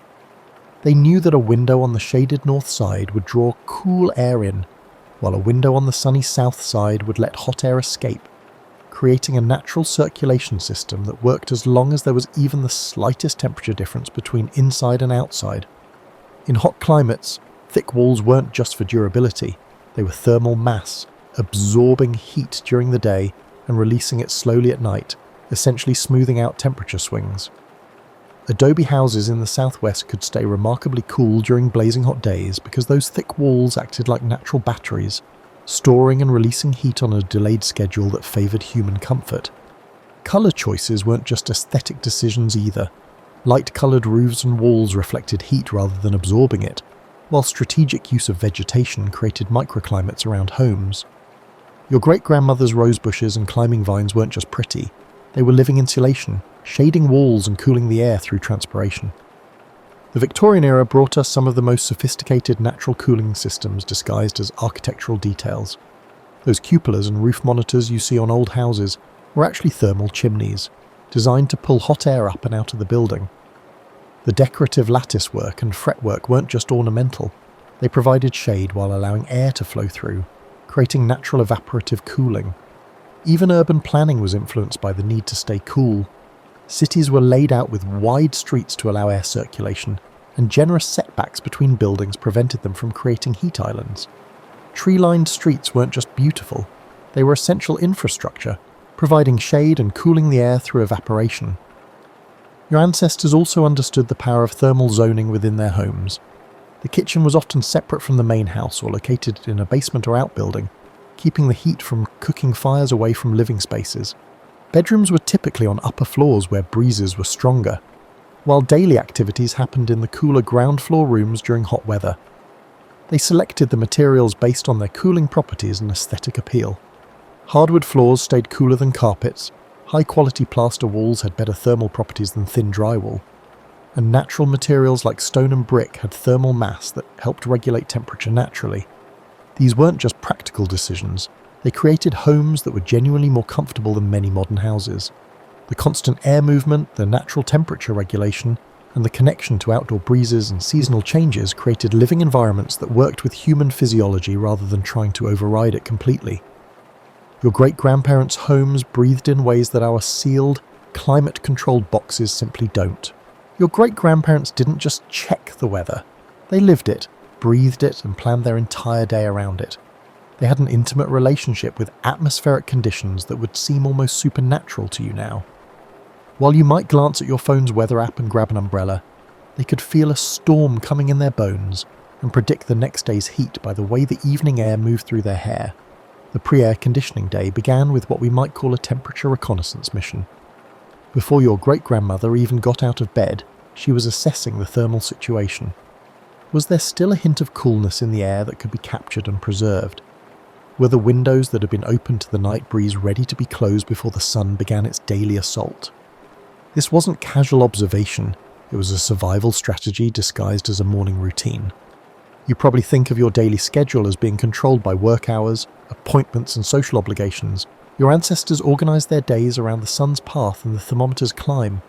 The heaviest work, laundry, cooking and cleaning, happened in the early morning hours when the air was still cool and energy levels were high. By the time you settled in for your second cup of coffee, your ancestors had already accomplished what might take you all morning simply because they understood that working with the cool was far more efficient than fighting the heat. Midday brought what we might call the ultimate hibernation. Between 11 a.m. and 3 p.m., when the sun was most merciless, sensible people found shady spots and settled in for activities that required minimal movement. This wasn't laziness, it was physics. Your great-grandfather understood that his body was a heat-generating machine, and adding human-generated warmth to the day's natural furnace was simply poor engineering. The siesta, which we often think of as a quaint foreign custom, was actually brilliant thermal management. While you might power through the afternoon heat with air conditioning and iced coffee, your ancestors recognized that the human body naturally wanted to slow down during the hottest part of the day. They worked with their biology rather than against it, conserving energy for the cooler evening hours when productivity could resume. But here's where it gets interesting. Your ancestors didn't just endure these daily heat cycles, they found genuine pleasure in them.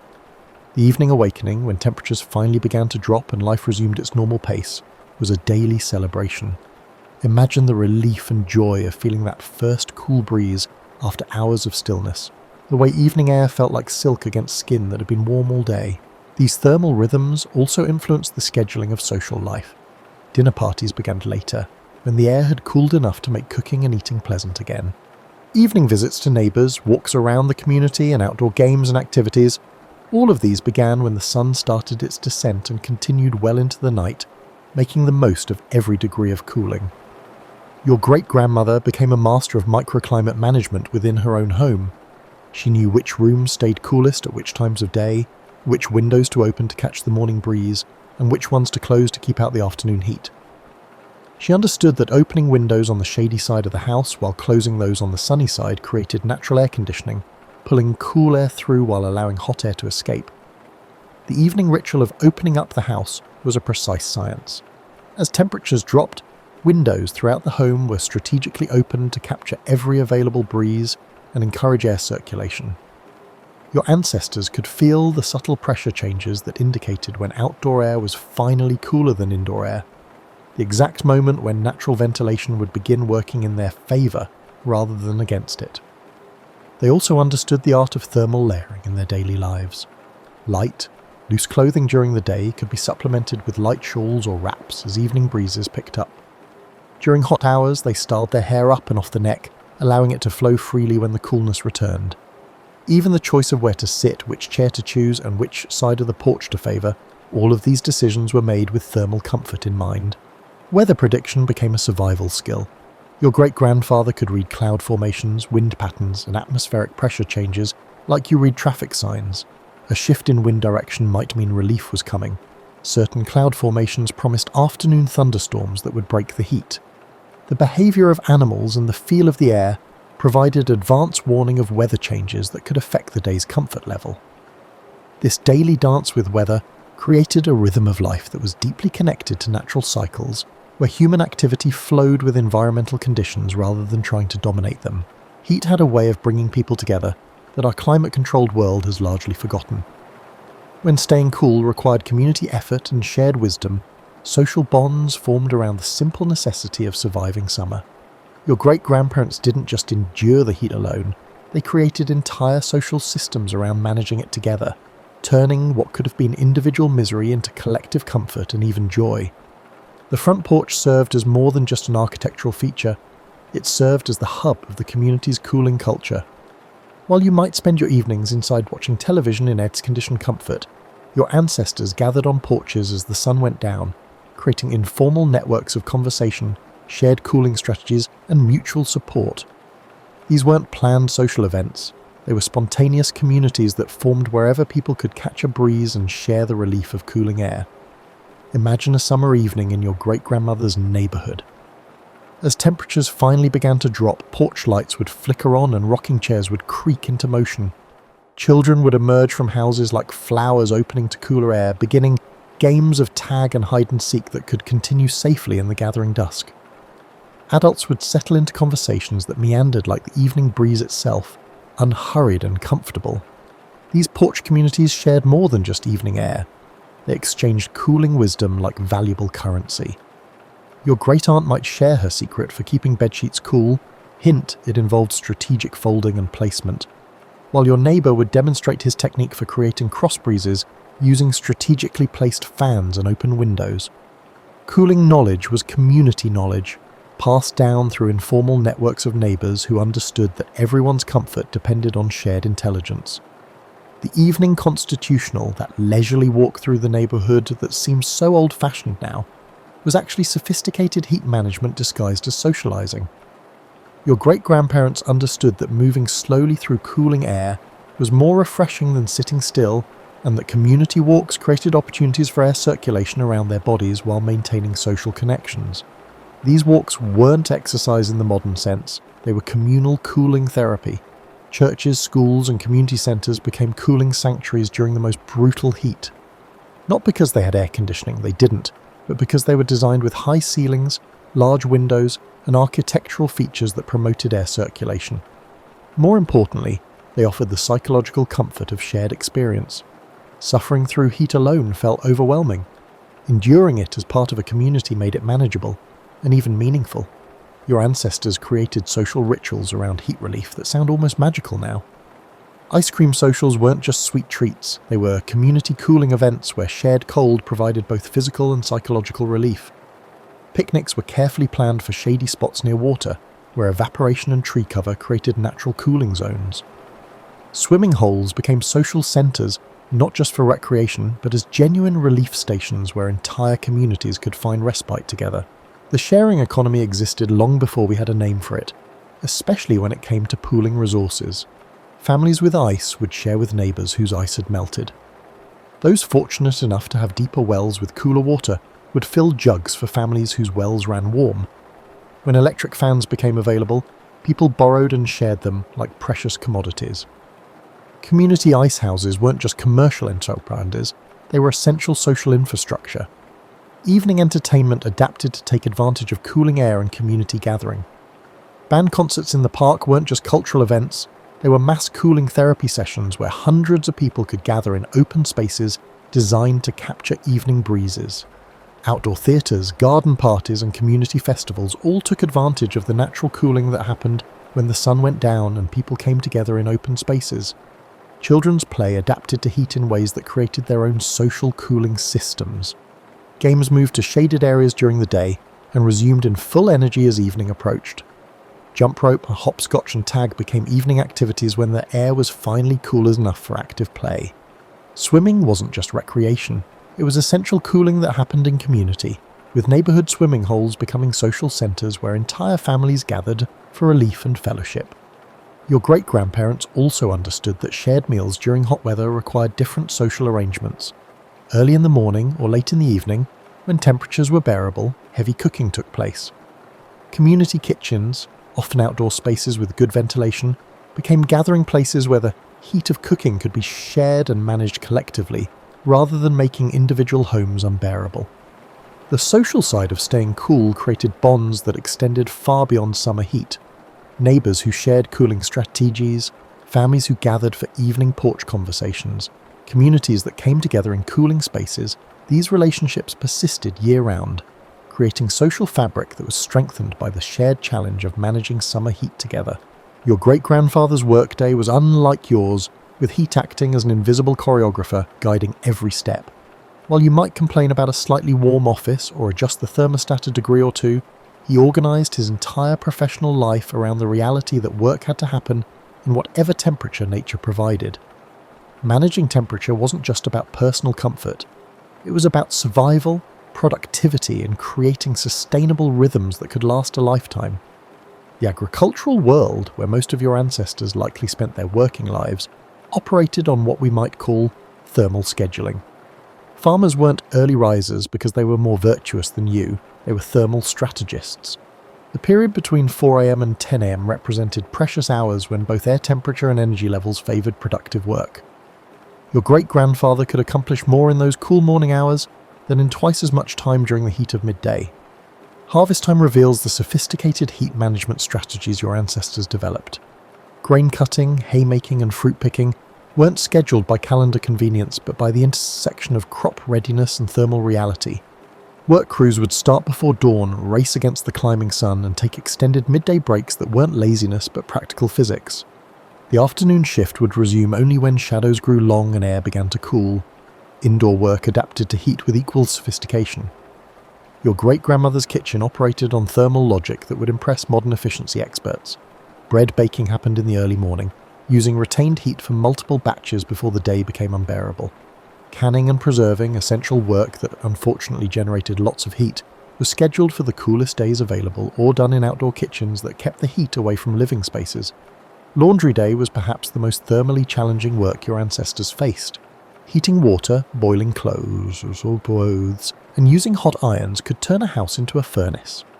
Smart housekeepers developed strategies that sound almost military in their precision, heating water outdoors when possible, doing washing in early morning or late evening, and saving ironing for the coolest days. Some families even had separate wash houses, small buildings dedicated to heat-generating work that kept the main house comfortable. Professional work adapted to heat in ways that shaped entire industries.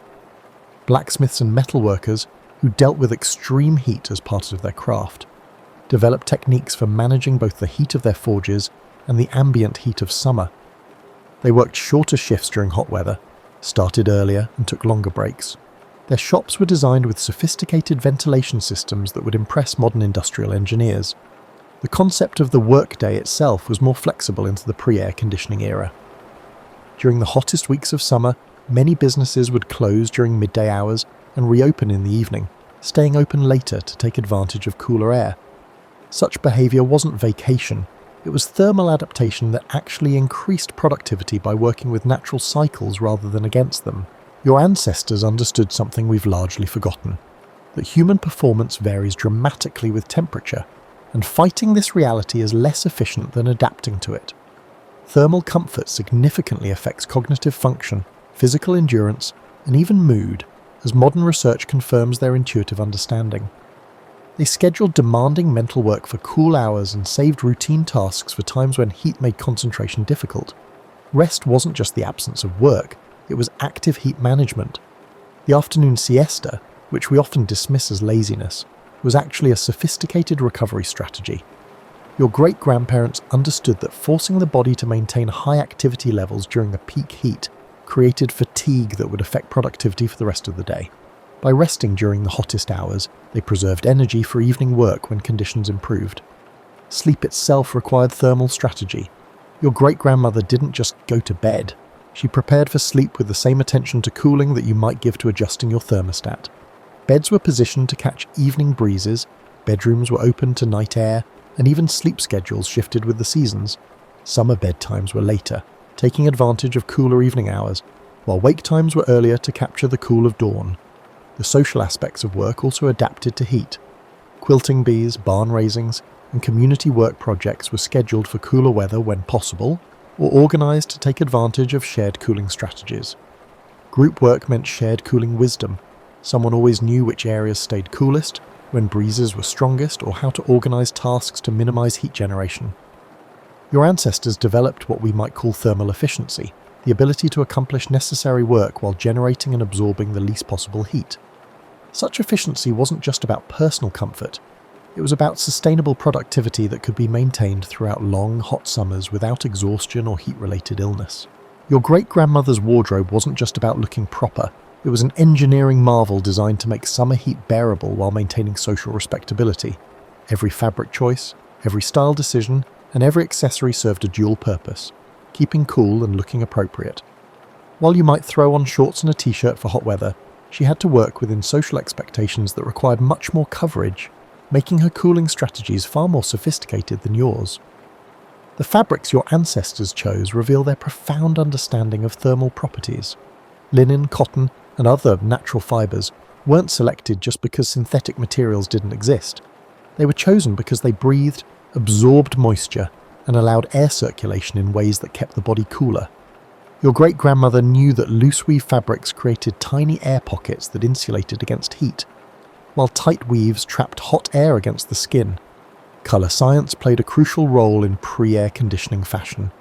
Light colours weren't just fashionable in summer, they were essential technology, reflecting heat rather than absorbing it. Your great-grandmother's white cotton dresses, light-coloured parasols, and pale summer hats were essentially wearable cooling systems that modern research has confirmed as remarkably effective heat management. The layering strategies your ancestors developed would impress modern outdoor gear designers. They understood that multiple light layers could be adjusted throughout the day as temperatures changed, allowing for fine-tuned thermal control. A light chemise, followed by a cotton dress, topped with a removable shawl or jacket, created a flexible system that could adapt to morning coolness, midday heat, and evening breezes. Your great-grandfather's summer work clothes tell their own cooling story. Those loose overalls weren't just practical for farm work, they allowed air circulation around the body while protecting skin from the sun. The wide-brimmed hats that seemed purely functional were actually sophisticated cooling devices, creating portable shade while allowing heat to escape from the head. Even suspenders served a cooling purpose, holding the pants away from the body to allow air circulation. Hairstyling in the pre-air conditioning era was as much about temperature management as it was about fashion. Your great-grandmother's elaborate updos weren't just decorative, they lifted hair off the neck and allowed air to circulate around one of the body's most effective cooling zones. Those intricate braids and buns that look so complicated in old photographs were actually practical cooling technology disguised as beauty routines. Undergarments of the era reveal the sophisticated understanding your ancestors had of thermal regulation. While the idea of corsets and multiple petticoats might seem stifling to you, these garments were designed to create air pockets and allow circulation while maintaining the silhouette that social expectations demanded. Summer undergarments were made from the lightest possible materials and designed to wick moisture away from the body. Thermal reality completely shaped food culture in the pre-air conditioning era. Your great-grandmother didn't avoid using the oven in summer because she was trying to save energy. She avoided it because heating the kitchen could make the entire house unbearable for days. Summer menus were essentially cooling strategies disguised as meals. Cold soups, fresh salads, and uncooked foods weren't just refreshing, they were thermal management. Your ancestors understood that digestion itself generates body heat, so summer meals were lighter, easier to digest, and required less internal energy to process. Those elaborate cold salads and chilled soups that seem so elegant in old cookbooks were actually sophisticated cooling technology. Preservation methods adapted to heat in ingenious ways. Root cellars, spring houses, and ice houses weren't just food storage, they were community cooling infrastructure. Your great-grandmother might plan her weekly menu around what could be stored without generating heat, what could be prepared without cooking, and what would actually help cool the body from the inside. Beverages became medicine in the pre-air conditioning world. Sweet tea, lemonade, and other cooling drinks weren't just refreshments, they were thermal therapy. Your ancestors understood that certain ingredients could actually help the body cool itself, while others would make heat worse. Mint, cucumber, and citrus served not only as flavouring but also as internal cooling agents. Even social dining adapted to heat management. Summer entertaining moved outdoors not just for ambience but for thermal practicality. Garden parties, picnics, and outdoor dining took advantage of breezes and shade while keeping the heat-generating cooking activities away from living spaces. Your great-grandmother's summer dinner parties were carefully choreographed to minimise heat generation while maximising cooling opportunities. The timing of meals shifted with thermal reality. Breakfast might be substantial, taking advantage of cool morning air for cooking and eating. Lunch became lighter and simpler, while dinner was often delayed until evening, when both cooking and eating could happen in more comfortable temperatures. Your ancestors didn't eat by the clock, they ate by the thermometer. These weren't just survival strategies, they created a culture of elegance and sophistication that worked within natural limits rather than trying to overcome them. Your great-grandmother managed to stay cool, look beautiful, and maintain social standards without ever touching a thermostat, creating a lifestyle that was both practical and genuinely stylish. As you settle into your climate-controlled bedroom tonight, consider how different your great-grandparents' relationship with sleep was during the sweltering summer months. Night wasn't just a time for rest. It was the daily reward for surviving another day of heat, a precious opportunity to cool down, recharge, and prepare for whatever thermal challenges tomorrow might bring. The evening hours held a special magic that our artificially cooled world has largely forgotten. The transition from day to night was something your ancestors savoured like wine. As the sun finally began its descent, the entire household would shift into evening mode with the precision of a well-rehearsed orchestra. Windows that had been strategically closed during the heat of the day would begin opening in careful sequence, each one positioned to catch the first hint of cooling air and encourage it to flow through the house. Your great-grandmother had an intimate knowledge of her home's thermal personality. She knew which windows to open first to create the gentle suction that would pull hot air out while drawing cooler air in. She understood the exact moment when the outdoor temperature dropped below the indoor temperature, the magical threshold when natural ventilation changed from liability to blessing. This wasn't guesswork. It was science learned through years of paying attention to the subtle signals that told her when relief was finally available. The bedroom preparation rituals of the pre-air conditioning era would seem elaborate to you now, but they were essential technology for achieving comfortable sleep. Beds were positioned not just for convenience, but to catch every available breeze. Your great-grandfather might move the entire bed closer to windows during heat waves, transforming the bedroom layout to take advantage of night air movement. Bedding became a crucial element in thermal management. Heavy quilts and comforters were stored away for the summer, replaced by lightweight cotton sheets that could breathe with the sleeper. Some families had special summer sheets made from linen or cotton, so fine it was almost like sleeping under woven air. Pillows were swapped for thinner versions, and even mattresses might be replaced with lighter alternatives that didn't trap and hold body heat throughout the night. The evening cooling routine extended beyond just opening windows. Your great-grandmother might take a cool bath or splash cold water onto her wrists and neck. Areas where blood vessels are close to the surface and cooling them could affect the entire body's temperature. Hair that had been pinned up all day would be brushed out and arranged to allow maximum air circulation around the neck and head during sleep. Children's bedtime routines were especially adapted to heat management.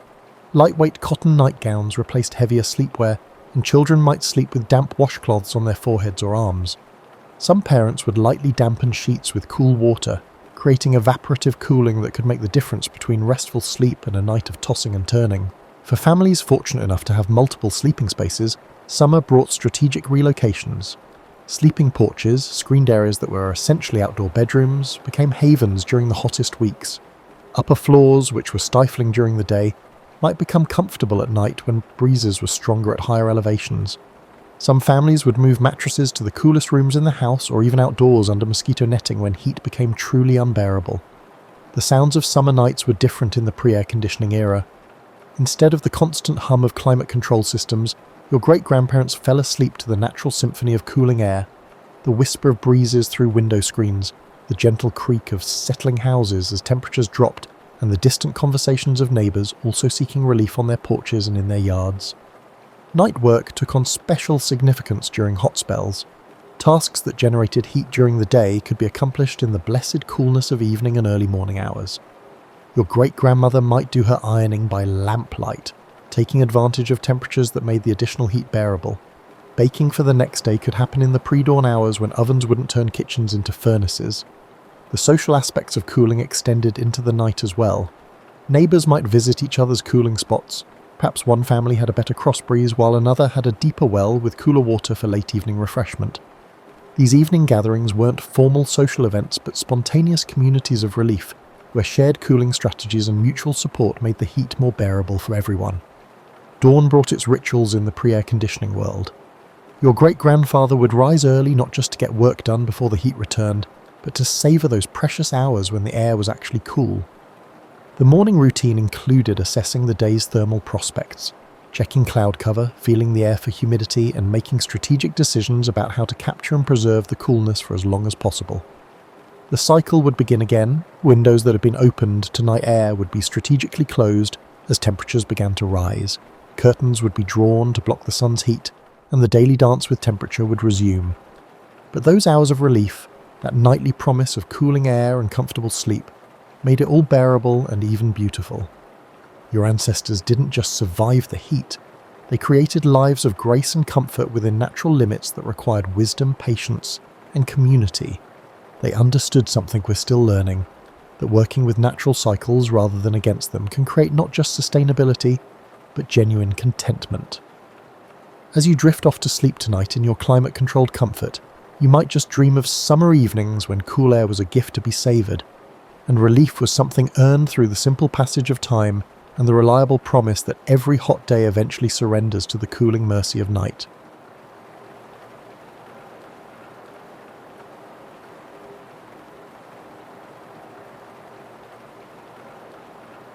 Now, shut your eyes and visualize yourself floating slowly through centuries of history until you gently land in what is now Iraq, circa 2100 BCE. The smell is what hits you first, not the sight. Baking bread, river water, and yes, a lot of livestock. Welcome to the first real neighbourhood in civilization, where people made the decision to settle down and stop aimlessly wandering around like lost tourists. The Tigris and Euphrates are two rivers that would make any real estate agent cry with delight. These rivers are not just any rivers.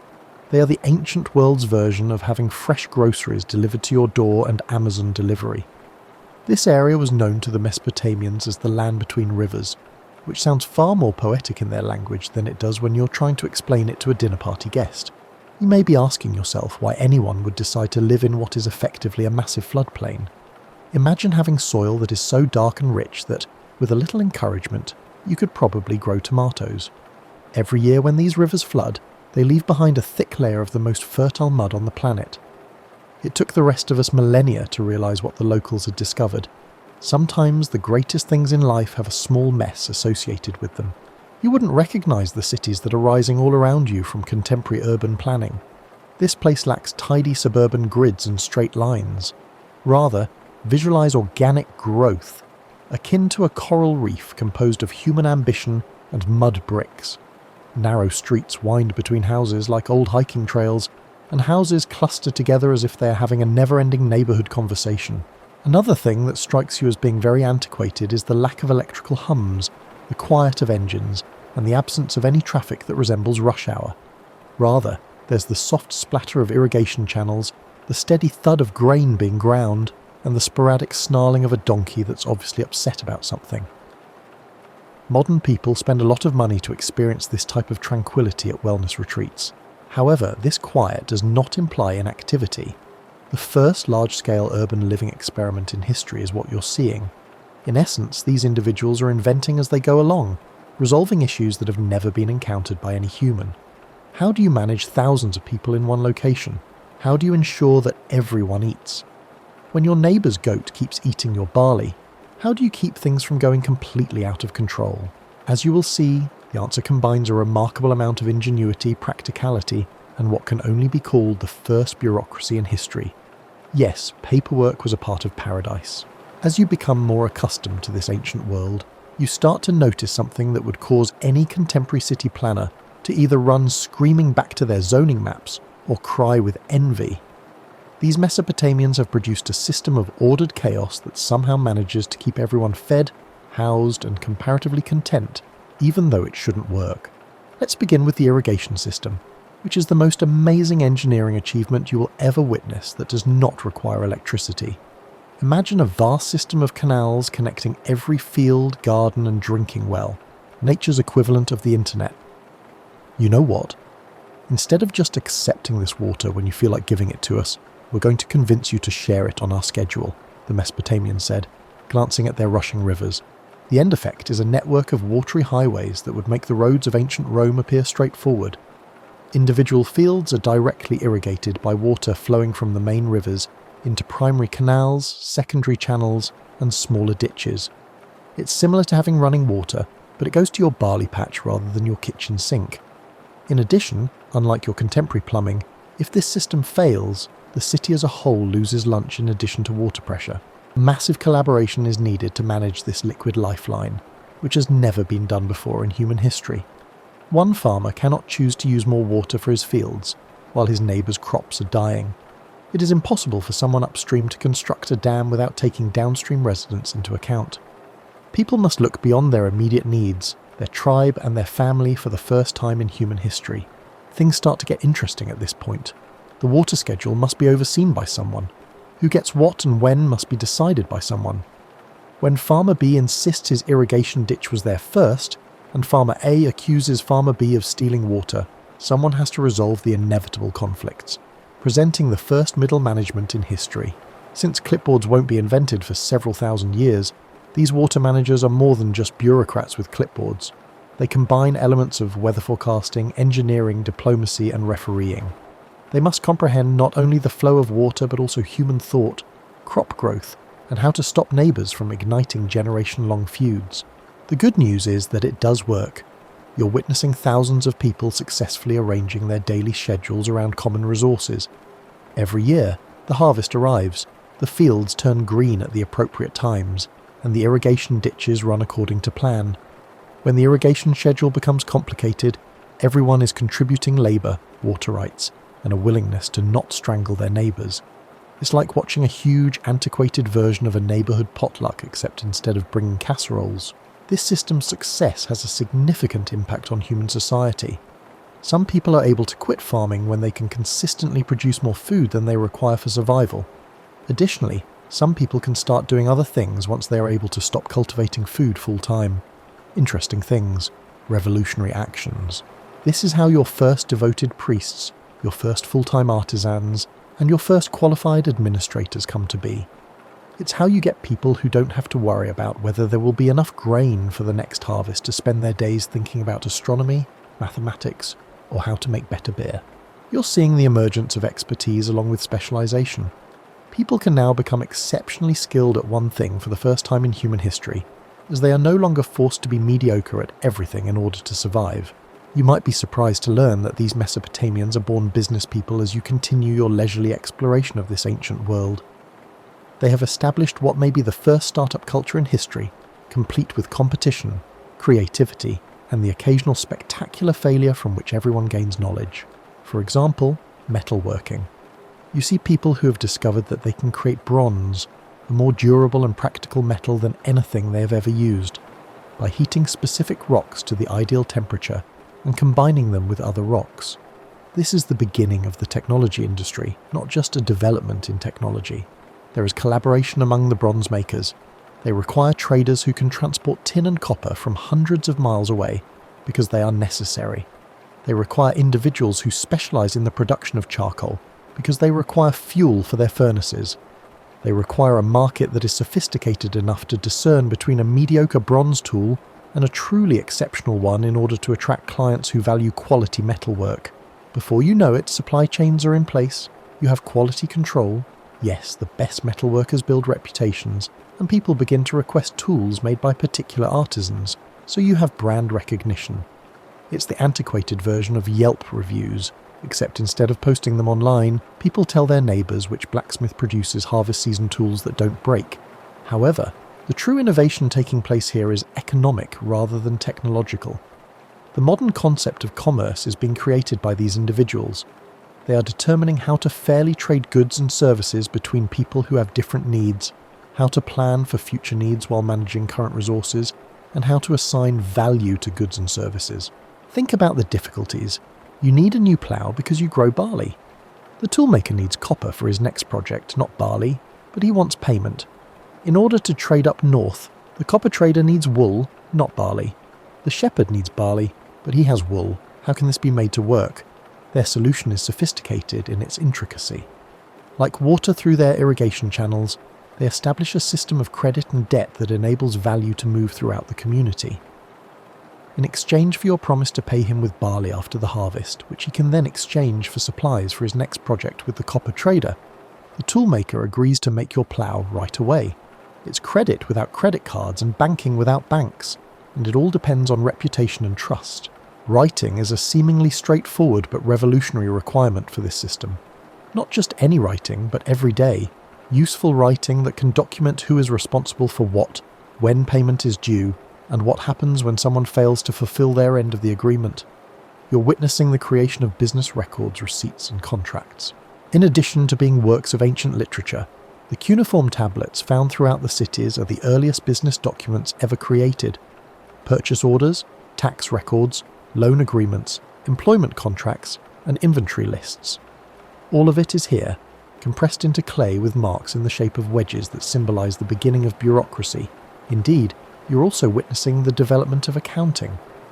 All of these promises, transactions, and credits and debts moving through the community must be monitored by someone. Even though the early accountants worked by lamplight, with clay tablets and reed styluses, rather than in contemporary offices with computers, they were addressing the same issues that accountants do today. The inventiveness of these solutions is astounding. They're creating economic systems from the ground up and learning by trial and error how to make complex societies run smoothly, rather than simply replicating what worked elsewhere. You're going to see something that will make you appreciate human ambition even more as you continue your cozy exploration of this ancient world. These Mesopotamians aren't satisfied with merely resolving pragmatic issues like trade and irrigation. They're aiming for something greater, something that appeals to the basic human need to build monuments to their own creativity. You're witnessing the construction of ziggurats, which are enormous stepped pyramids that resemble old-fashioned skyscrapers and rise out of the level terrain. However, referring to them as buildings is an understatement. These are assertions, proclamations, and architectural justifications for human potential. People say, we can move mountains of earth, and we can do it one basket at a time, when you watch one being constructed. The logistics alone are astounding. Millions of mud bricks must be made, dried, and transported to the construction site for a large ziggurat. No trucks, cranes, or mechanized equipment are present. Everything is propelled by animal strength, human muscle power, a complex network of ramps and levers, and unwavering willpower. The planning, however, is what really sets it apart. To prevent the entire project from collapsing into a heap of costly debris, someone must determine how many bricks they will need, where to obtain the raw materials, how many workers are needed, how to feed all of those workers, where they will sleep, and how to coordinate their efforts. You're witnessing a level of project management that won't be seen again until the building of medieval cathedrals.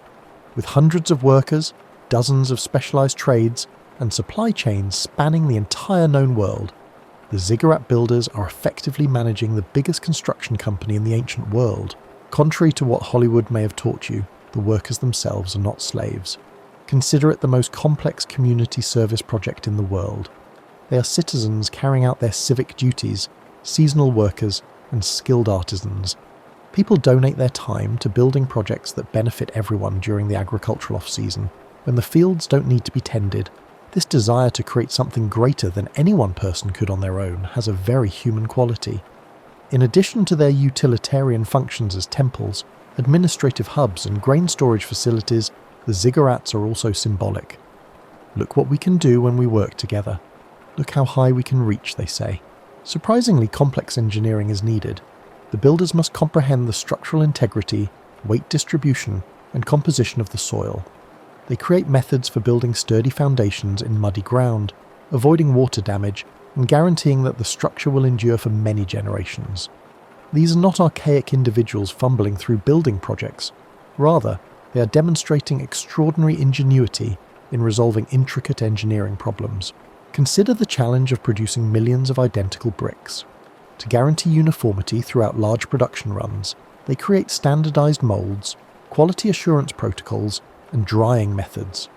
They determine the ideal brick sizes that strike a balance between handling ease and structural strength. They develop production techniques for assembly lines that will not be used again until the Industrial Revolution. Even more impressive than the engineering is the coordination that is needed. Consider overseeing a project in which some employees are producing bricks, others are moving them, and still others are arranging them in progressively intricate designs as the building rises. Everyone needs to be motivated, supervised, supplied, and in sync. It's similar to conducting an orchestra, except that hundreds of construction workers are used in place of musicians, and architecture that will outlast empires is used in place of music. You come across something that may appear less dramatic than enormous construction projects, but is actually far more revolutionary as you continue your peaceful journey through this amazing civilization. You're seeing the beginning of formal education, mathematics, and what we might call science. The point at which humans started to think methodically about thinking itself. Something extraordinary is taking place in tiny buildings dotted across the cities. Young adults and children are congregating to learn rather than to labour in workshops or fields. The lessons they are learning at the first schools in history will have a lasting impact on human civilization. These are not informal teachings that parents impart to their children. This is formal education, complete with learning objectives, standardized curricula, and qualified teachers. In addition to learning mathematics, astronomy, literature, and law, students also practice writing by copying out traditional texts. They are becoming literate in the art of knowledge acquisition, as well as in their native tongue. Your high school algebra teacher would be ecstatic about the mathematics being developed here. These individuals are dealing with ideas that appear to be nearly contemporary: geometric principles, place value notation, and mathematical relationships that are still utilized by architects today. They're finding abstract mathematical truths that exist apart from any real-world applications, not just counting things. What's amazing, though, is that they're using a number system based on 60 rather than 10. They're thinking in base 60 while you're counting on your fingers and working with powers of 10. This sounds really strange until you realize that 60 is more divisible by numbers than 10 is. For many mathematical operations, their system is actually more adaptable. It's similar to learning that a better wheel was created, but thousands of years later, we're still using the subpar one. There is more to this mathematical sophistication than meets the eye. The same individuals who divide circles into 360 degrees, yes, that's where that originates, are also conducting astronomical observations, which call for exact measurement and documentation. They're making calendars that align agricultural activities with astronomical events, tracking the motions of planets, and forecasting eclipses. It is truly astounding how much astronomical knowledge is being amassed here. These observers have discovered that there are recurring patterns in the movements of the planets. They can predict when Venus will show up as an evening star as opposed to a morning star. They have developed mathematical models to forecast astronomical events and identified zodiacal constellations. Most impressive, though, is the way they're tackling these issues. They are searching for underlying patterns, formulating hypotheses, and testing predictions in addition to merely gathering observations. For another few thousand years, they would not refer to what they are doing as science, but they are. This methodical approach to knowledge is not limited to astronomy and mathematics. Students are learning how to evaluate court cases, write poetry in accordance with formal guidelines, and comprehend historical precedents in the classroom. They are discovering that knowledge itself can be methodically arranged, classified, and passed down from one generation to the next. You're witnessing the creation of intellectual life as we know it today. For the first time in history, some people are able to devote their lives to comprehending the fundamentals of the world's functioning, rather than just finding solutions to pressing practical issues. What are numbers, really? Why do the planets move the way they do? And what makes a good law different from a bad one? Are some of the questions they can pose. The ramifications are astounding. People whose job it is to think about abstract problems begin to draw connections between various fields of knowledge. The mathematician understands that architecture is governed by geometric principles. The astronomer learns that natural events can be predicted by mathematical models. The legal scholar is aware that using reason to settle disagreements is a more equitable approach than merely adhering to custom.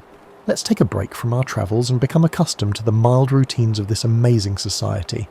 You're about to learn that revolution can sometimes be whispered through the everyday moments that comprise human existence, rather than always being announced with great fanfare. A typical Mesopotamian family wakes up as the small, high windows of their house let in the first rays of the day. The first thing that strikes you is how different their everyday worries are from yours, yet they feel surprisingly similar. The mother is organising meals that will stretch resources throughout the week and keeping an eye on the household's grain supplies. The father is going over his to-do list in his head, including which irrigation channels require upkeep, which tools require repair, and which neighbours he needs to work with in preparation for the harvest. Their kids are getting ready for school, and yes, they probably whine about it as much as kids do. Young Enlil claims he already knows enough mathematics to assist with the family business, and little Shamet refuses to practice her cuneiform writing exercises. It appears that certain aspects of human nature never go out of style. However, these everyday occurrences contain innovations that continue to shape our lives to this day. In order to trade fairly with her neighbours, the mother uses standardised weights and measures when she measures out grain for breakfast. The father uses a filing system that arranges data in ways that any contemporary office worker would recognise when he looks through his business records from the previous day. The breakfast itself demonstrates the sophistication of technology. Yeast cultures, a biological technology that turns simple grain into sustenance that can support complex societies, have been preserved and passed down through the generations to make the bread. The beer, yes, they have beer for breakfast, which makes sense given the dubious quality of ancient water supplies, represents fermentation processes that call for exact timing and temperature control. You're watching the infrastructure of civilization in action as the family go about their morning routines. Thousands of people are served by the distribution system that provides them with the water they use.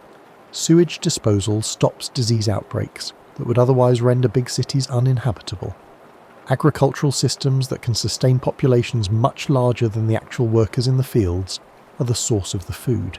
You're witnessing the beginning of expert craftsmanship when the father leaves for his workshop. He's not just producing, he's also upholding standards, creating methods, and establishing a reputation for excellence that goes well beyond his local area. His goods will be traded over great distances, spreading the fame of his city to locations he will never be able to visit. Mother's Day is equally noteworthy. She's in charge of a household that serves as both a place of residence and a business. She's handling family finances, preserving social ties that are the foundation of community life, and processing food for preservation. She's teaching kids not only useful skills, but also social norms, cultural values, and the information they will need to navigate a complex society as adults. You're seeing something that would be entirely familiar to any modern family when the evening rolls around, and they all sit down to their main meal. But it's also utterly revolutionary for its time. They are sharing food that has been prepared, preserved, and processed in ways that enable them to eat healthily, even in the absence of fresh ingredients. They're talking about the day's activities in a way that helps kids comprehend how they fit into the larger community. Most astonishingly, though, they're at ease. They are not fighting for basic survival, even though they live in what we might consider primitive conditions. People can now enjoy their lives, plan for the future, and pursue interests beyond their immediate needs thanks to advancements in agriculture, commerce, and social organisation. There may be games, storytelling, or music after supper. Another revolutionary idea is that people have leisure time. Human culture can thrive in previously unthinkable ways when survival is safe enough for people to devote their time to pursuits that have no immediate practical value. In addition to sleeping off the day's labour, the family is refueling for tomorrow's involvement in humanity's first complex urban living experiment. They will awaken tomorrow and once more play a part in preserving the systems that enable thousands of people to coexist in harmony, prosperity, and productivity. One of the most remarkable accomplishments of Mesopotamian civilization is revealed as you delve deeper into this ancient world.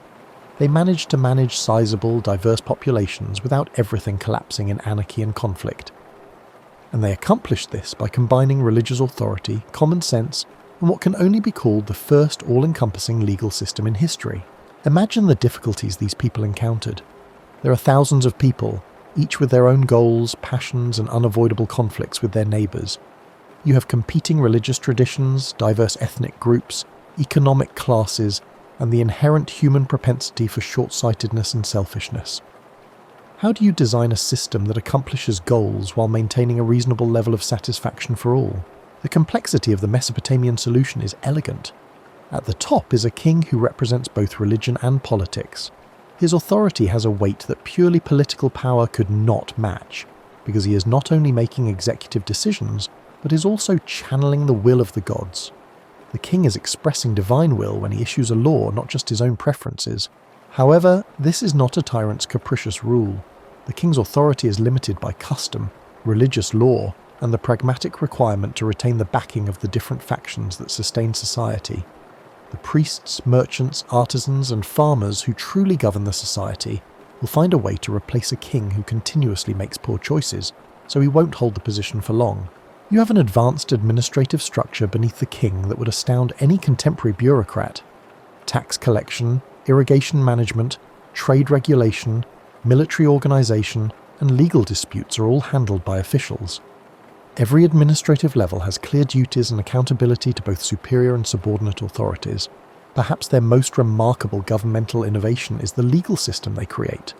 These individuals draft thorough legal codes that aim to cover every potential conflict or offence. Nearly 300 laws, ranging from business disputes to marriage contracts to property rights, are included in the publicly visible Code of Hammurabi. However, the sophistication of these laws is even more impressive than their comprehensiveness. They distinguish between various property types and social classes. They make a distinction between accidents and deliberate crimes. Instead of just exacting retribution, they offer proportionate penalties meant to bring the world back into balance. To a degree that would be progressive in many societies thousands of years later, they defend the rights of women, children, and even slaves. Unprecedentedly, a professional judicial system is needed to enforce these laws. Records that keep track of court rulings, judges who are knowledgeable about the law, and court procedures that guarantee fair hearings. You're witnessing the emergence of jurisprudence, the belief that disagreements can be settled by logic and facts, rather than solely by the person with the most military might or political clout. Most significantly, though, this legal system is open to the public. The laws are visible to everyone because they are engraved in stone. This indicates that people are aware of their rights, expectations, and the repercussions of different behaviours. Law ceases to be arbitrary and becomes predictable for the first time in human history. This government is backed by an equally advanced tax system. There are set rates, collection processes, and even provisions for tax relief during hard times, as opposed to just taking whatever the king wants. People are aware of their obligations, when they are due, and what they get in return, including public works projects, military protection, infrastructure upkeep, and judicial services. The result is something that can be identified as the rule of law, a system that treats people fairly in accordance with established standards, offers procedures for settling conflicts amicably, and fosters incentives for collaboration rather than conflict is probably more desirable than perfect justice, which is probably unachievable. Stability is the outcome. Due to their reasonable confidence in the stability of the legal and social framework, people are able to make long-term plans. Because they believe they will be able to reap the rewards when those projects mature, they are willing to put time and effort into endeavours that won't yield results right away. The intricate irrigation systems, intricate trade networks, educational institutions and architectural projects that take generations to complete are all made possible by this stability, which in turn lays the groundwork for everything else we have been investigating. Without governmental structures that can uphold continuity and order over decades or even centuries, none of these would be feasible. As you continue your exploration of ancient Mesopotamia, you may be surprised to learn that these pragmatic, engineering-minded individuals are profoundly spiritual, but not in a way that separates the sacred from the secular. They don't practice their religion during special ceremonies or on the weekends. It permeates every part of their lives, from how they plan their cities to how they go about their jobs. However, this is a faith that sanctifies practical activity and finds the divine in human achievement, not the kind of spirituality that demands people reject the material world. Mesopotamian gods are strikingly human-like, but in the most positive sense. They are individuals with preferences, knowledge, and continuous engagement in worldly matters, rather than impersonal abstract ideals. Enlil is in charge of the wind and storms, which bring fertility as well as destruction. For those whose civilization relies on both intelligence and irrigation, Enki's rule over fresh water and wisdom makes perfect sense. Since passion and conflict are essential components of the human experience, Inanna stands for both love and war. The most fascinating thing about these gods, though, is how they serve as examples of the kind of collaboration that enables civilized life. The myths describe gods cooperating on cosmic building projects, exchanging resources and expertise, and reaching mutually beneficial agreements. People who take part in religious rituals are not only worshipping, they are also honing the social skills necessary to maintain the smooth operation of their own communities. Each city is dominated by temples that are much more than just places of worship. They are a combination of social service agencies, educational institutions, and economic hubs. In addition to carrying out rituals, the priests who work in these temples also oversee agricultural estates, run educational institutions, care for libraries, and offer welfare assistance to members of the community who are struggling.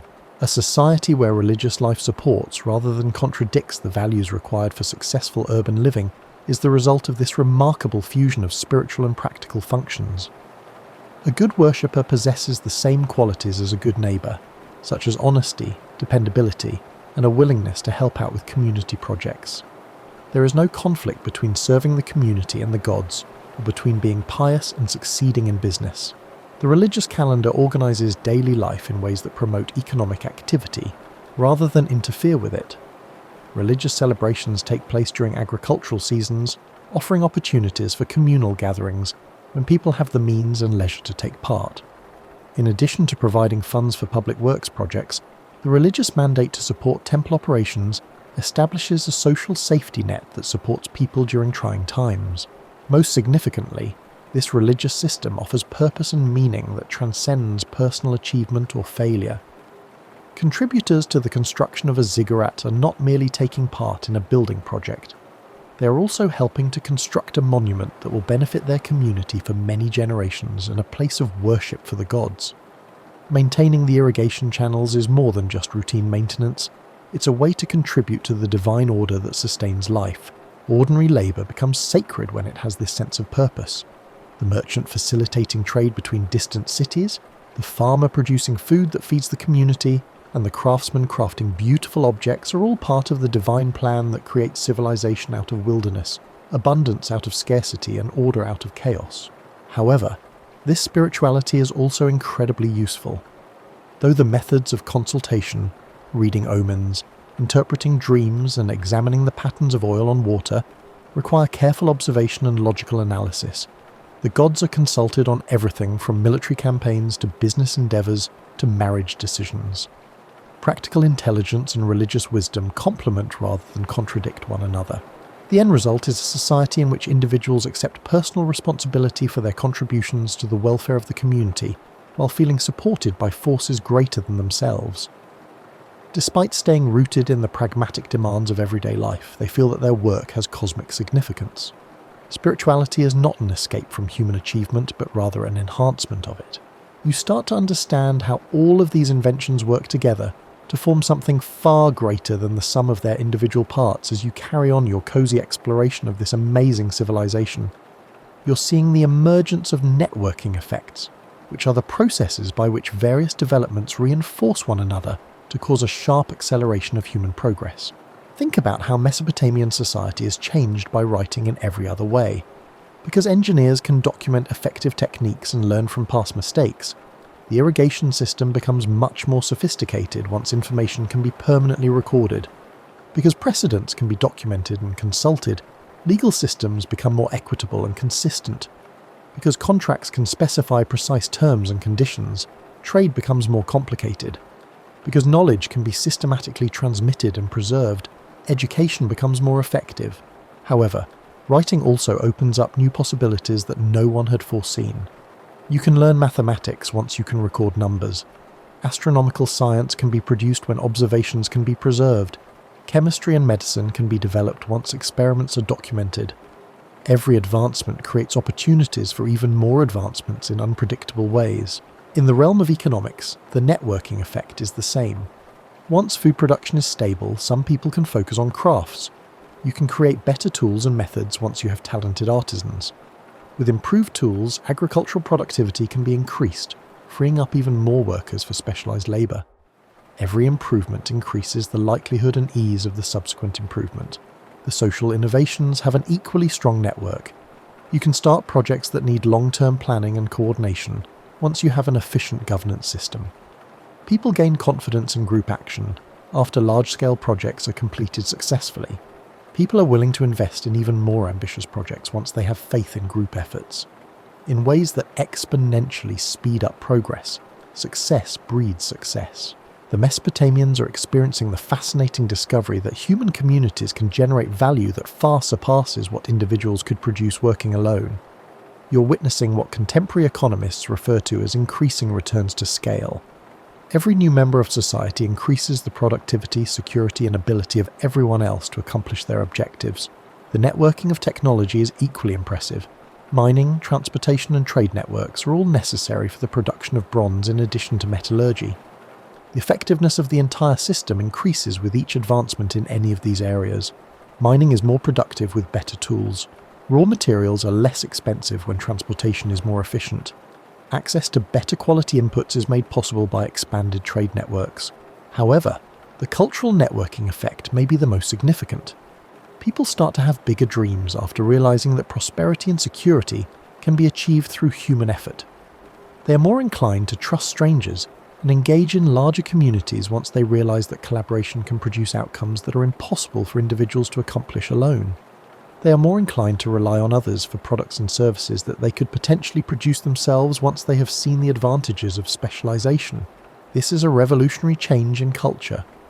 People are choosing to become interdependent instead of self-sufficient for the first time in human history.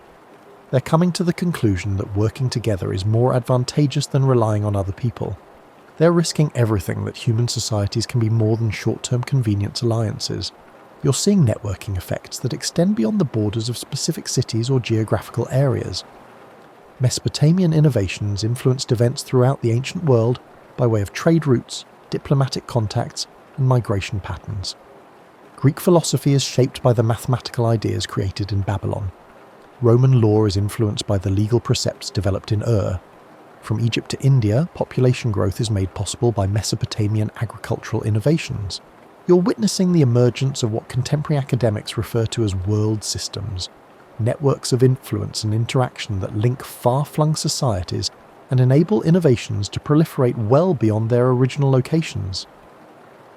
For the first time, human advancement turns into a cooperative endeavour in which several civilizations cooperate, often unknowingly, to address shared problems. You are left with a deep respect for the accomplishments of these extraordinary people as our leisurely tour of ancient Mesopotamia comes to an end. You return to the comforts of the present with a fresh perspective on how much we owe these pioneers of the past. The golden age you have witnessed was golden not because it was flawless, but because it was the first time that humanity had successfully attempted to build sophisticated societies that boosted rather than depleted human potential. With creativity, teamwork, and an incredible belief in human potential, these individuals overcame obstacles that no other generation had ever faced. Their solutions weren't coincidental or short-term fixes. Thousands of years later, we are still using modified versions of the institutions, systems, and ways of thinking they established because they were so successful. You are building on the foundations established by these ancient pioneers each time you use mathematics, read a written contract, engage in democratic governance, or profit from specialization and trade. Perhaps most significantly, however, they illustrated a feature of human nature that still holds true today. When people are confident enough to look beyond their immediate survival, when they have incentives to work together rather than engage in destructive competition, and when they have faith that their efforts will be fairly rewarded, they collaborate to create amazing things. The Golden Age of Mesopotamia serves as a reminder that the greatest human civilization is about fostering an environment in which each person can use their special gifts to promote the well-being of the group, not about controlling nature or outperforming rivals. It involves creating systems that are both robust enough to offer security and adaptable enough to foster creativity. It involves figuring out how to respect both individual success and the well-being of the community. As you fall asleep, consider how human advancement is still fueled by the same cooperative impulses that created ziggurats, and cuneiform writing. The spirit of ancient Mesopotamia endures every time individuals decide to work together rather than fight, every time someone lends their expertise to projects bigger than themselves, and every time communities make investments in infrastructure that will benefit coming generations. Even though the cities are now covered in desert sand and the irrigation channels are dry, the human ability to bring order out of chaos, abundance out of scarcity, and meaning out of life's basic materials still flows like those ancient rivers between the Tigris and Euphrates.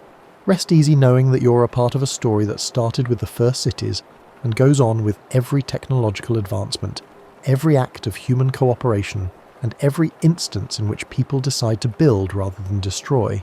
Mesopotamia's golden age serves as a reminder that our best times are never truly over. Rather, they are always just getting started, and are waiting to be shaped by the next generation of people who are prepared to cooperate in order to achieve common goals. The same mathematical patterns that the ancient astronomers found still govern the way the stars wheel overhead. The human urge to create, collaborate, and strive for something bigger than personal survival is still as strong as the fires in those old bronze workshops. And tomorrow we carry on the work they started, the never-ending optimistic endeavour of creating civilizations deserving of human potential, in both minor and major ways.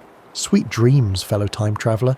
Take comfort in the fact that you are a part of the greatest success story in human history, one that is still being written, one day at a time, by people who recognise that the greatest monuments we can erect are those that enable others to rise just a little bit above their own potential.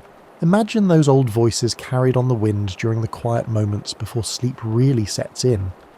Farmers in Mesopotamia discovered that a floodplain could become a paradise if they banded together. The artisans who realised that specialised work could elevate simple survival to creative success. The administrators demonstrated that, at its best, bureaucracy is just structured to serve the interests of the community. Even though their ziggurat has fallen apart, their wisdom can still be heard in every public library, contemporary hospital, and infrastructure project that enhances the lives of people the builders have never met. Even though their cuneiform tablets are now museum artifacts, their belief that knowledge should be shared and preserved endures in every book, website, and classroom where new information is learned. Their understanding that abundance comes from cooperation rather than competition is evident in every successful business partnership, community garden, and instance where neighbours choose to support one another rather than compete. The irrigation channels they dug have long since filled with sand.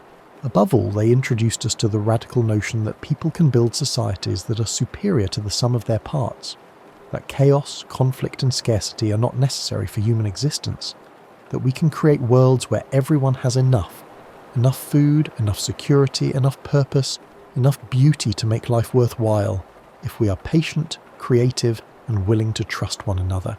Therefore, as you drift off to sleep, remember not only the accomplishments of these ancient people, but also the quiet assurance that the same inventive, collaborative spirit that created the first cities is still creating a better world today. Every tiny deed of compassion, every instance of putting empathy ahead of judgment, and every contribution to a cause greater than yourself keeps the good work going. Mesopotamia's golden age was a beginning rather than a destination. The story's most lovely aspect is that it isn't yet over. It persists in every heart that selects cooperation over rivalry, hope over fear, and building over destruction. Rest easy knowing that you are both the inheritor of their wisdom and a part of its continuous development. Maybe you will hear the soft splatter of old irrigation channels in your dreams, delivering vital water to gardens that will reopen tomorrow. Good night, civilization builder. Good night, ancient dream heir. Good night, participant in the world's greatest ongoing endeavour, the patient, optimistic endeavour to build a world that lives up to our highest hopes. As a reminder that some things, beauty, truth, and the human capacity for wonder, really are eternal. The stars that led those early astronomers continue to shine down on you in the same timeless patterns they found. Get enough sleep. Have a lovely dream. Wake up tomorrow prepared to carry on the never-ending joyful task of bringing the world closer to the paradise they saw between two rivers so long ago.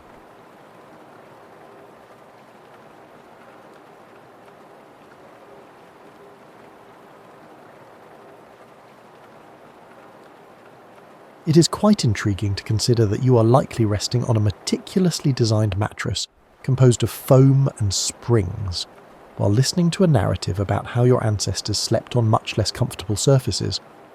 While not literally on rocks, though we will address that aspect shortly, this evening we will journey back in time to explore the sleeping arrangements of those who lived before the innovative concept of filling a fabric sack with soft materials to create a mattress was conceived. Well, they didn't actually sleep on rocks, though we'll discuss that part soon enough. Tonight, we're going back in time to discover what people did before someone had the brilliant idea to stuff a fabric sack with soft things and call it a mattress. Picture this. It's 200,000 years ago, and your great time's about 10,000 grandmother is getting ready for bed. She's not scrolling through her phone or adjusting her memory foam pillow. She's not even wearing pyjamas because pyjamas haven't been invented yet. Neither has the bed she's about to sleep in. In fact, the idea of having a specific sleeping area, rather than just collapsing wherever exhaustion takes you, has not been developed either. The earliest humans were remarkably practical about sleep.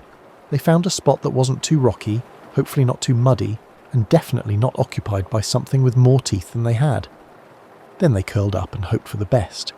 You might think this scenario sounds uncomfortable, but remember, these people had never experienced a Tempur-Pedic mattress, so they had no idea what they were missing. Ignorance was bliss, literally. However, as is typical of humans, they quickly began to get creative. Archaeological evidence shows that around 77,000 years ago, people in South Africa were making the world's first beds out of sedge grass and aromatic leaves.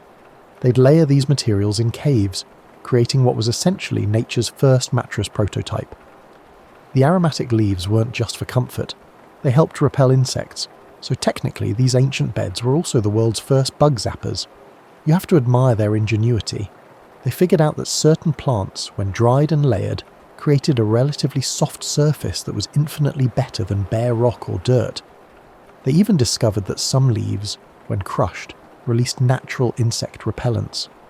Your ancestors were basically running a prehistoric bed and bath store complete with aromatherapy. The intriguing thing about these early beds is that they weren't permanent fixtures. When the tribe moved, the bed stayed behind. This meant that every night someone had to gather fresh materials and essentially build a new bed. Imagine if you had to reconstruct your entire sleeping arrangement every single day. You'd probably develop some serious appreciation for your current setup pretty quickly. These grass beds weren't just about comfort though. They represented one of humanity's first attempts to control their environment, rather than simply adapt to it. People began to reject the idea that sleep had to mean lying on whatever surface was available, saying, you know what, I think I can do better than this. And that drive to improve their sleeping situation would continue for thousands of years. The construction of these early beds was surprisingly sophisticated. People would gather fresh grass and leaves, carefully layer them for maximum softness and insulation, and arrange them in shapes that followed the natural curves of the human body. They understood concepts like moisture management and temperature regulation, long before anyone gave those ideas fancy names. What's particularly fascinating is that these beds were often communal projects. Everyone in the group would help gather materials, and the beds were usually large enough for multiple people to share. Privacy as we know it didn't exist yet, so sleeping arrangements were more about survival and warmth than personal space. Archaeological sites containing these beds provide evidence of consistent upkeep and rejuvenation. People would periodically burn old bedding materials, possibly to eliminate pests and parasites, before starting anew. Such behaviour makes them possibly the first people in history to actually change their sheets regularly, something that would make your mother proud.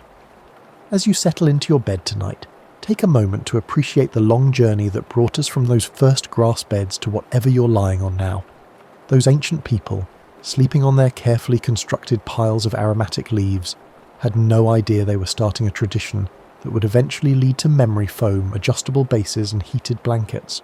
You want to sleep well just like they did. Fast forward about 70,000 years, and suddenly we're in ancient Egypt, where people had figured out some pretty impressive tricks for getting comfortable at night. You might think the Egyptians were all about pyramids and mummies, but they were also surprisingly good at sleeping.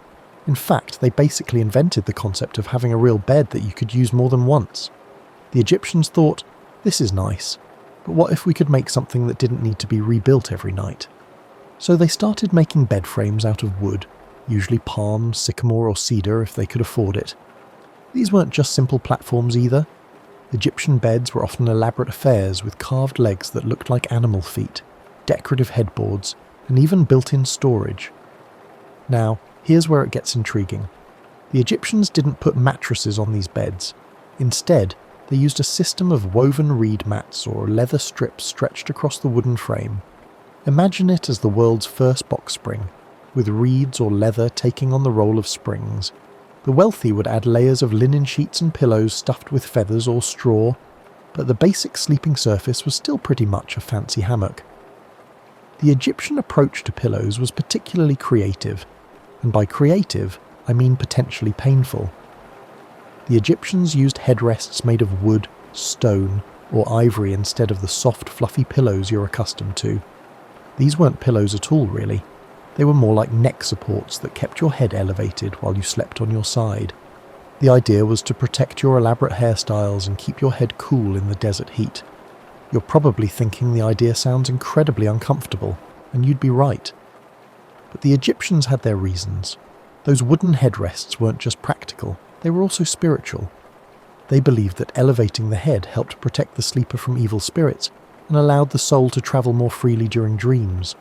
So while you might wake up with a stiff neck, at least your soul was well travelled. The truly affluent Egyptians achieved remarkable levels of bed comfort. They had servants whose job was to fan them while they slept, ensuring a cool breeze throughout the night. Some beds even had built-in mosquito nets made of fine linen, which was probably the most practical innovation since the aromatic leaves. Nothing ruins a good night's sleep like mosquitoes, whether you're in ancient Egypt or modern Florida. Egyptian beds were also status symbols. The more elaborate your bed, the more important you were. Pharaohs had beds made with gold inlays, precious stones, and intricate carvings. These beds were often so ornate that they were probably more comfortable to look at than to sleep on. But when you're a pharaoh, comfort is sometimes less important than making sure everyone knows you're the pharaoh. The construction of these beds was remarkably sophisticated. Egyptian craftsmen understood concepts like weight distribution and joint flexibility. They created beds that could support significant weight while still providing some give and flexibility. The leather or reed sleeping surfaces were carefully tensioned to provide optimal support, and the bed frames were designed to last for decades. One particularly ingenious feature of Egyptian beds was their height.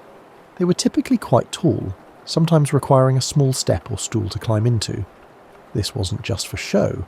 It helped protect sleepers from scorpions, snakes, and other ground-dwelling creatures that might want to share the bed. It also improved air circulation, which was crucial in Egypt's hot climate. The Egyptians also developed some of the first bed linens.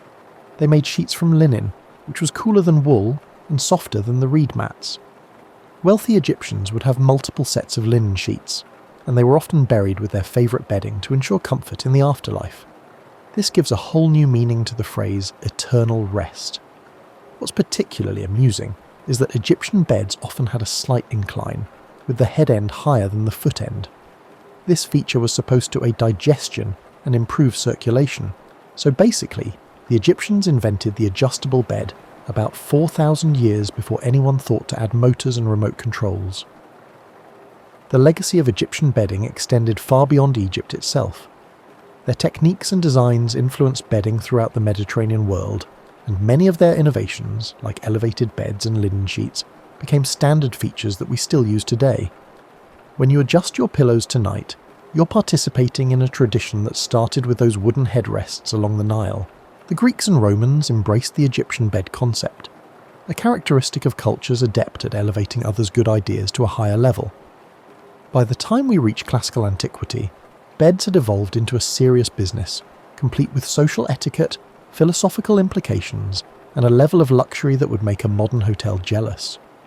Greek beds were called clines, and they weren't just for sleeping. These were multi-purpose pieces of furniture used for sleeping, eating, and lounging around looking philosophical.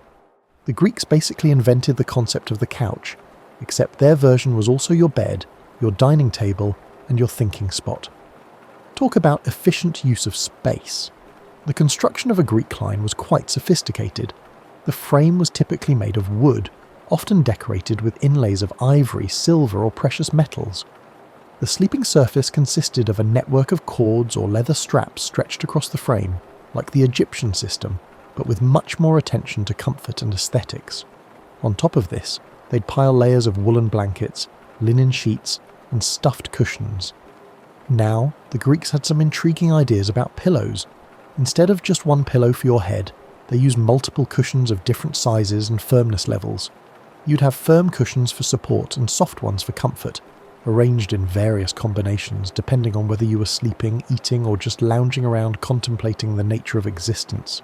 It was basically the ancient equivalent of those people who have 17 pillows on their bed and spend 10 minutes arranging them every night. Not to be outdone, the Romans took Greek bed technology and added their own flair for excess. Roman beds, or lectus, were often massive affairs that could accommodate multiple people. This wasn't necessarily for romantic reasons. Roman dining culture involved reclining on beds while eating, so a family meal might involve several people sharing the same sleeping surface while consuming elaborate multi-course dinners. Roman beds were also the first to feature anything resembling a real mattress. They stuffed large fabric sacks with wool, feathers, or even rose petals for the extremely wealthy. These weren't quite the mattresses we know today, but they were definitely a step up from stretched leather and wooden headrests. The Romans had discovered that if you stuff enough soft things into a bag, it becomes surprisingly comfortable to sleep on. The Romans were particularly proud of their bed linens. They imported fine silks from China and cotton from India, creating sheets that were softer and more luxurious than anything that had come before. Roman beds often featured elaborate bedding sets with matching pillows, blankets, and curtains.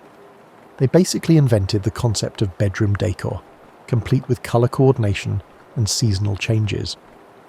One particularly Roman innovation was the canopy bed. They discovered that hanging curtains around the bed created privacy, blocked drafts, and helped keep insects at bay. These bed curtains were often made of expensive fabrics and were as much about showing off wealth as they were about practical comfort. If you've ever wondered why canopy beds seem so fancy, you can thank the Romans for establishing that tradition. The Romans also developed heated beds, which is pretty impressive considering they didn't have electricity. They used a system called hypercaust that circulated warm air from furnaces through hollow spaces in the walls and floors. Some wealthy Romans had heated sleeping chambers that maintained comfortable temperatures throughout the night. This method was probably the ancient equivalent of those heated mattress pads that make getting out of bed even more difficult than it already is. Roman beds often featured adjustable elements.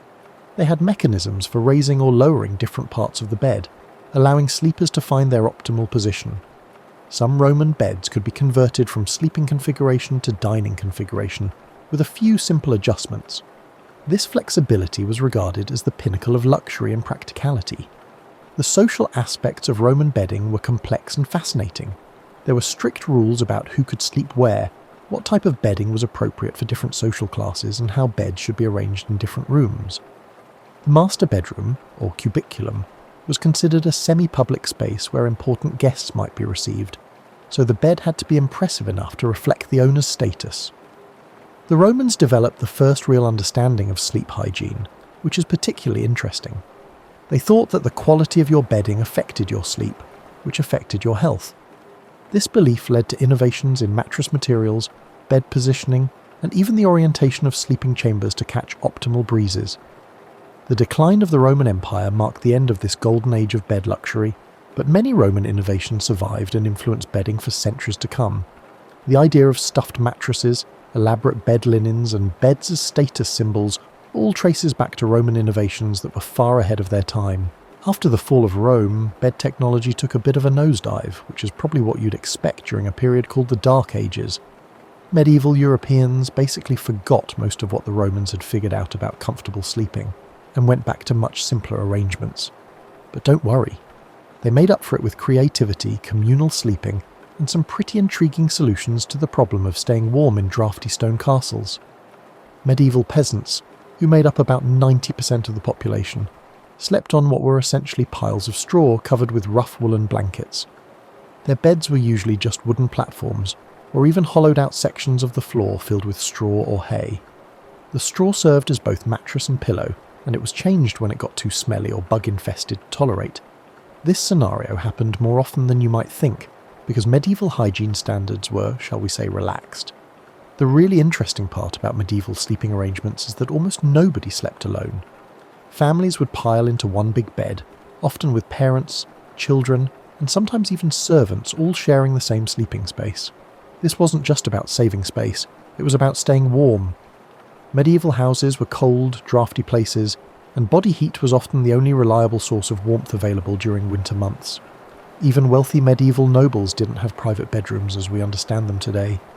The enormous hall of a castle or manor house would be filled with beds, and everyone from the lord's family to visiting guests to household servants would sleep in the same room. Privacy was a luxury that simply didn't exist.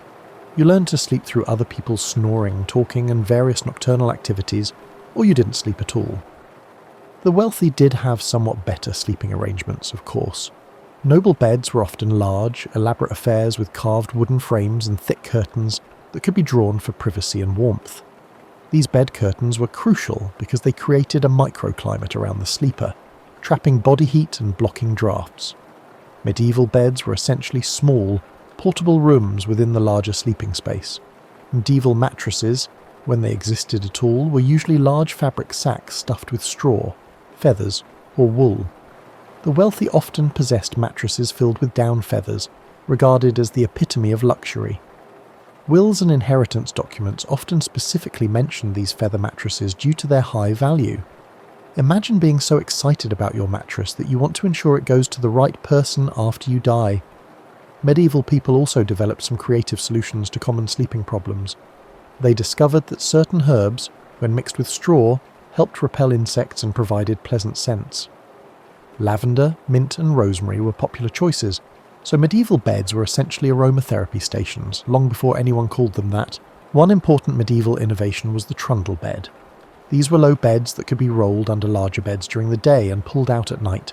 Servants, children, or guests would sleep on trundle beds, which saved space and allowed for flexible sleeping arrangements. It was basically the medieval equivalent of a pull-out couch, except much less comfortable. The concept of changing sheets was pretty foreign to medieval people. Bed linens, when they existed, were expensive and difficult to clean. Most people slept directly on their mattresses or under rough woolen blankets that were washed infrequently, if at all.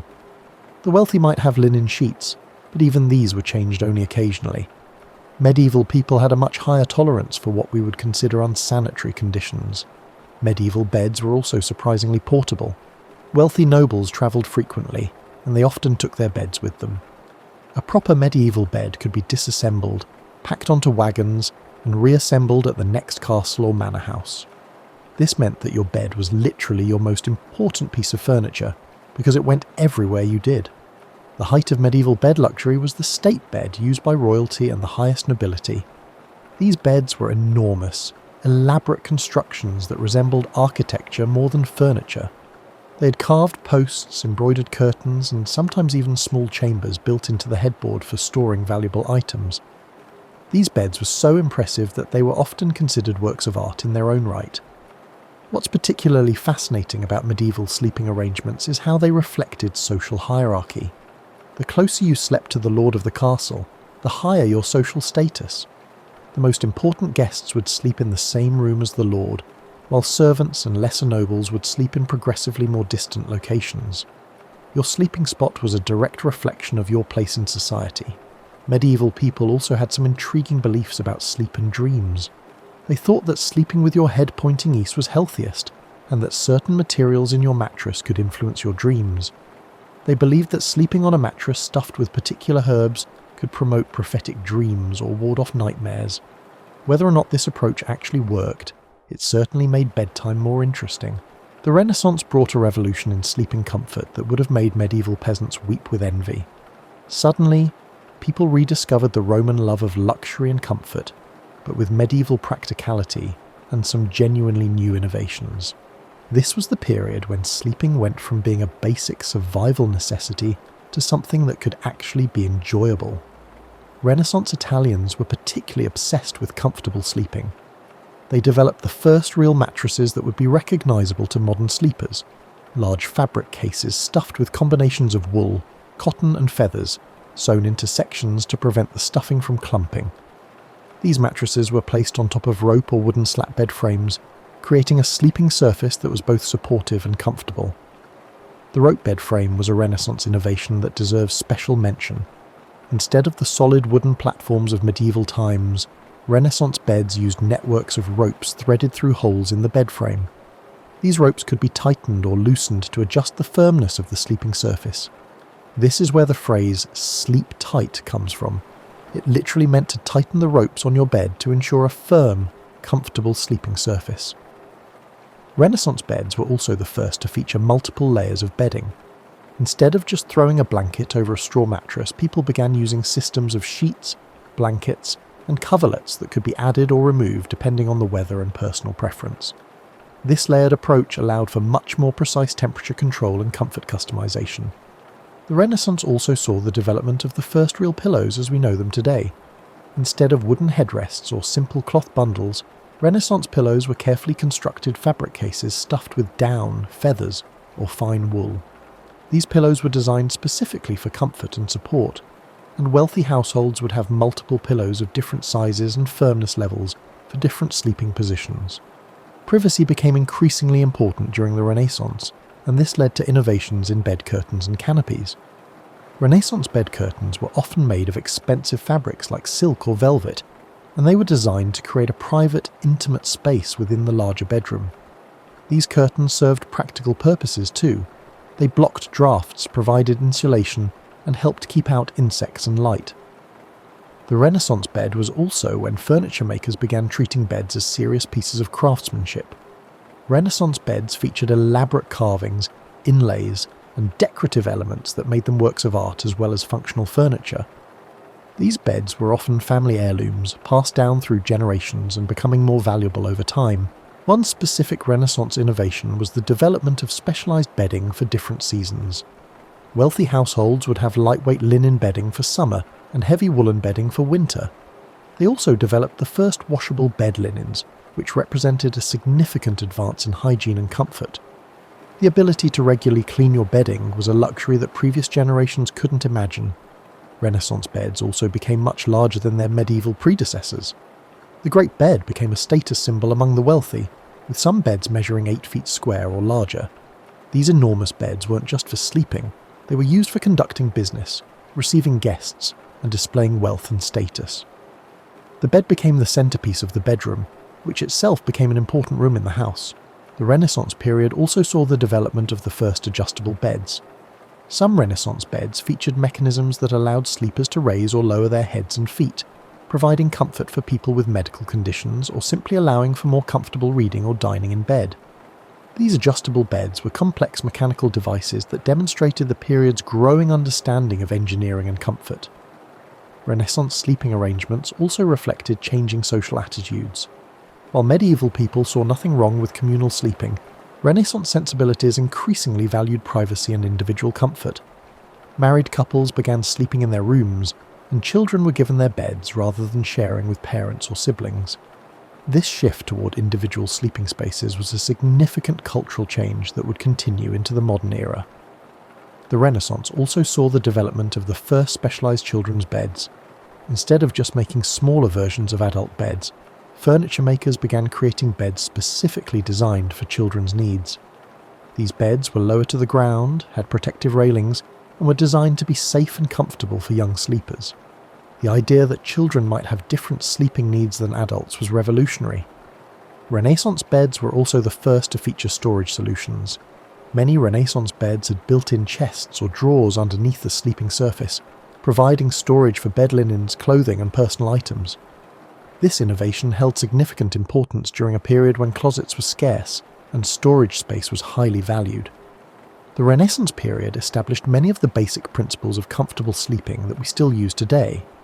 The idea of layered bedding, supportive mattresses, comfortable pillows, and private sleeping spaces all trace back to Renaissance innovations. During this period, we essentially figured out what makes a good bed, despite the dramatic improvements in technology. The Industrial Revolution fundamentally transformed the way people slept, with most of the changes occurring more quickly than you could say, factory-made mattress. Suddenly, beds that had been luxury items for the wealthy became available to ordinary people, and innovations that had taken centuries to develop were being improved upon every few years. The 1850s saw the development of the coil spring mattress, marking the first major change. This breakthrough was revolutionary because it provided support and comfort that was far superior to anything that had come before. Instead of sleeping on stuffed fabric sacks that gradually compressed and lost their shape, people could now sleep on mattresses that maintained their support and bounced back night after night. The coil spring mattress quickly established itself as the standard, with variations still in use today. Mass production meant that mattresses could be made consistently and affordably. Instead of having to commission a custom mattress from a local craftsperson, people could buy ready-made mattresses from stores. This democratization of comfort meant that working-class families could have sleeping arrangements that were comparable to what only the wealthy had enjoyed in previous centuries. The Industrial Age also brought significant improvements in bedding materials. The development of cotton mills made cotton sheets and pillowcases widely available and affordable. Cotton was softer, more breathable, and easier to clean than the rough linen or wool bedding most used. The ability to have soft, washable sheets represented a major advance in both comfort and hygiene. Iron and steel bed frames became popular during this period, replacing wooden frames for many people. These metal frames were stronger, more durable, and less likely to harbour insects than wooden frames. They were also much easier to mass produce, which made them more affordable. The classic iron bed frame, with its distinctive vertical bars and simple design, became a symbol of the Industrial Age. The Industrial Revolution also brought the first real understanding of sleep hygiene and health. Medical professionals began studying sleep and its effects on health, leading to recommendations about mattress firmness, room ventilation, and sleeping positions. This scientific approach to sleep was a departure from the folk wisdom and superstitions that had guided sleeping arrangements for centuries. One particularly important innovation was the development of the box spring. Instead of placing mattresses directly on rope or wooden slat frames, manufacturers began creating specialized foundation systems that provided additional support and extended mattress life. The box spring, combined with the coil spring mattress, created a sleeping system that was far superior to anything that had existed before. The Industrial Age also saw the development of specialized bedding for different needs. Manufacturers began producing mattresses for children, for people with medical conditions, and for different climates. This specialization represented a recognition that different people had different sleeping needs, and that technology could be adapted to meet those needs. Department stores revolutionized how people bought bedding. Instead of visiting specialized craftspeople or commissioning custom work, people could see and compare different mattresses, sheets, and pillows in large retail spaces. This gave consumers much more choice and helped drive innovation as manufacturers competed for customers. The development of reliable indoor heating also changed sleeping arrangements significantly. People no longer needed to share beds for warmth, and bedrooms could be separate from living spaces. This led to the development of the modern bedroom as a private individual space designed specifically for sleeping. The Industrial Age brought the first real advertising for sleep products. Mattress manufacturers began making claims about the health benefits of their products, the superiority of their materials, and the importance of excellent sleep. This was the beginning of the modern sleep industry, which would eventually become a multi-billion-dollar business. Mail-order catalogues made it possible for people in rural areas to buy the same quality bedding as city dwellers. Companies like Sears and Montgomery Ward offered mattresses, bed frames, and bedding through their catalogues, bringing Industrial Age comfort to people who had previously been limited to local products. The Industrial Revolution also led to the initial standardization of bed sizes. Instead of custom-made beds that varied depending on the craftsperson and customer, manufacturers began producing beds in standard sizes. This made it easier to buy bedding, and meant that a mattress bought in one city would fit a bed frame bought in another. Working conditions during the Industrial Age also highlighted the importance of good sleep. Factory workers who had to wake up early and work long hours needed better sleep than had been necessary in agricultural societies. This created demand for more comfortable bedding, and led to innovations designed to help people fall asleep faster and sleep more soundly. The Industrial Age established the foundation for modern sleep technology. The basic concept of the coil spring mattress, the box spring foundation, and mass-produced bedding all originated during this period. The Industrial Revolution established the fundamental approach to creating comfortable beds, despite dramatic improvements in materials and construction techniques. And here we are. In the modern era, where your bed is probably more technologically advanced than the computers that sent people to the moon. The 20th and 21st centuries have brought an explosion of innovation in sleep technology that would have seemed like science fiction to people just a few generations ago. The development of synthetic materials revolutionized mattress construction. Memory foam, originally developed by NASA to improve crash protection for astronauts, became the foundation for a new generation of mattresses that could conform to individual body shapes and provide personalized support. The idea that your mattress could remember your body's contours and adapt accordingly was a concept that previous generations couldn't have imagined. Latex mattresses brought natural elasticity and durability that surpassed traditional coil springs.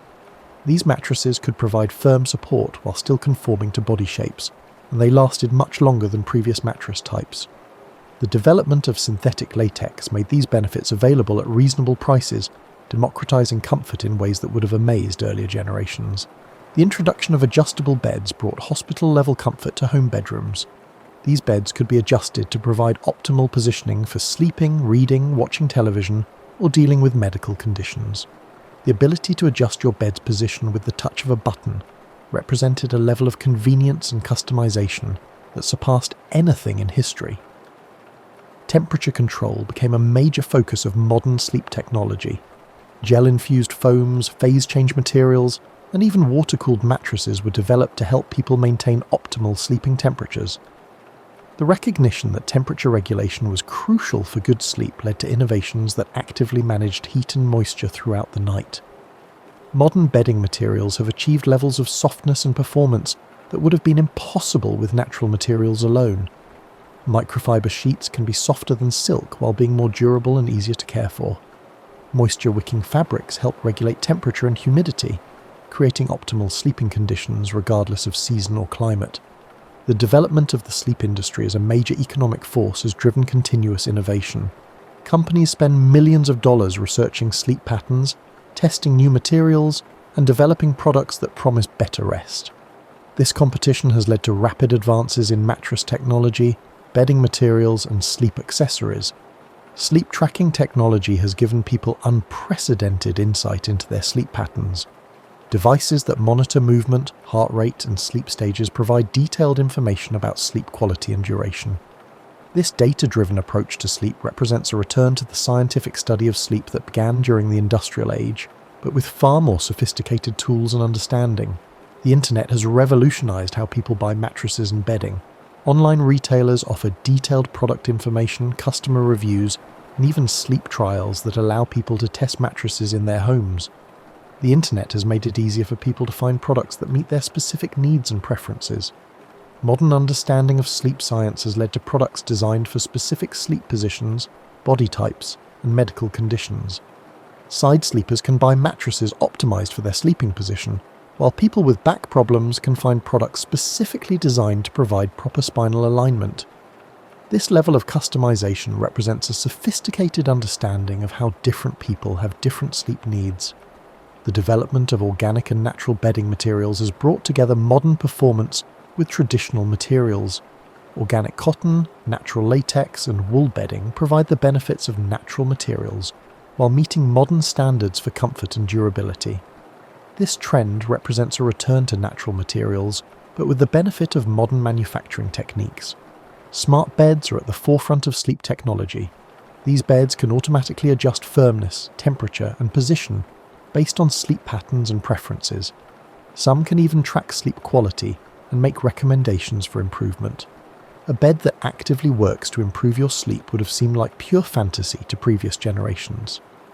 The modern sleep revolution has also brought an understanding of the importance of sleep for overall health and well-being. Research has shown that adequate sleep is crucial for physical health, mental performance, and emotional stability. This awareness has led to increased investment in sleep technology and a recognition that good bedding is an investment in health, not just comfort. As you settle into your modern bed tonight, with its carefully engineered support system, temperature-regulating materials, and precisely designed comfort layers, you're participating in a tradition that stretches back to those first grass beds in South African caves. The drive to create better sleeping conditions has been a constant throughout human history, leading us from simple piles of aromatic leaves to the sophisticated sleep systems we have today. The journey from sleeping on the ground to sleeping on memory foam has been long and fascinating, filled with innovations, setbacks, and gradual improvements.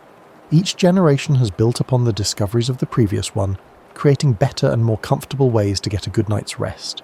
And who knows? The bed you're sleeping on tonight might seem primitive to future generations, who will undoubtedly find even better ways to achieve the perfect night's sleep.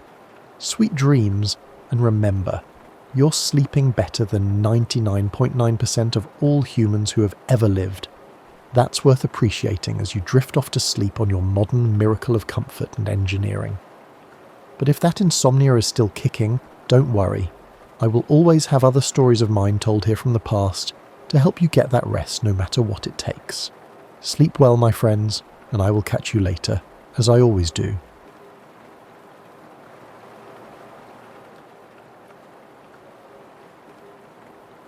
Picture this. It's a crisp morning in May 16, and you're a respectable citizen of Salem, Massachusetts. Maybe you're a farmer, a merchant, or a craftsman, someone who's managed to stay out of trouble and earn a decent living in this Puritan community. You're probably thinking about the day ahead, perhaps wondering if your crops will survive the late spring frost when there's a knock at your door. Standing on your threshold is the town constable, looking unusually serious. He's not here about your neighbour's wandering pig or a dispute over property lines.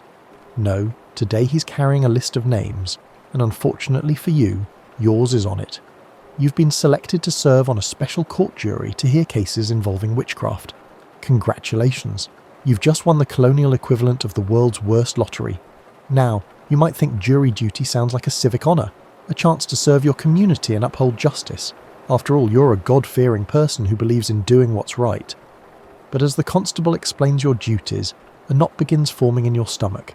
This isn't going to be like deciding whether someone stole a chicken or failed to pay their debts. You're going to be determining whether your neighbours, people you've known for years, are in league with the devil himself. The weight of this responsibility settles on your shoulders like a heavy woolen cloak.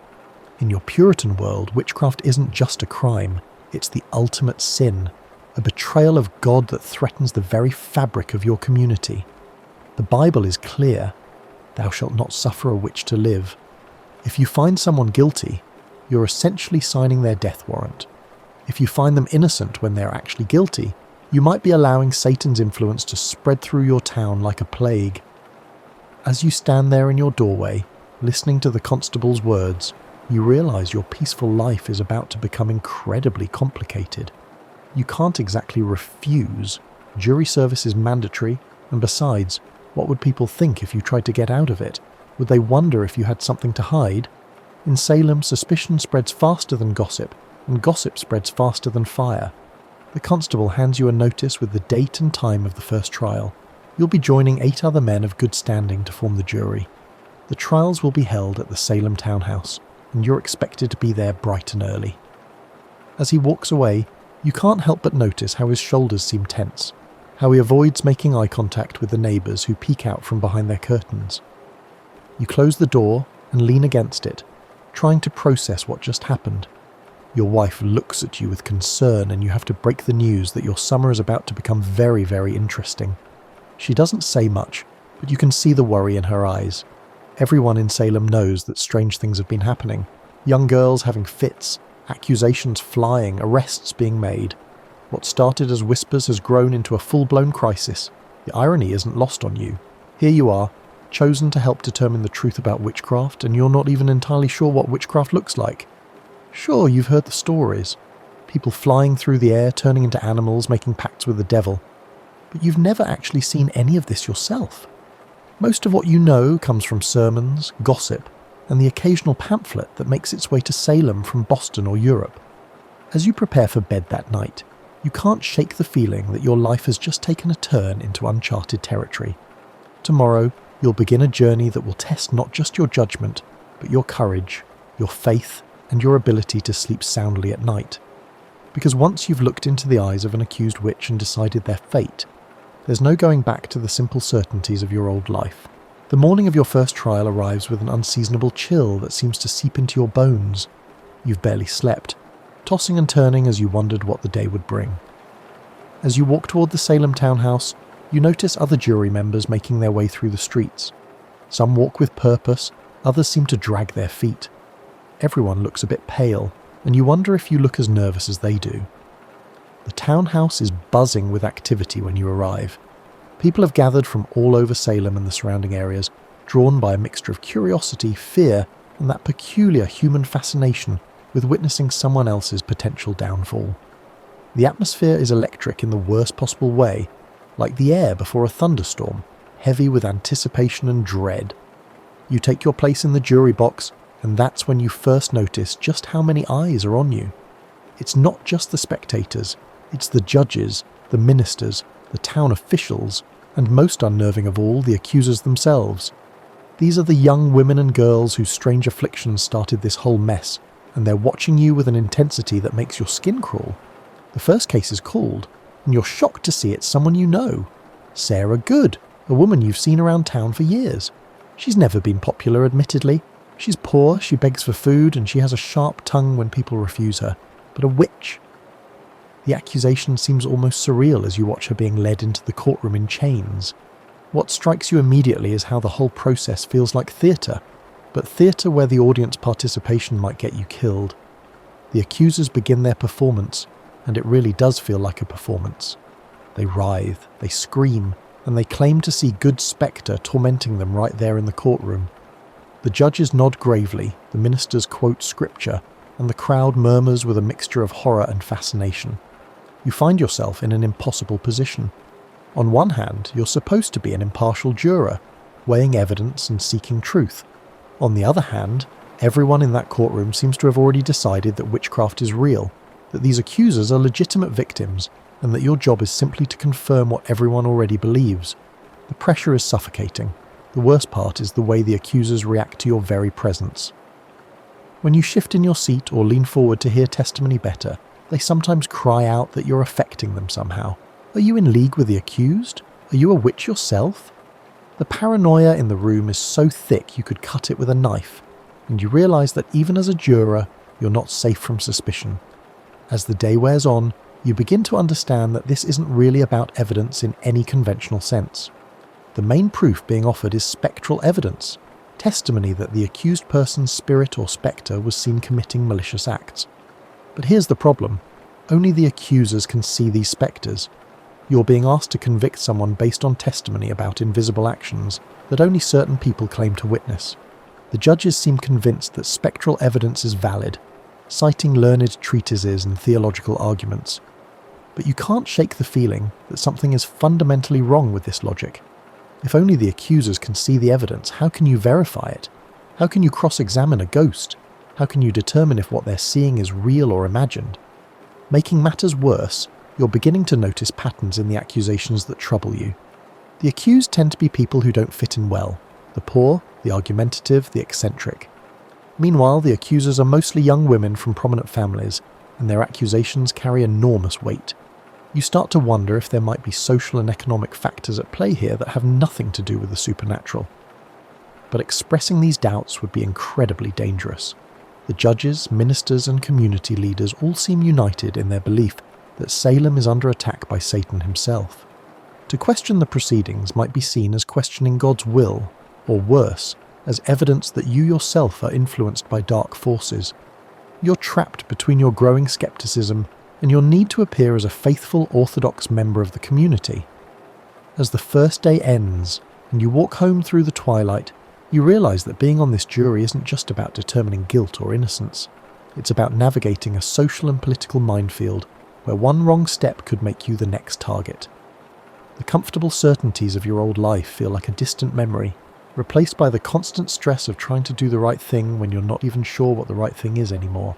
By your third day in the jury box, you've developed what you privately call the Salem stare, that hollow-eyed look of someone who's seen too much and slept too little. The accusers have elevated to the status of stars in this sombre theatre, allowing you to witness their increasingly dramatic performances up close. Today's main accuser is Abigail Williams, Reverend Parris's 11-year-old niece.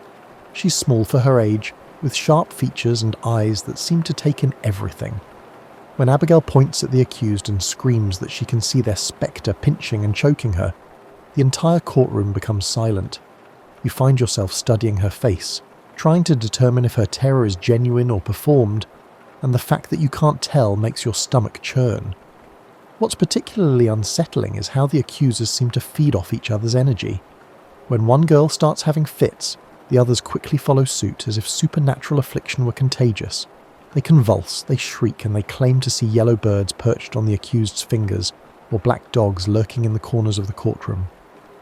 The judges treat each outburst as crucial evidence, scribbling notes furiously and asking probing questions about the exact nature of what the girls are experiencing. You notice that the accusers never seem to be afflicted when they're outside the courtroom. They walk in looking perfectly normal, chat quietly with their families, and even smile occasionally. But the moment the proceedings begin, they transform into tortured victims of supernatural assault. It's like watching someone flip a switch, and you can't help but wonder if that's exactly what's happening. The social dynamics in the courtroom are becoming clearer to you with each passing day. The accusers come from families with influence and standing in the community. When they speak, important men listen. When they cry out in pain, those same men spring into action. You're watching young women wield a kind of power that would normally be unthinkable in Puritan society, and they seem to understand exactly how to use it. Meanwhile, the accused are almost always marginalised individuals, the impoverished, the argumentative, and the unconventional. Often after spending weeks in the miserable conditions of Salem jail, they arrive looking haggard and frightened. They're given little opportunity to defend themselves effectively, and when they do speak, their words are often twisted and used against them. If they maintain their innocence, they're accused of lying. If they confess, authorities ask them to identify their accomplices. You're starting to realise that confession might actually be the safest route for the accused, even if they're innocent.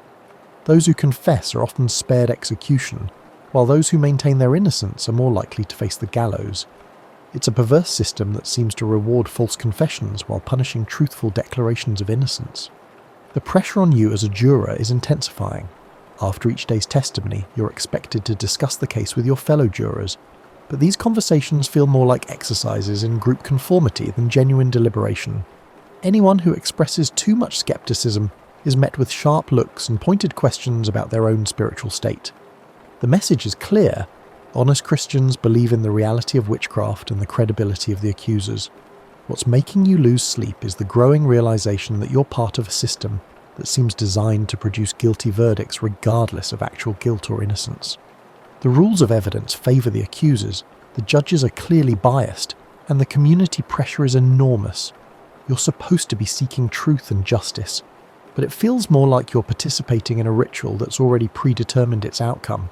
The worst part is when you catch yourself getting caught up in the hysteria.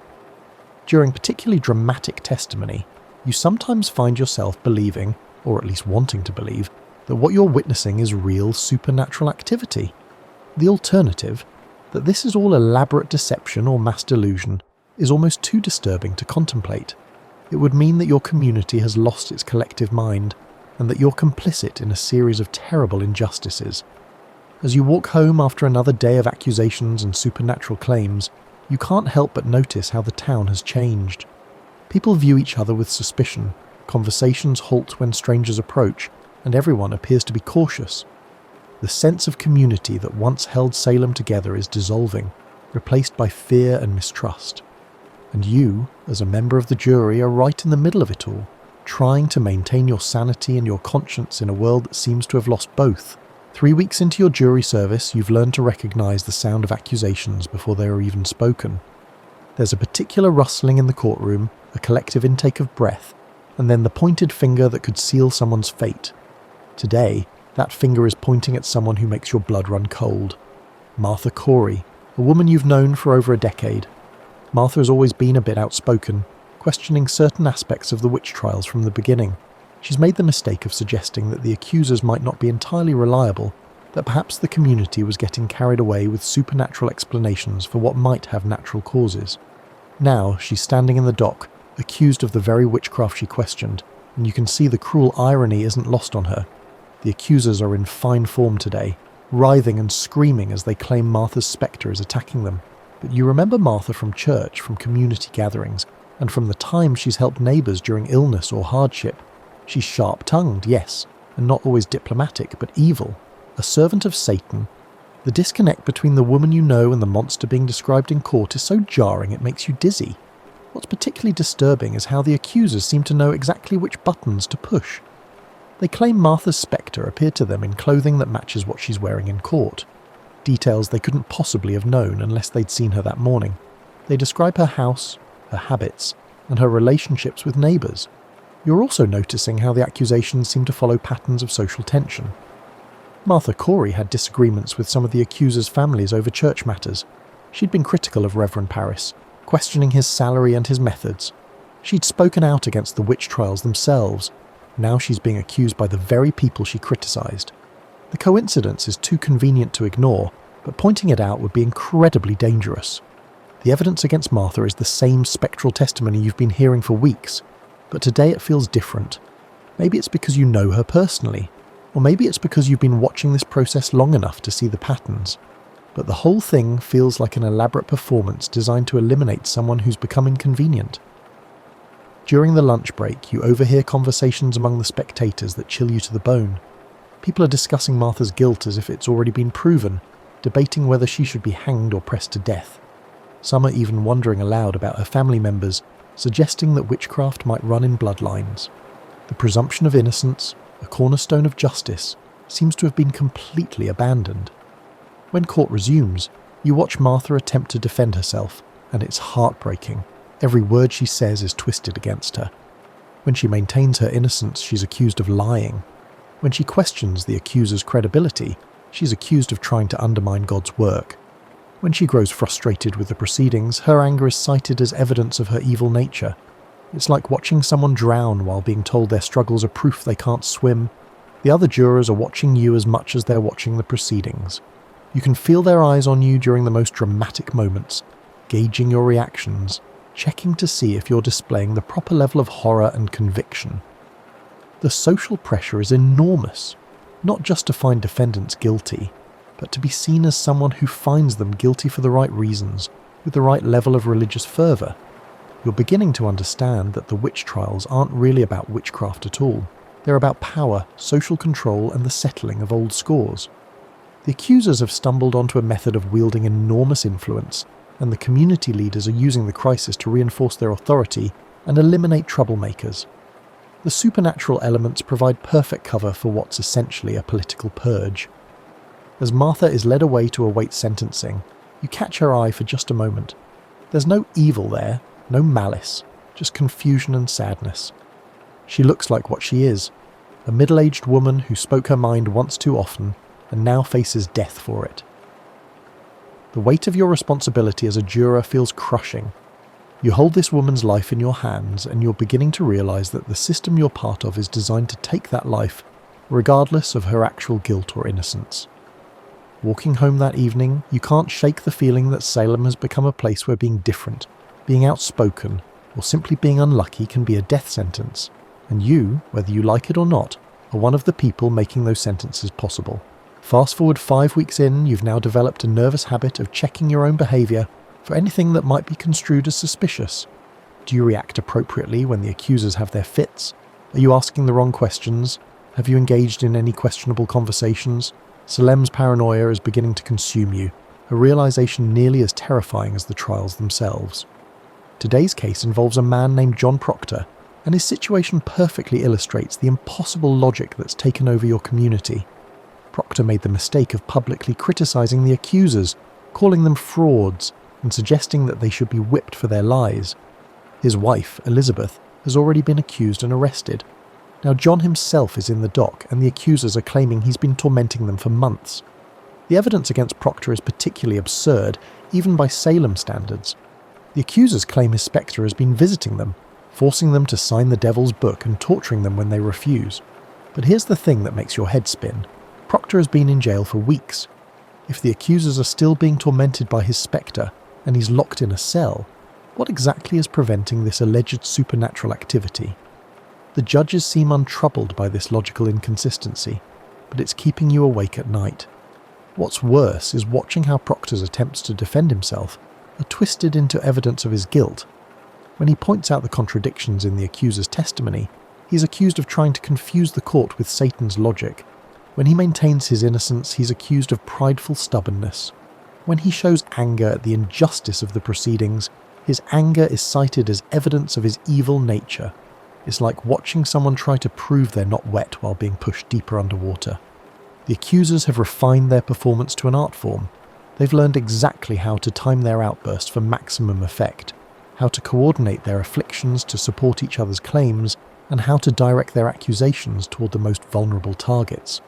Today, they're putting on a particularly elaborate show, claiming to see Proctor's spectre right there in the courtroom, mimicking their movements and mocking their pain. You find yourself studying the faces of the other jurors, trying to read their thoughts. Some seem genuinely convinced by what they're seeing, others look troubled but stay silent. A few appear to be going through the motions, saying what they think they're supposed to say while keeping their real thoughts hidden. The atmosphere of fear and suspicion has made honest communication almost impossible. The judges continue to treat spectral evidence as if it were as reliable as fingerprints or DNA.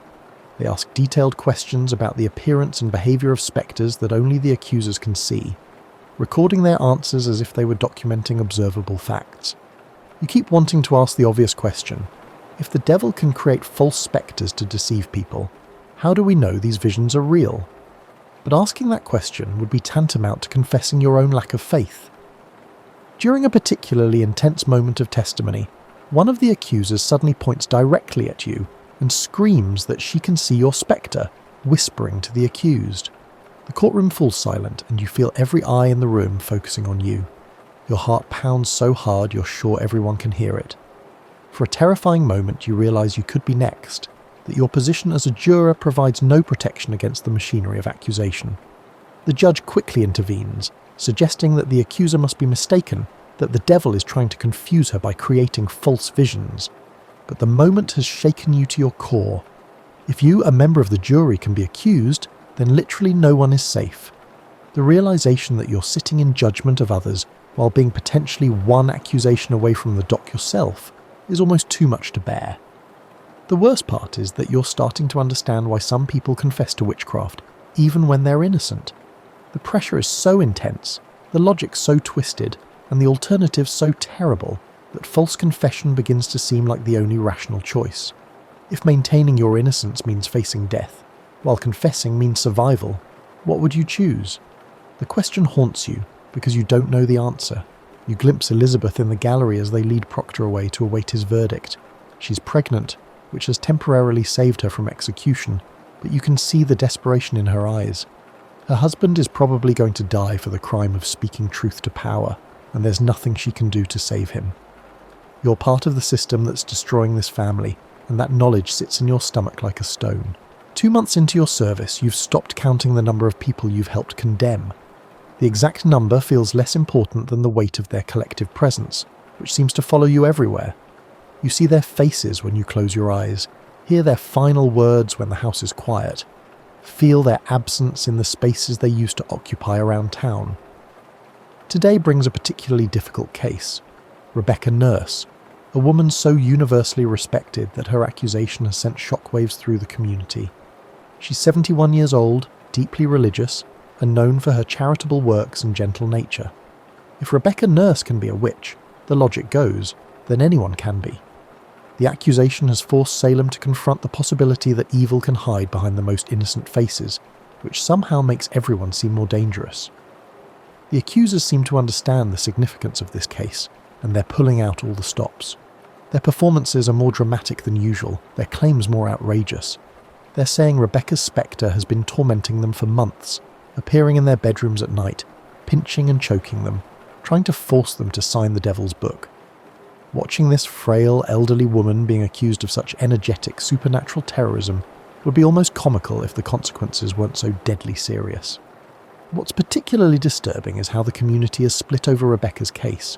Her family and close friends maintain her innocence passionately, while others seem relieved to finally have an explanation for various misfortunes they've attributed to supernatural causes. Old grudges and property disputes are being reframed as evidence of malevolent witchcraft.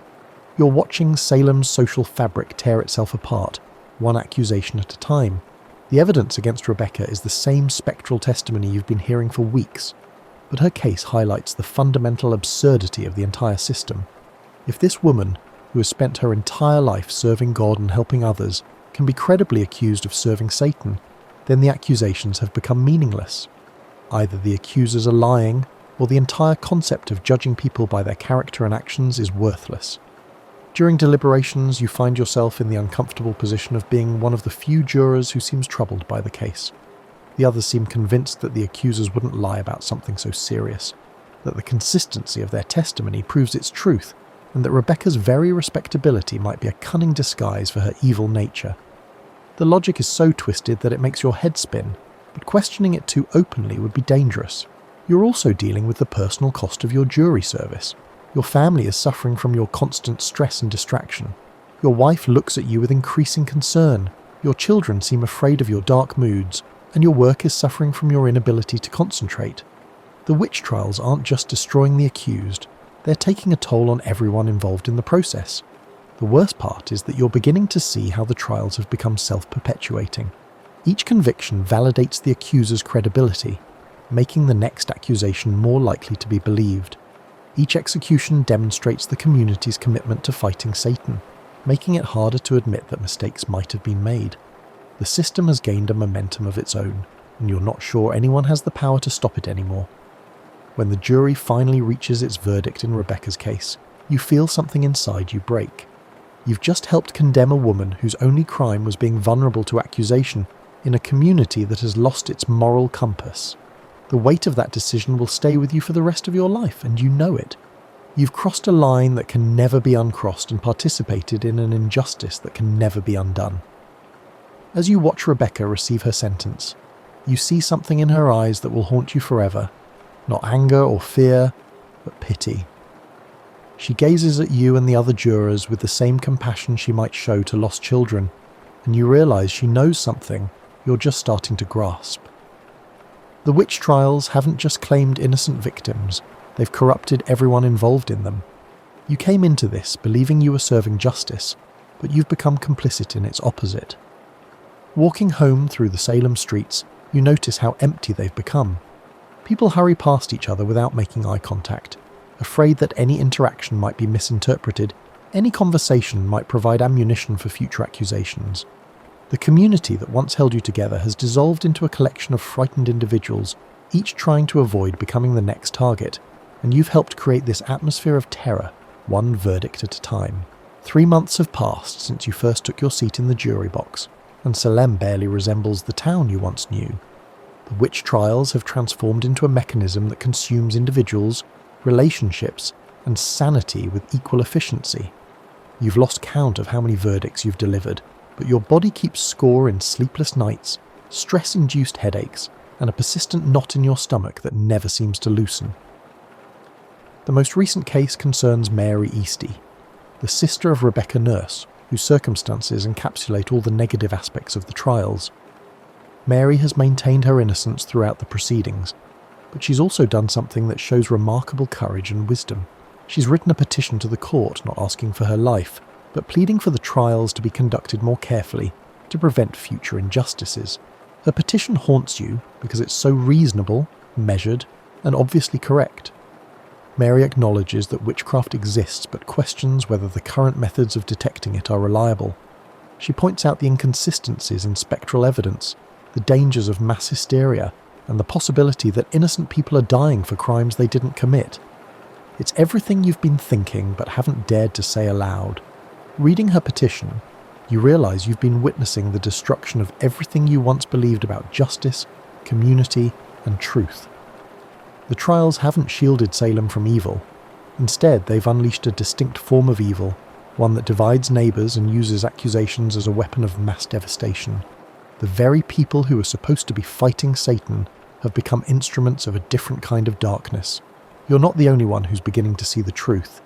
Some of the other jurors are showing signs of doubt, though they're careful not to express it openly.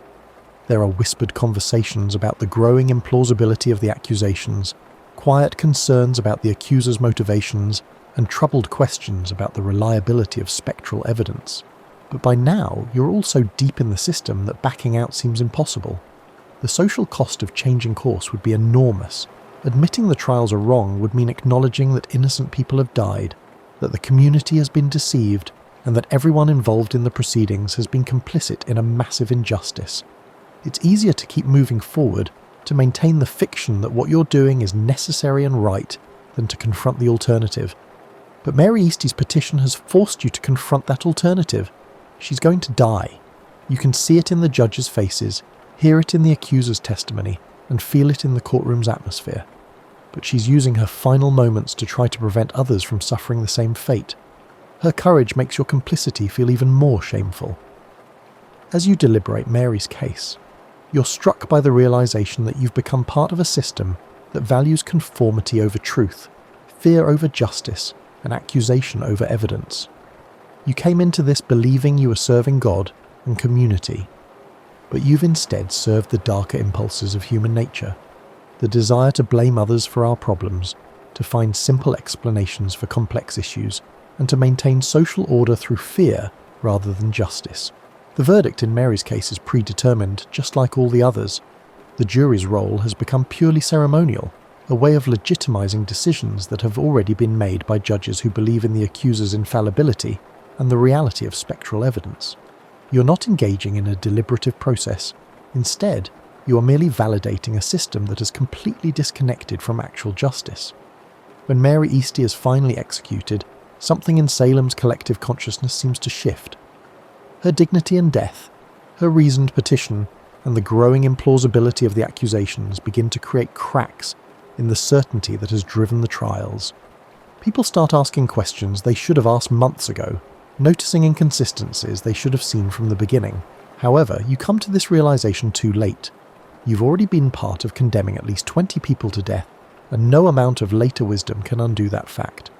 You'll spend the rest of your life knowing that when your community lost its mind, you went along with the madness. When justice needed defenders, you were too frightened to speak up. When innocent people needed your courage, you chose your safety instead. The witch trials will eventually end, discredited and abandoned by the same people who once supported them enthusiastically. The accusers will recant or be forgotten. The judges will quietly distance themselves from the proceedings, and the community will try to move on as if nothing happened. But for you, there will be no moving on. You'll carry the weight of those verdicts forever, a reminder of how easily ordinary people can become complicit in extraordinary evil. Years later, when historians study the Salem witch trials, they'll focus on the accusers, the judges, and the victims. But you know the real story includes people like you, ordinary citizens who are swept up in events beyond their control and forced to make impossible choices. You were just trying to do your civic duty, to serve your community and uphold justice. Instead, you found yourself embroiled in one of the most tumultuous periods in American history, serving as a stark reminder that good intentions can lead to dire consequences. The trials taught you that courage isn't just about facing physical danger, it's about standing up for truth when everyone around you has abandoned it. Justice isn't just about following procedures, it's about questioning those procedures when they produce unjust results. Community is about protecting the vulnerable, even when it's inconvenient or dangerous. You failed those tests, and Salem failed them too. The witch trials succeeded in their stated goal of rooting out evil, but the evil they found was in the hearts of the accusers and the complicity of people like you. That's a lesson worth remembering, even if it's one you learned too late to do any good.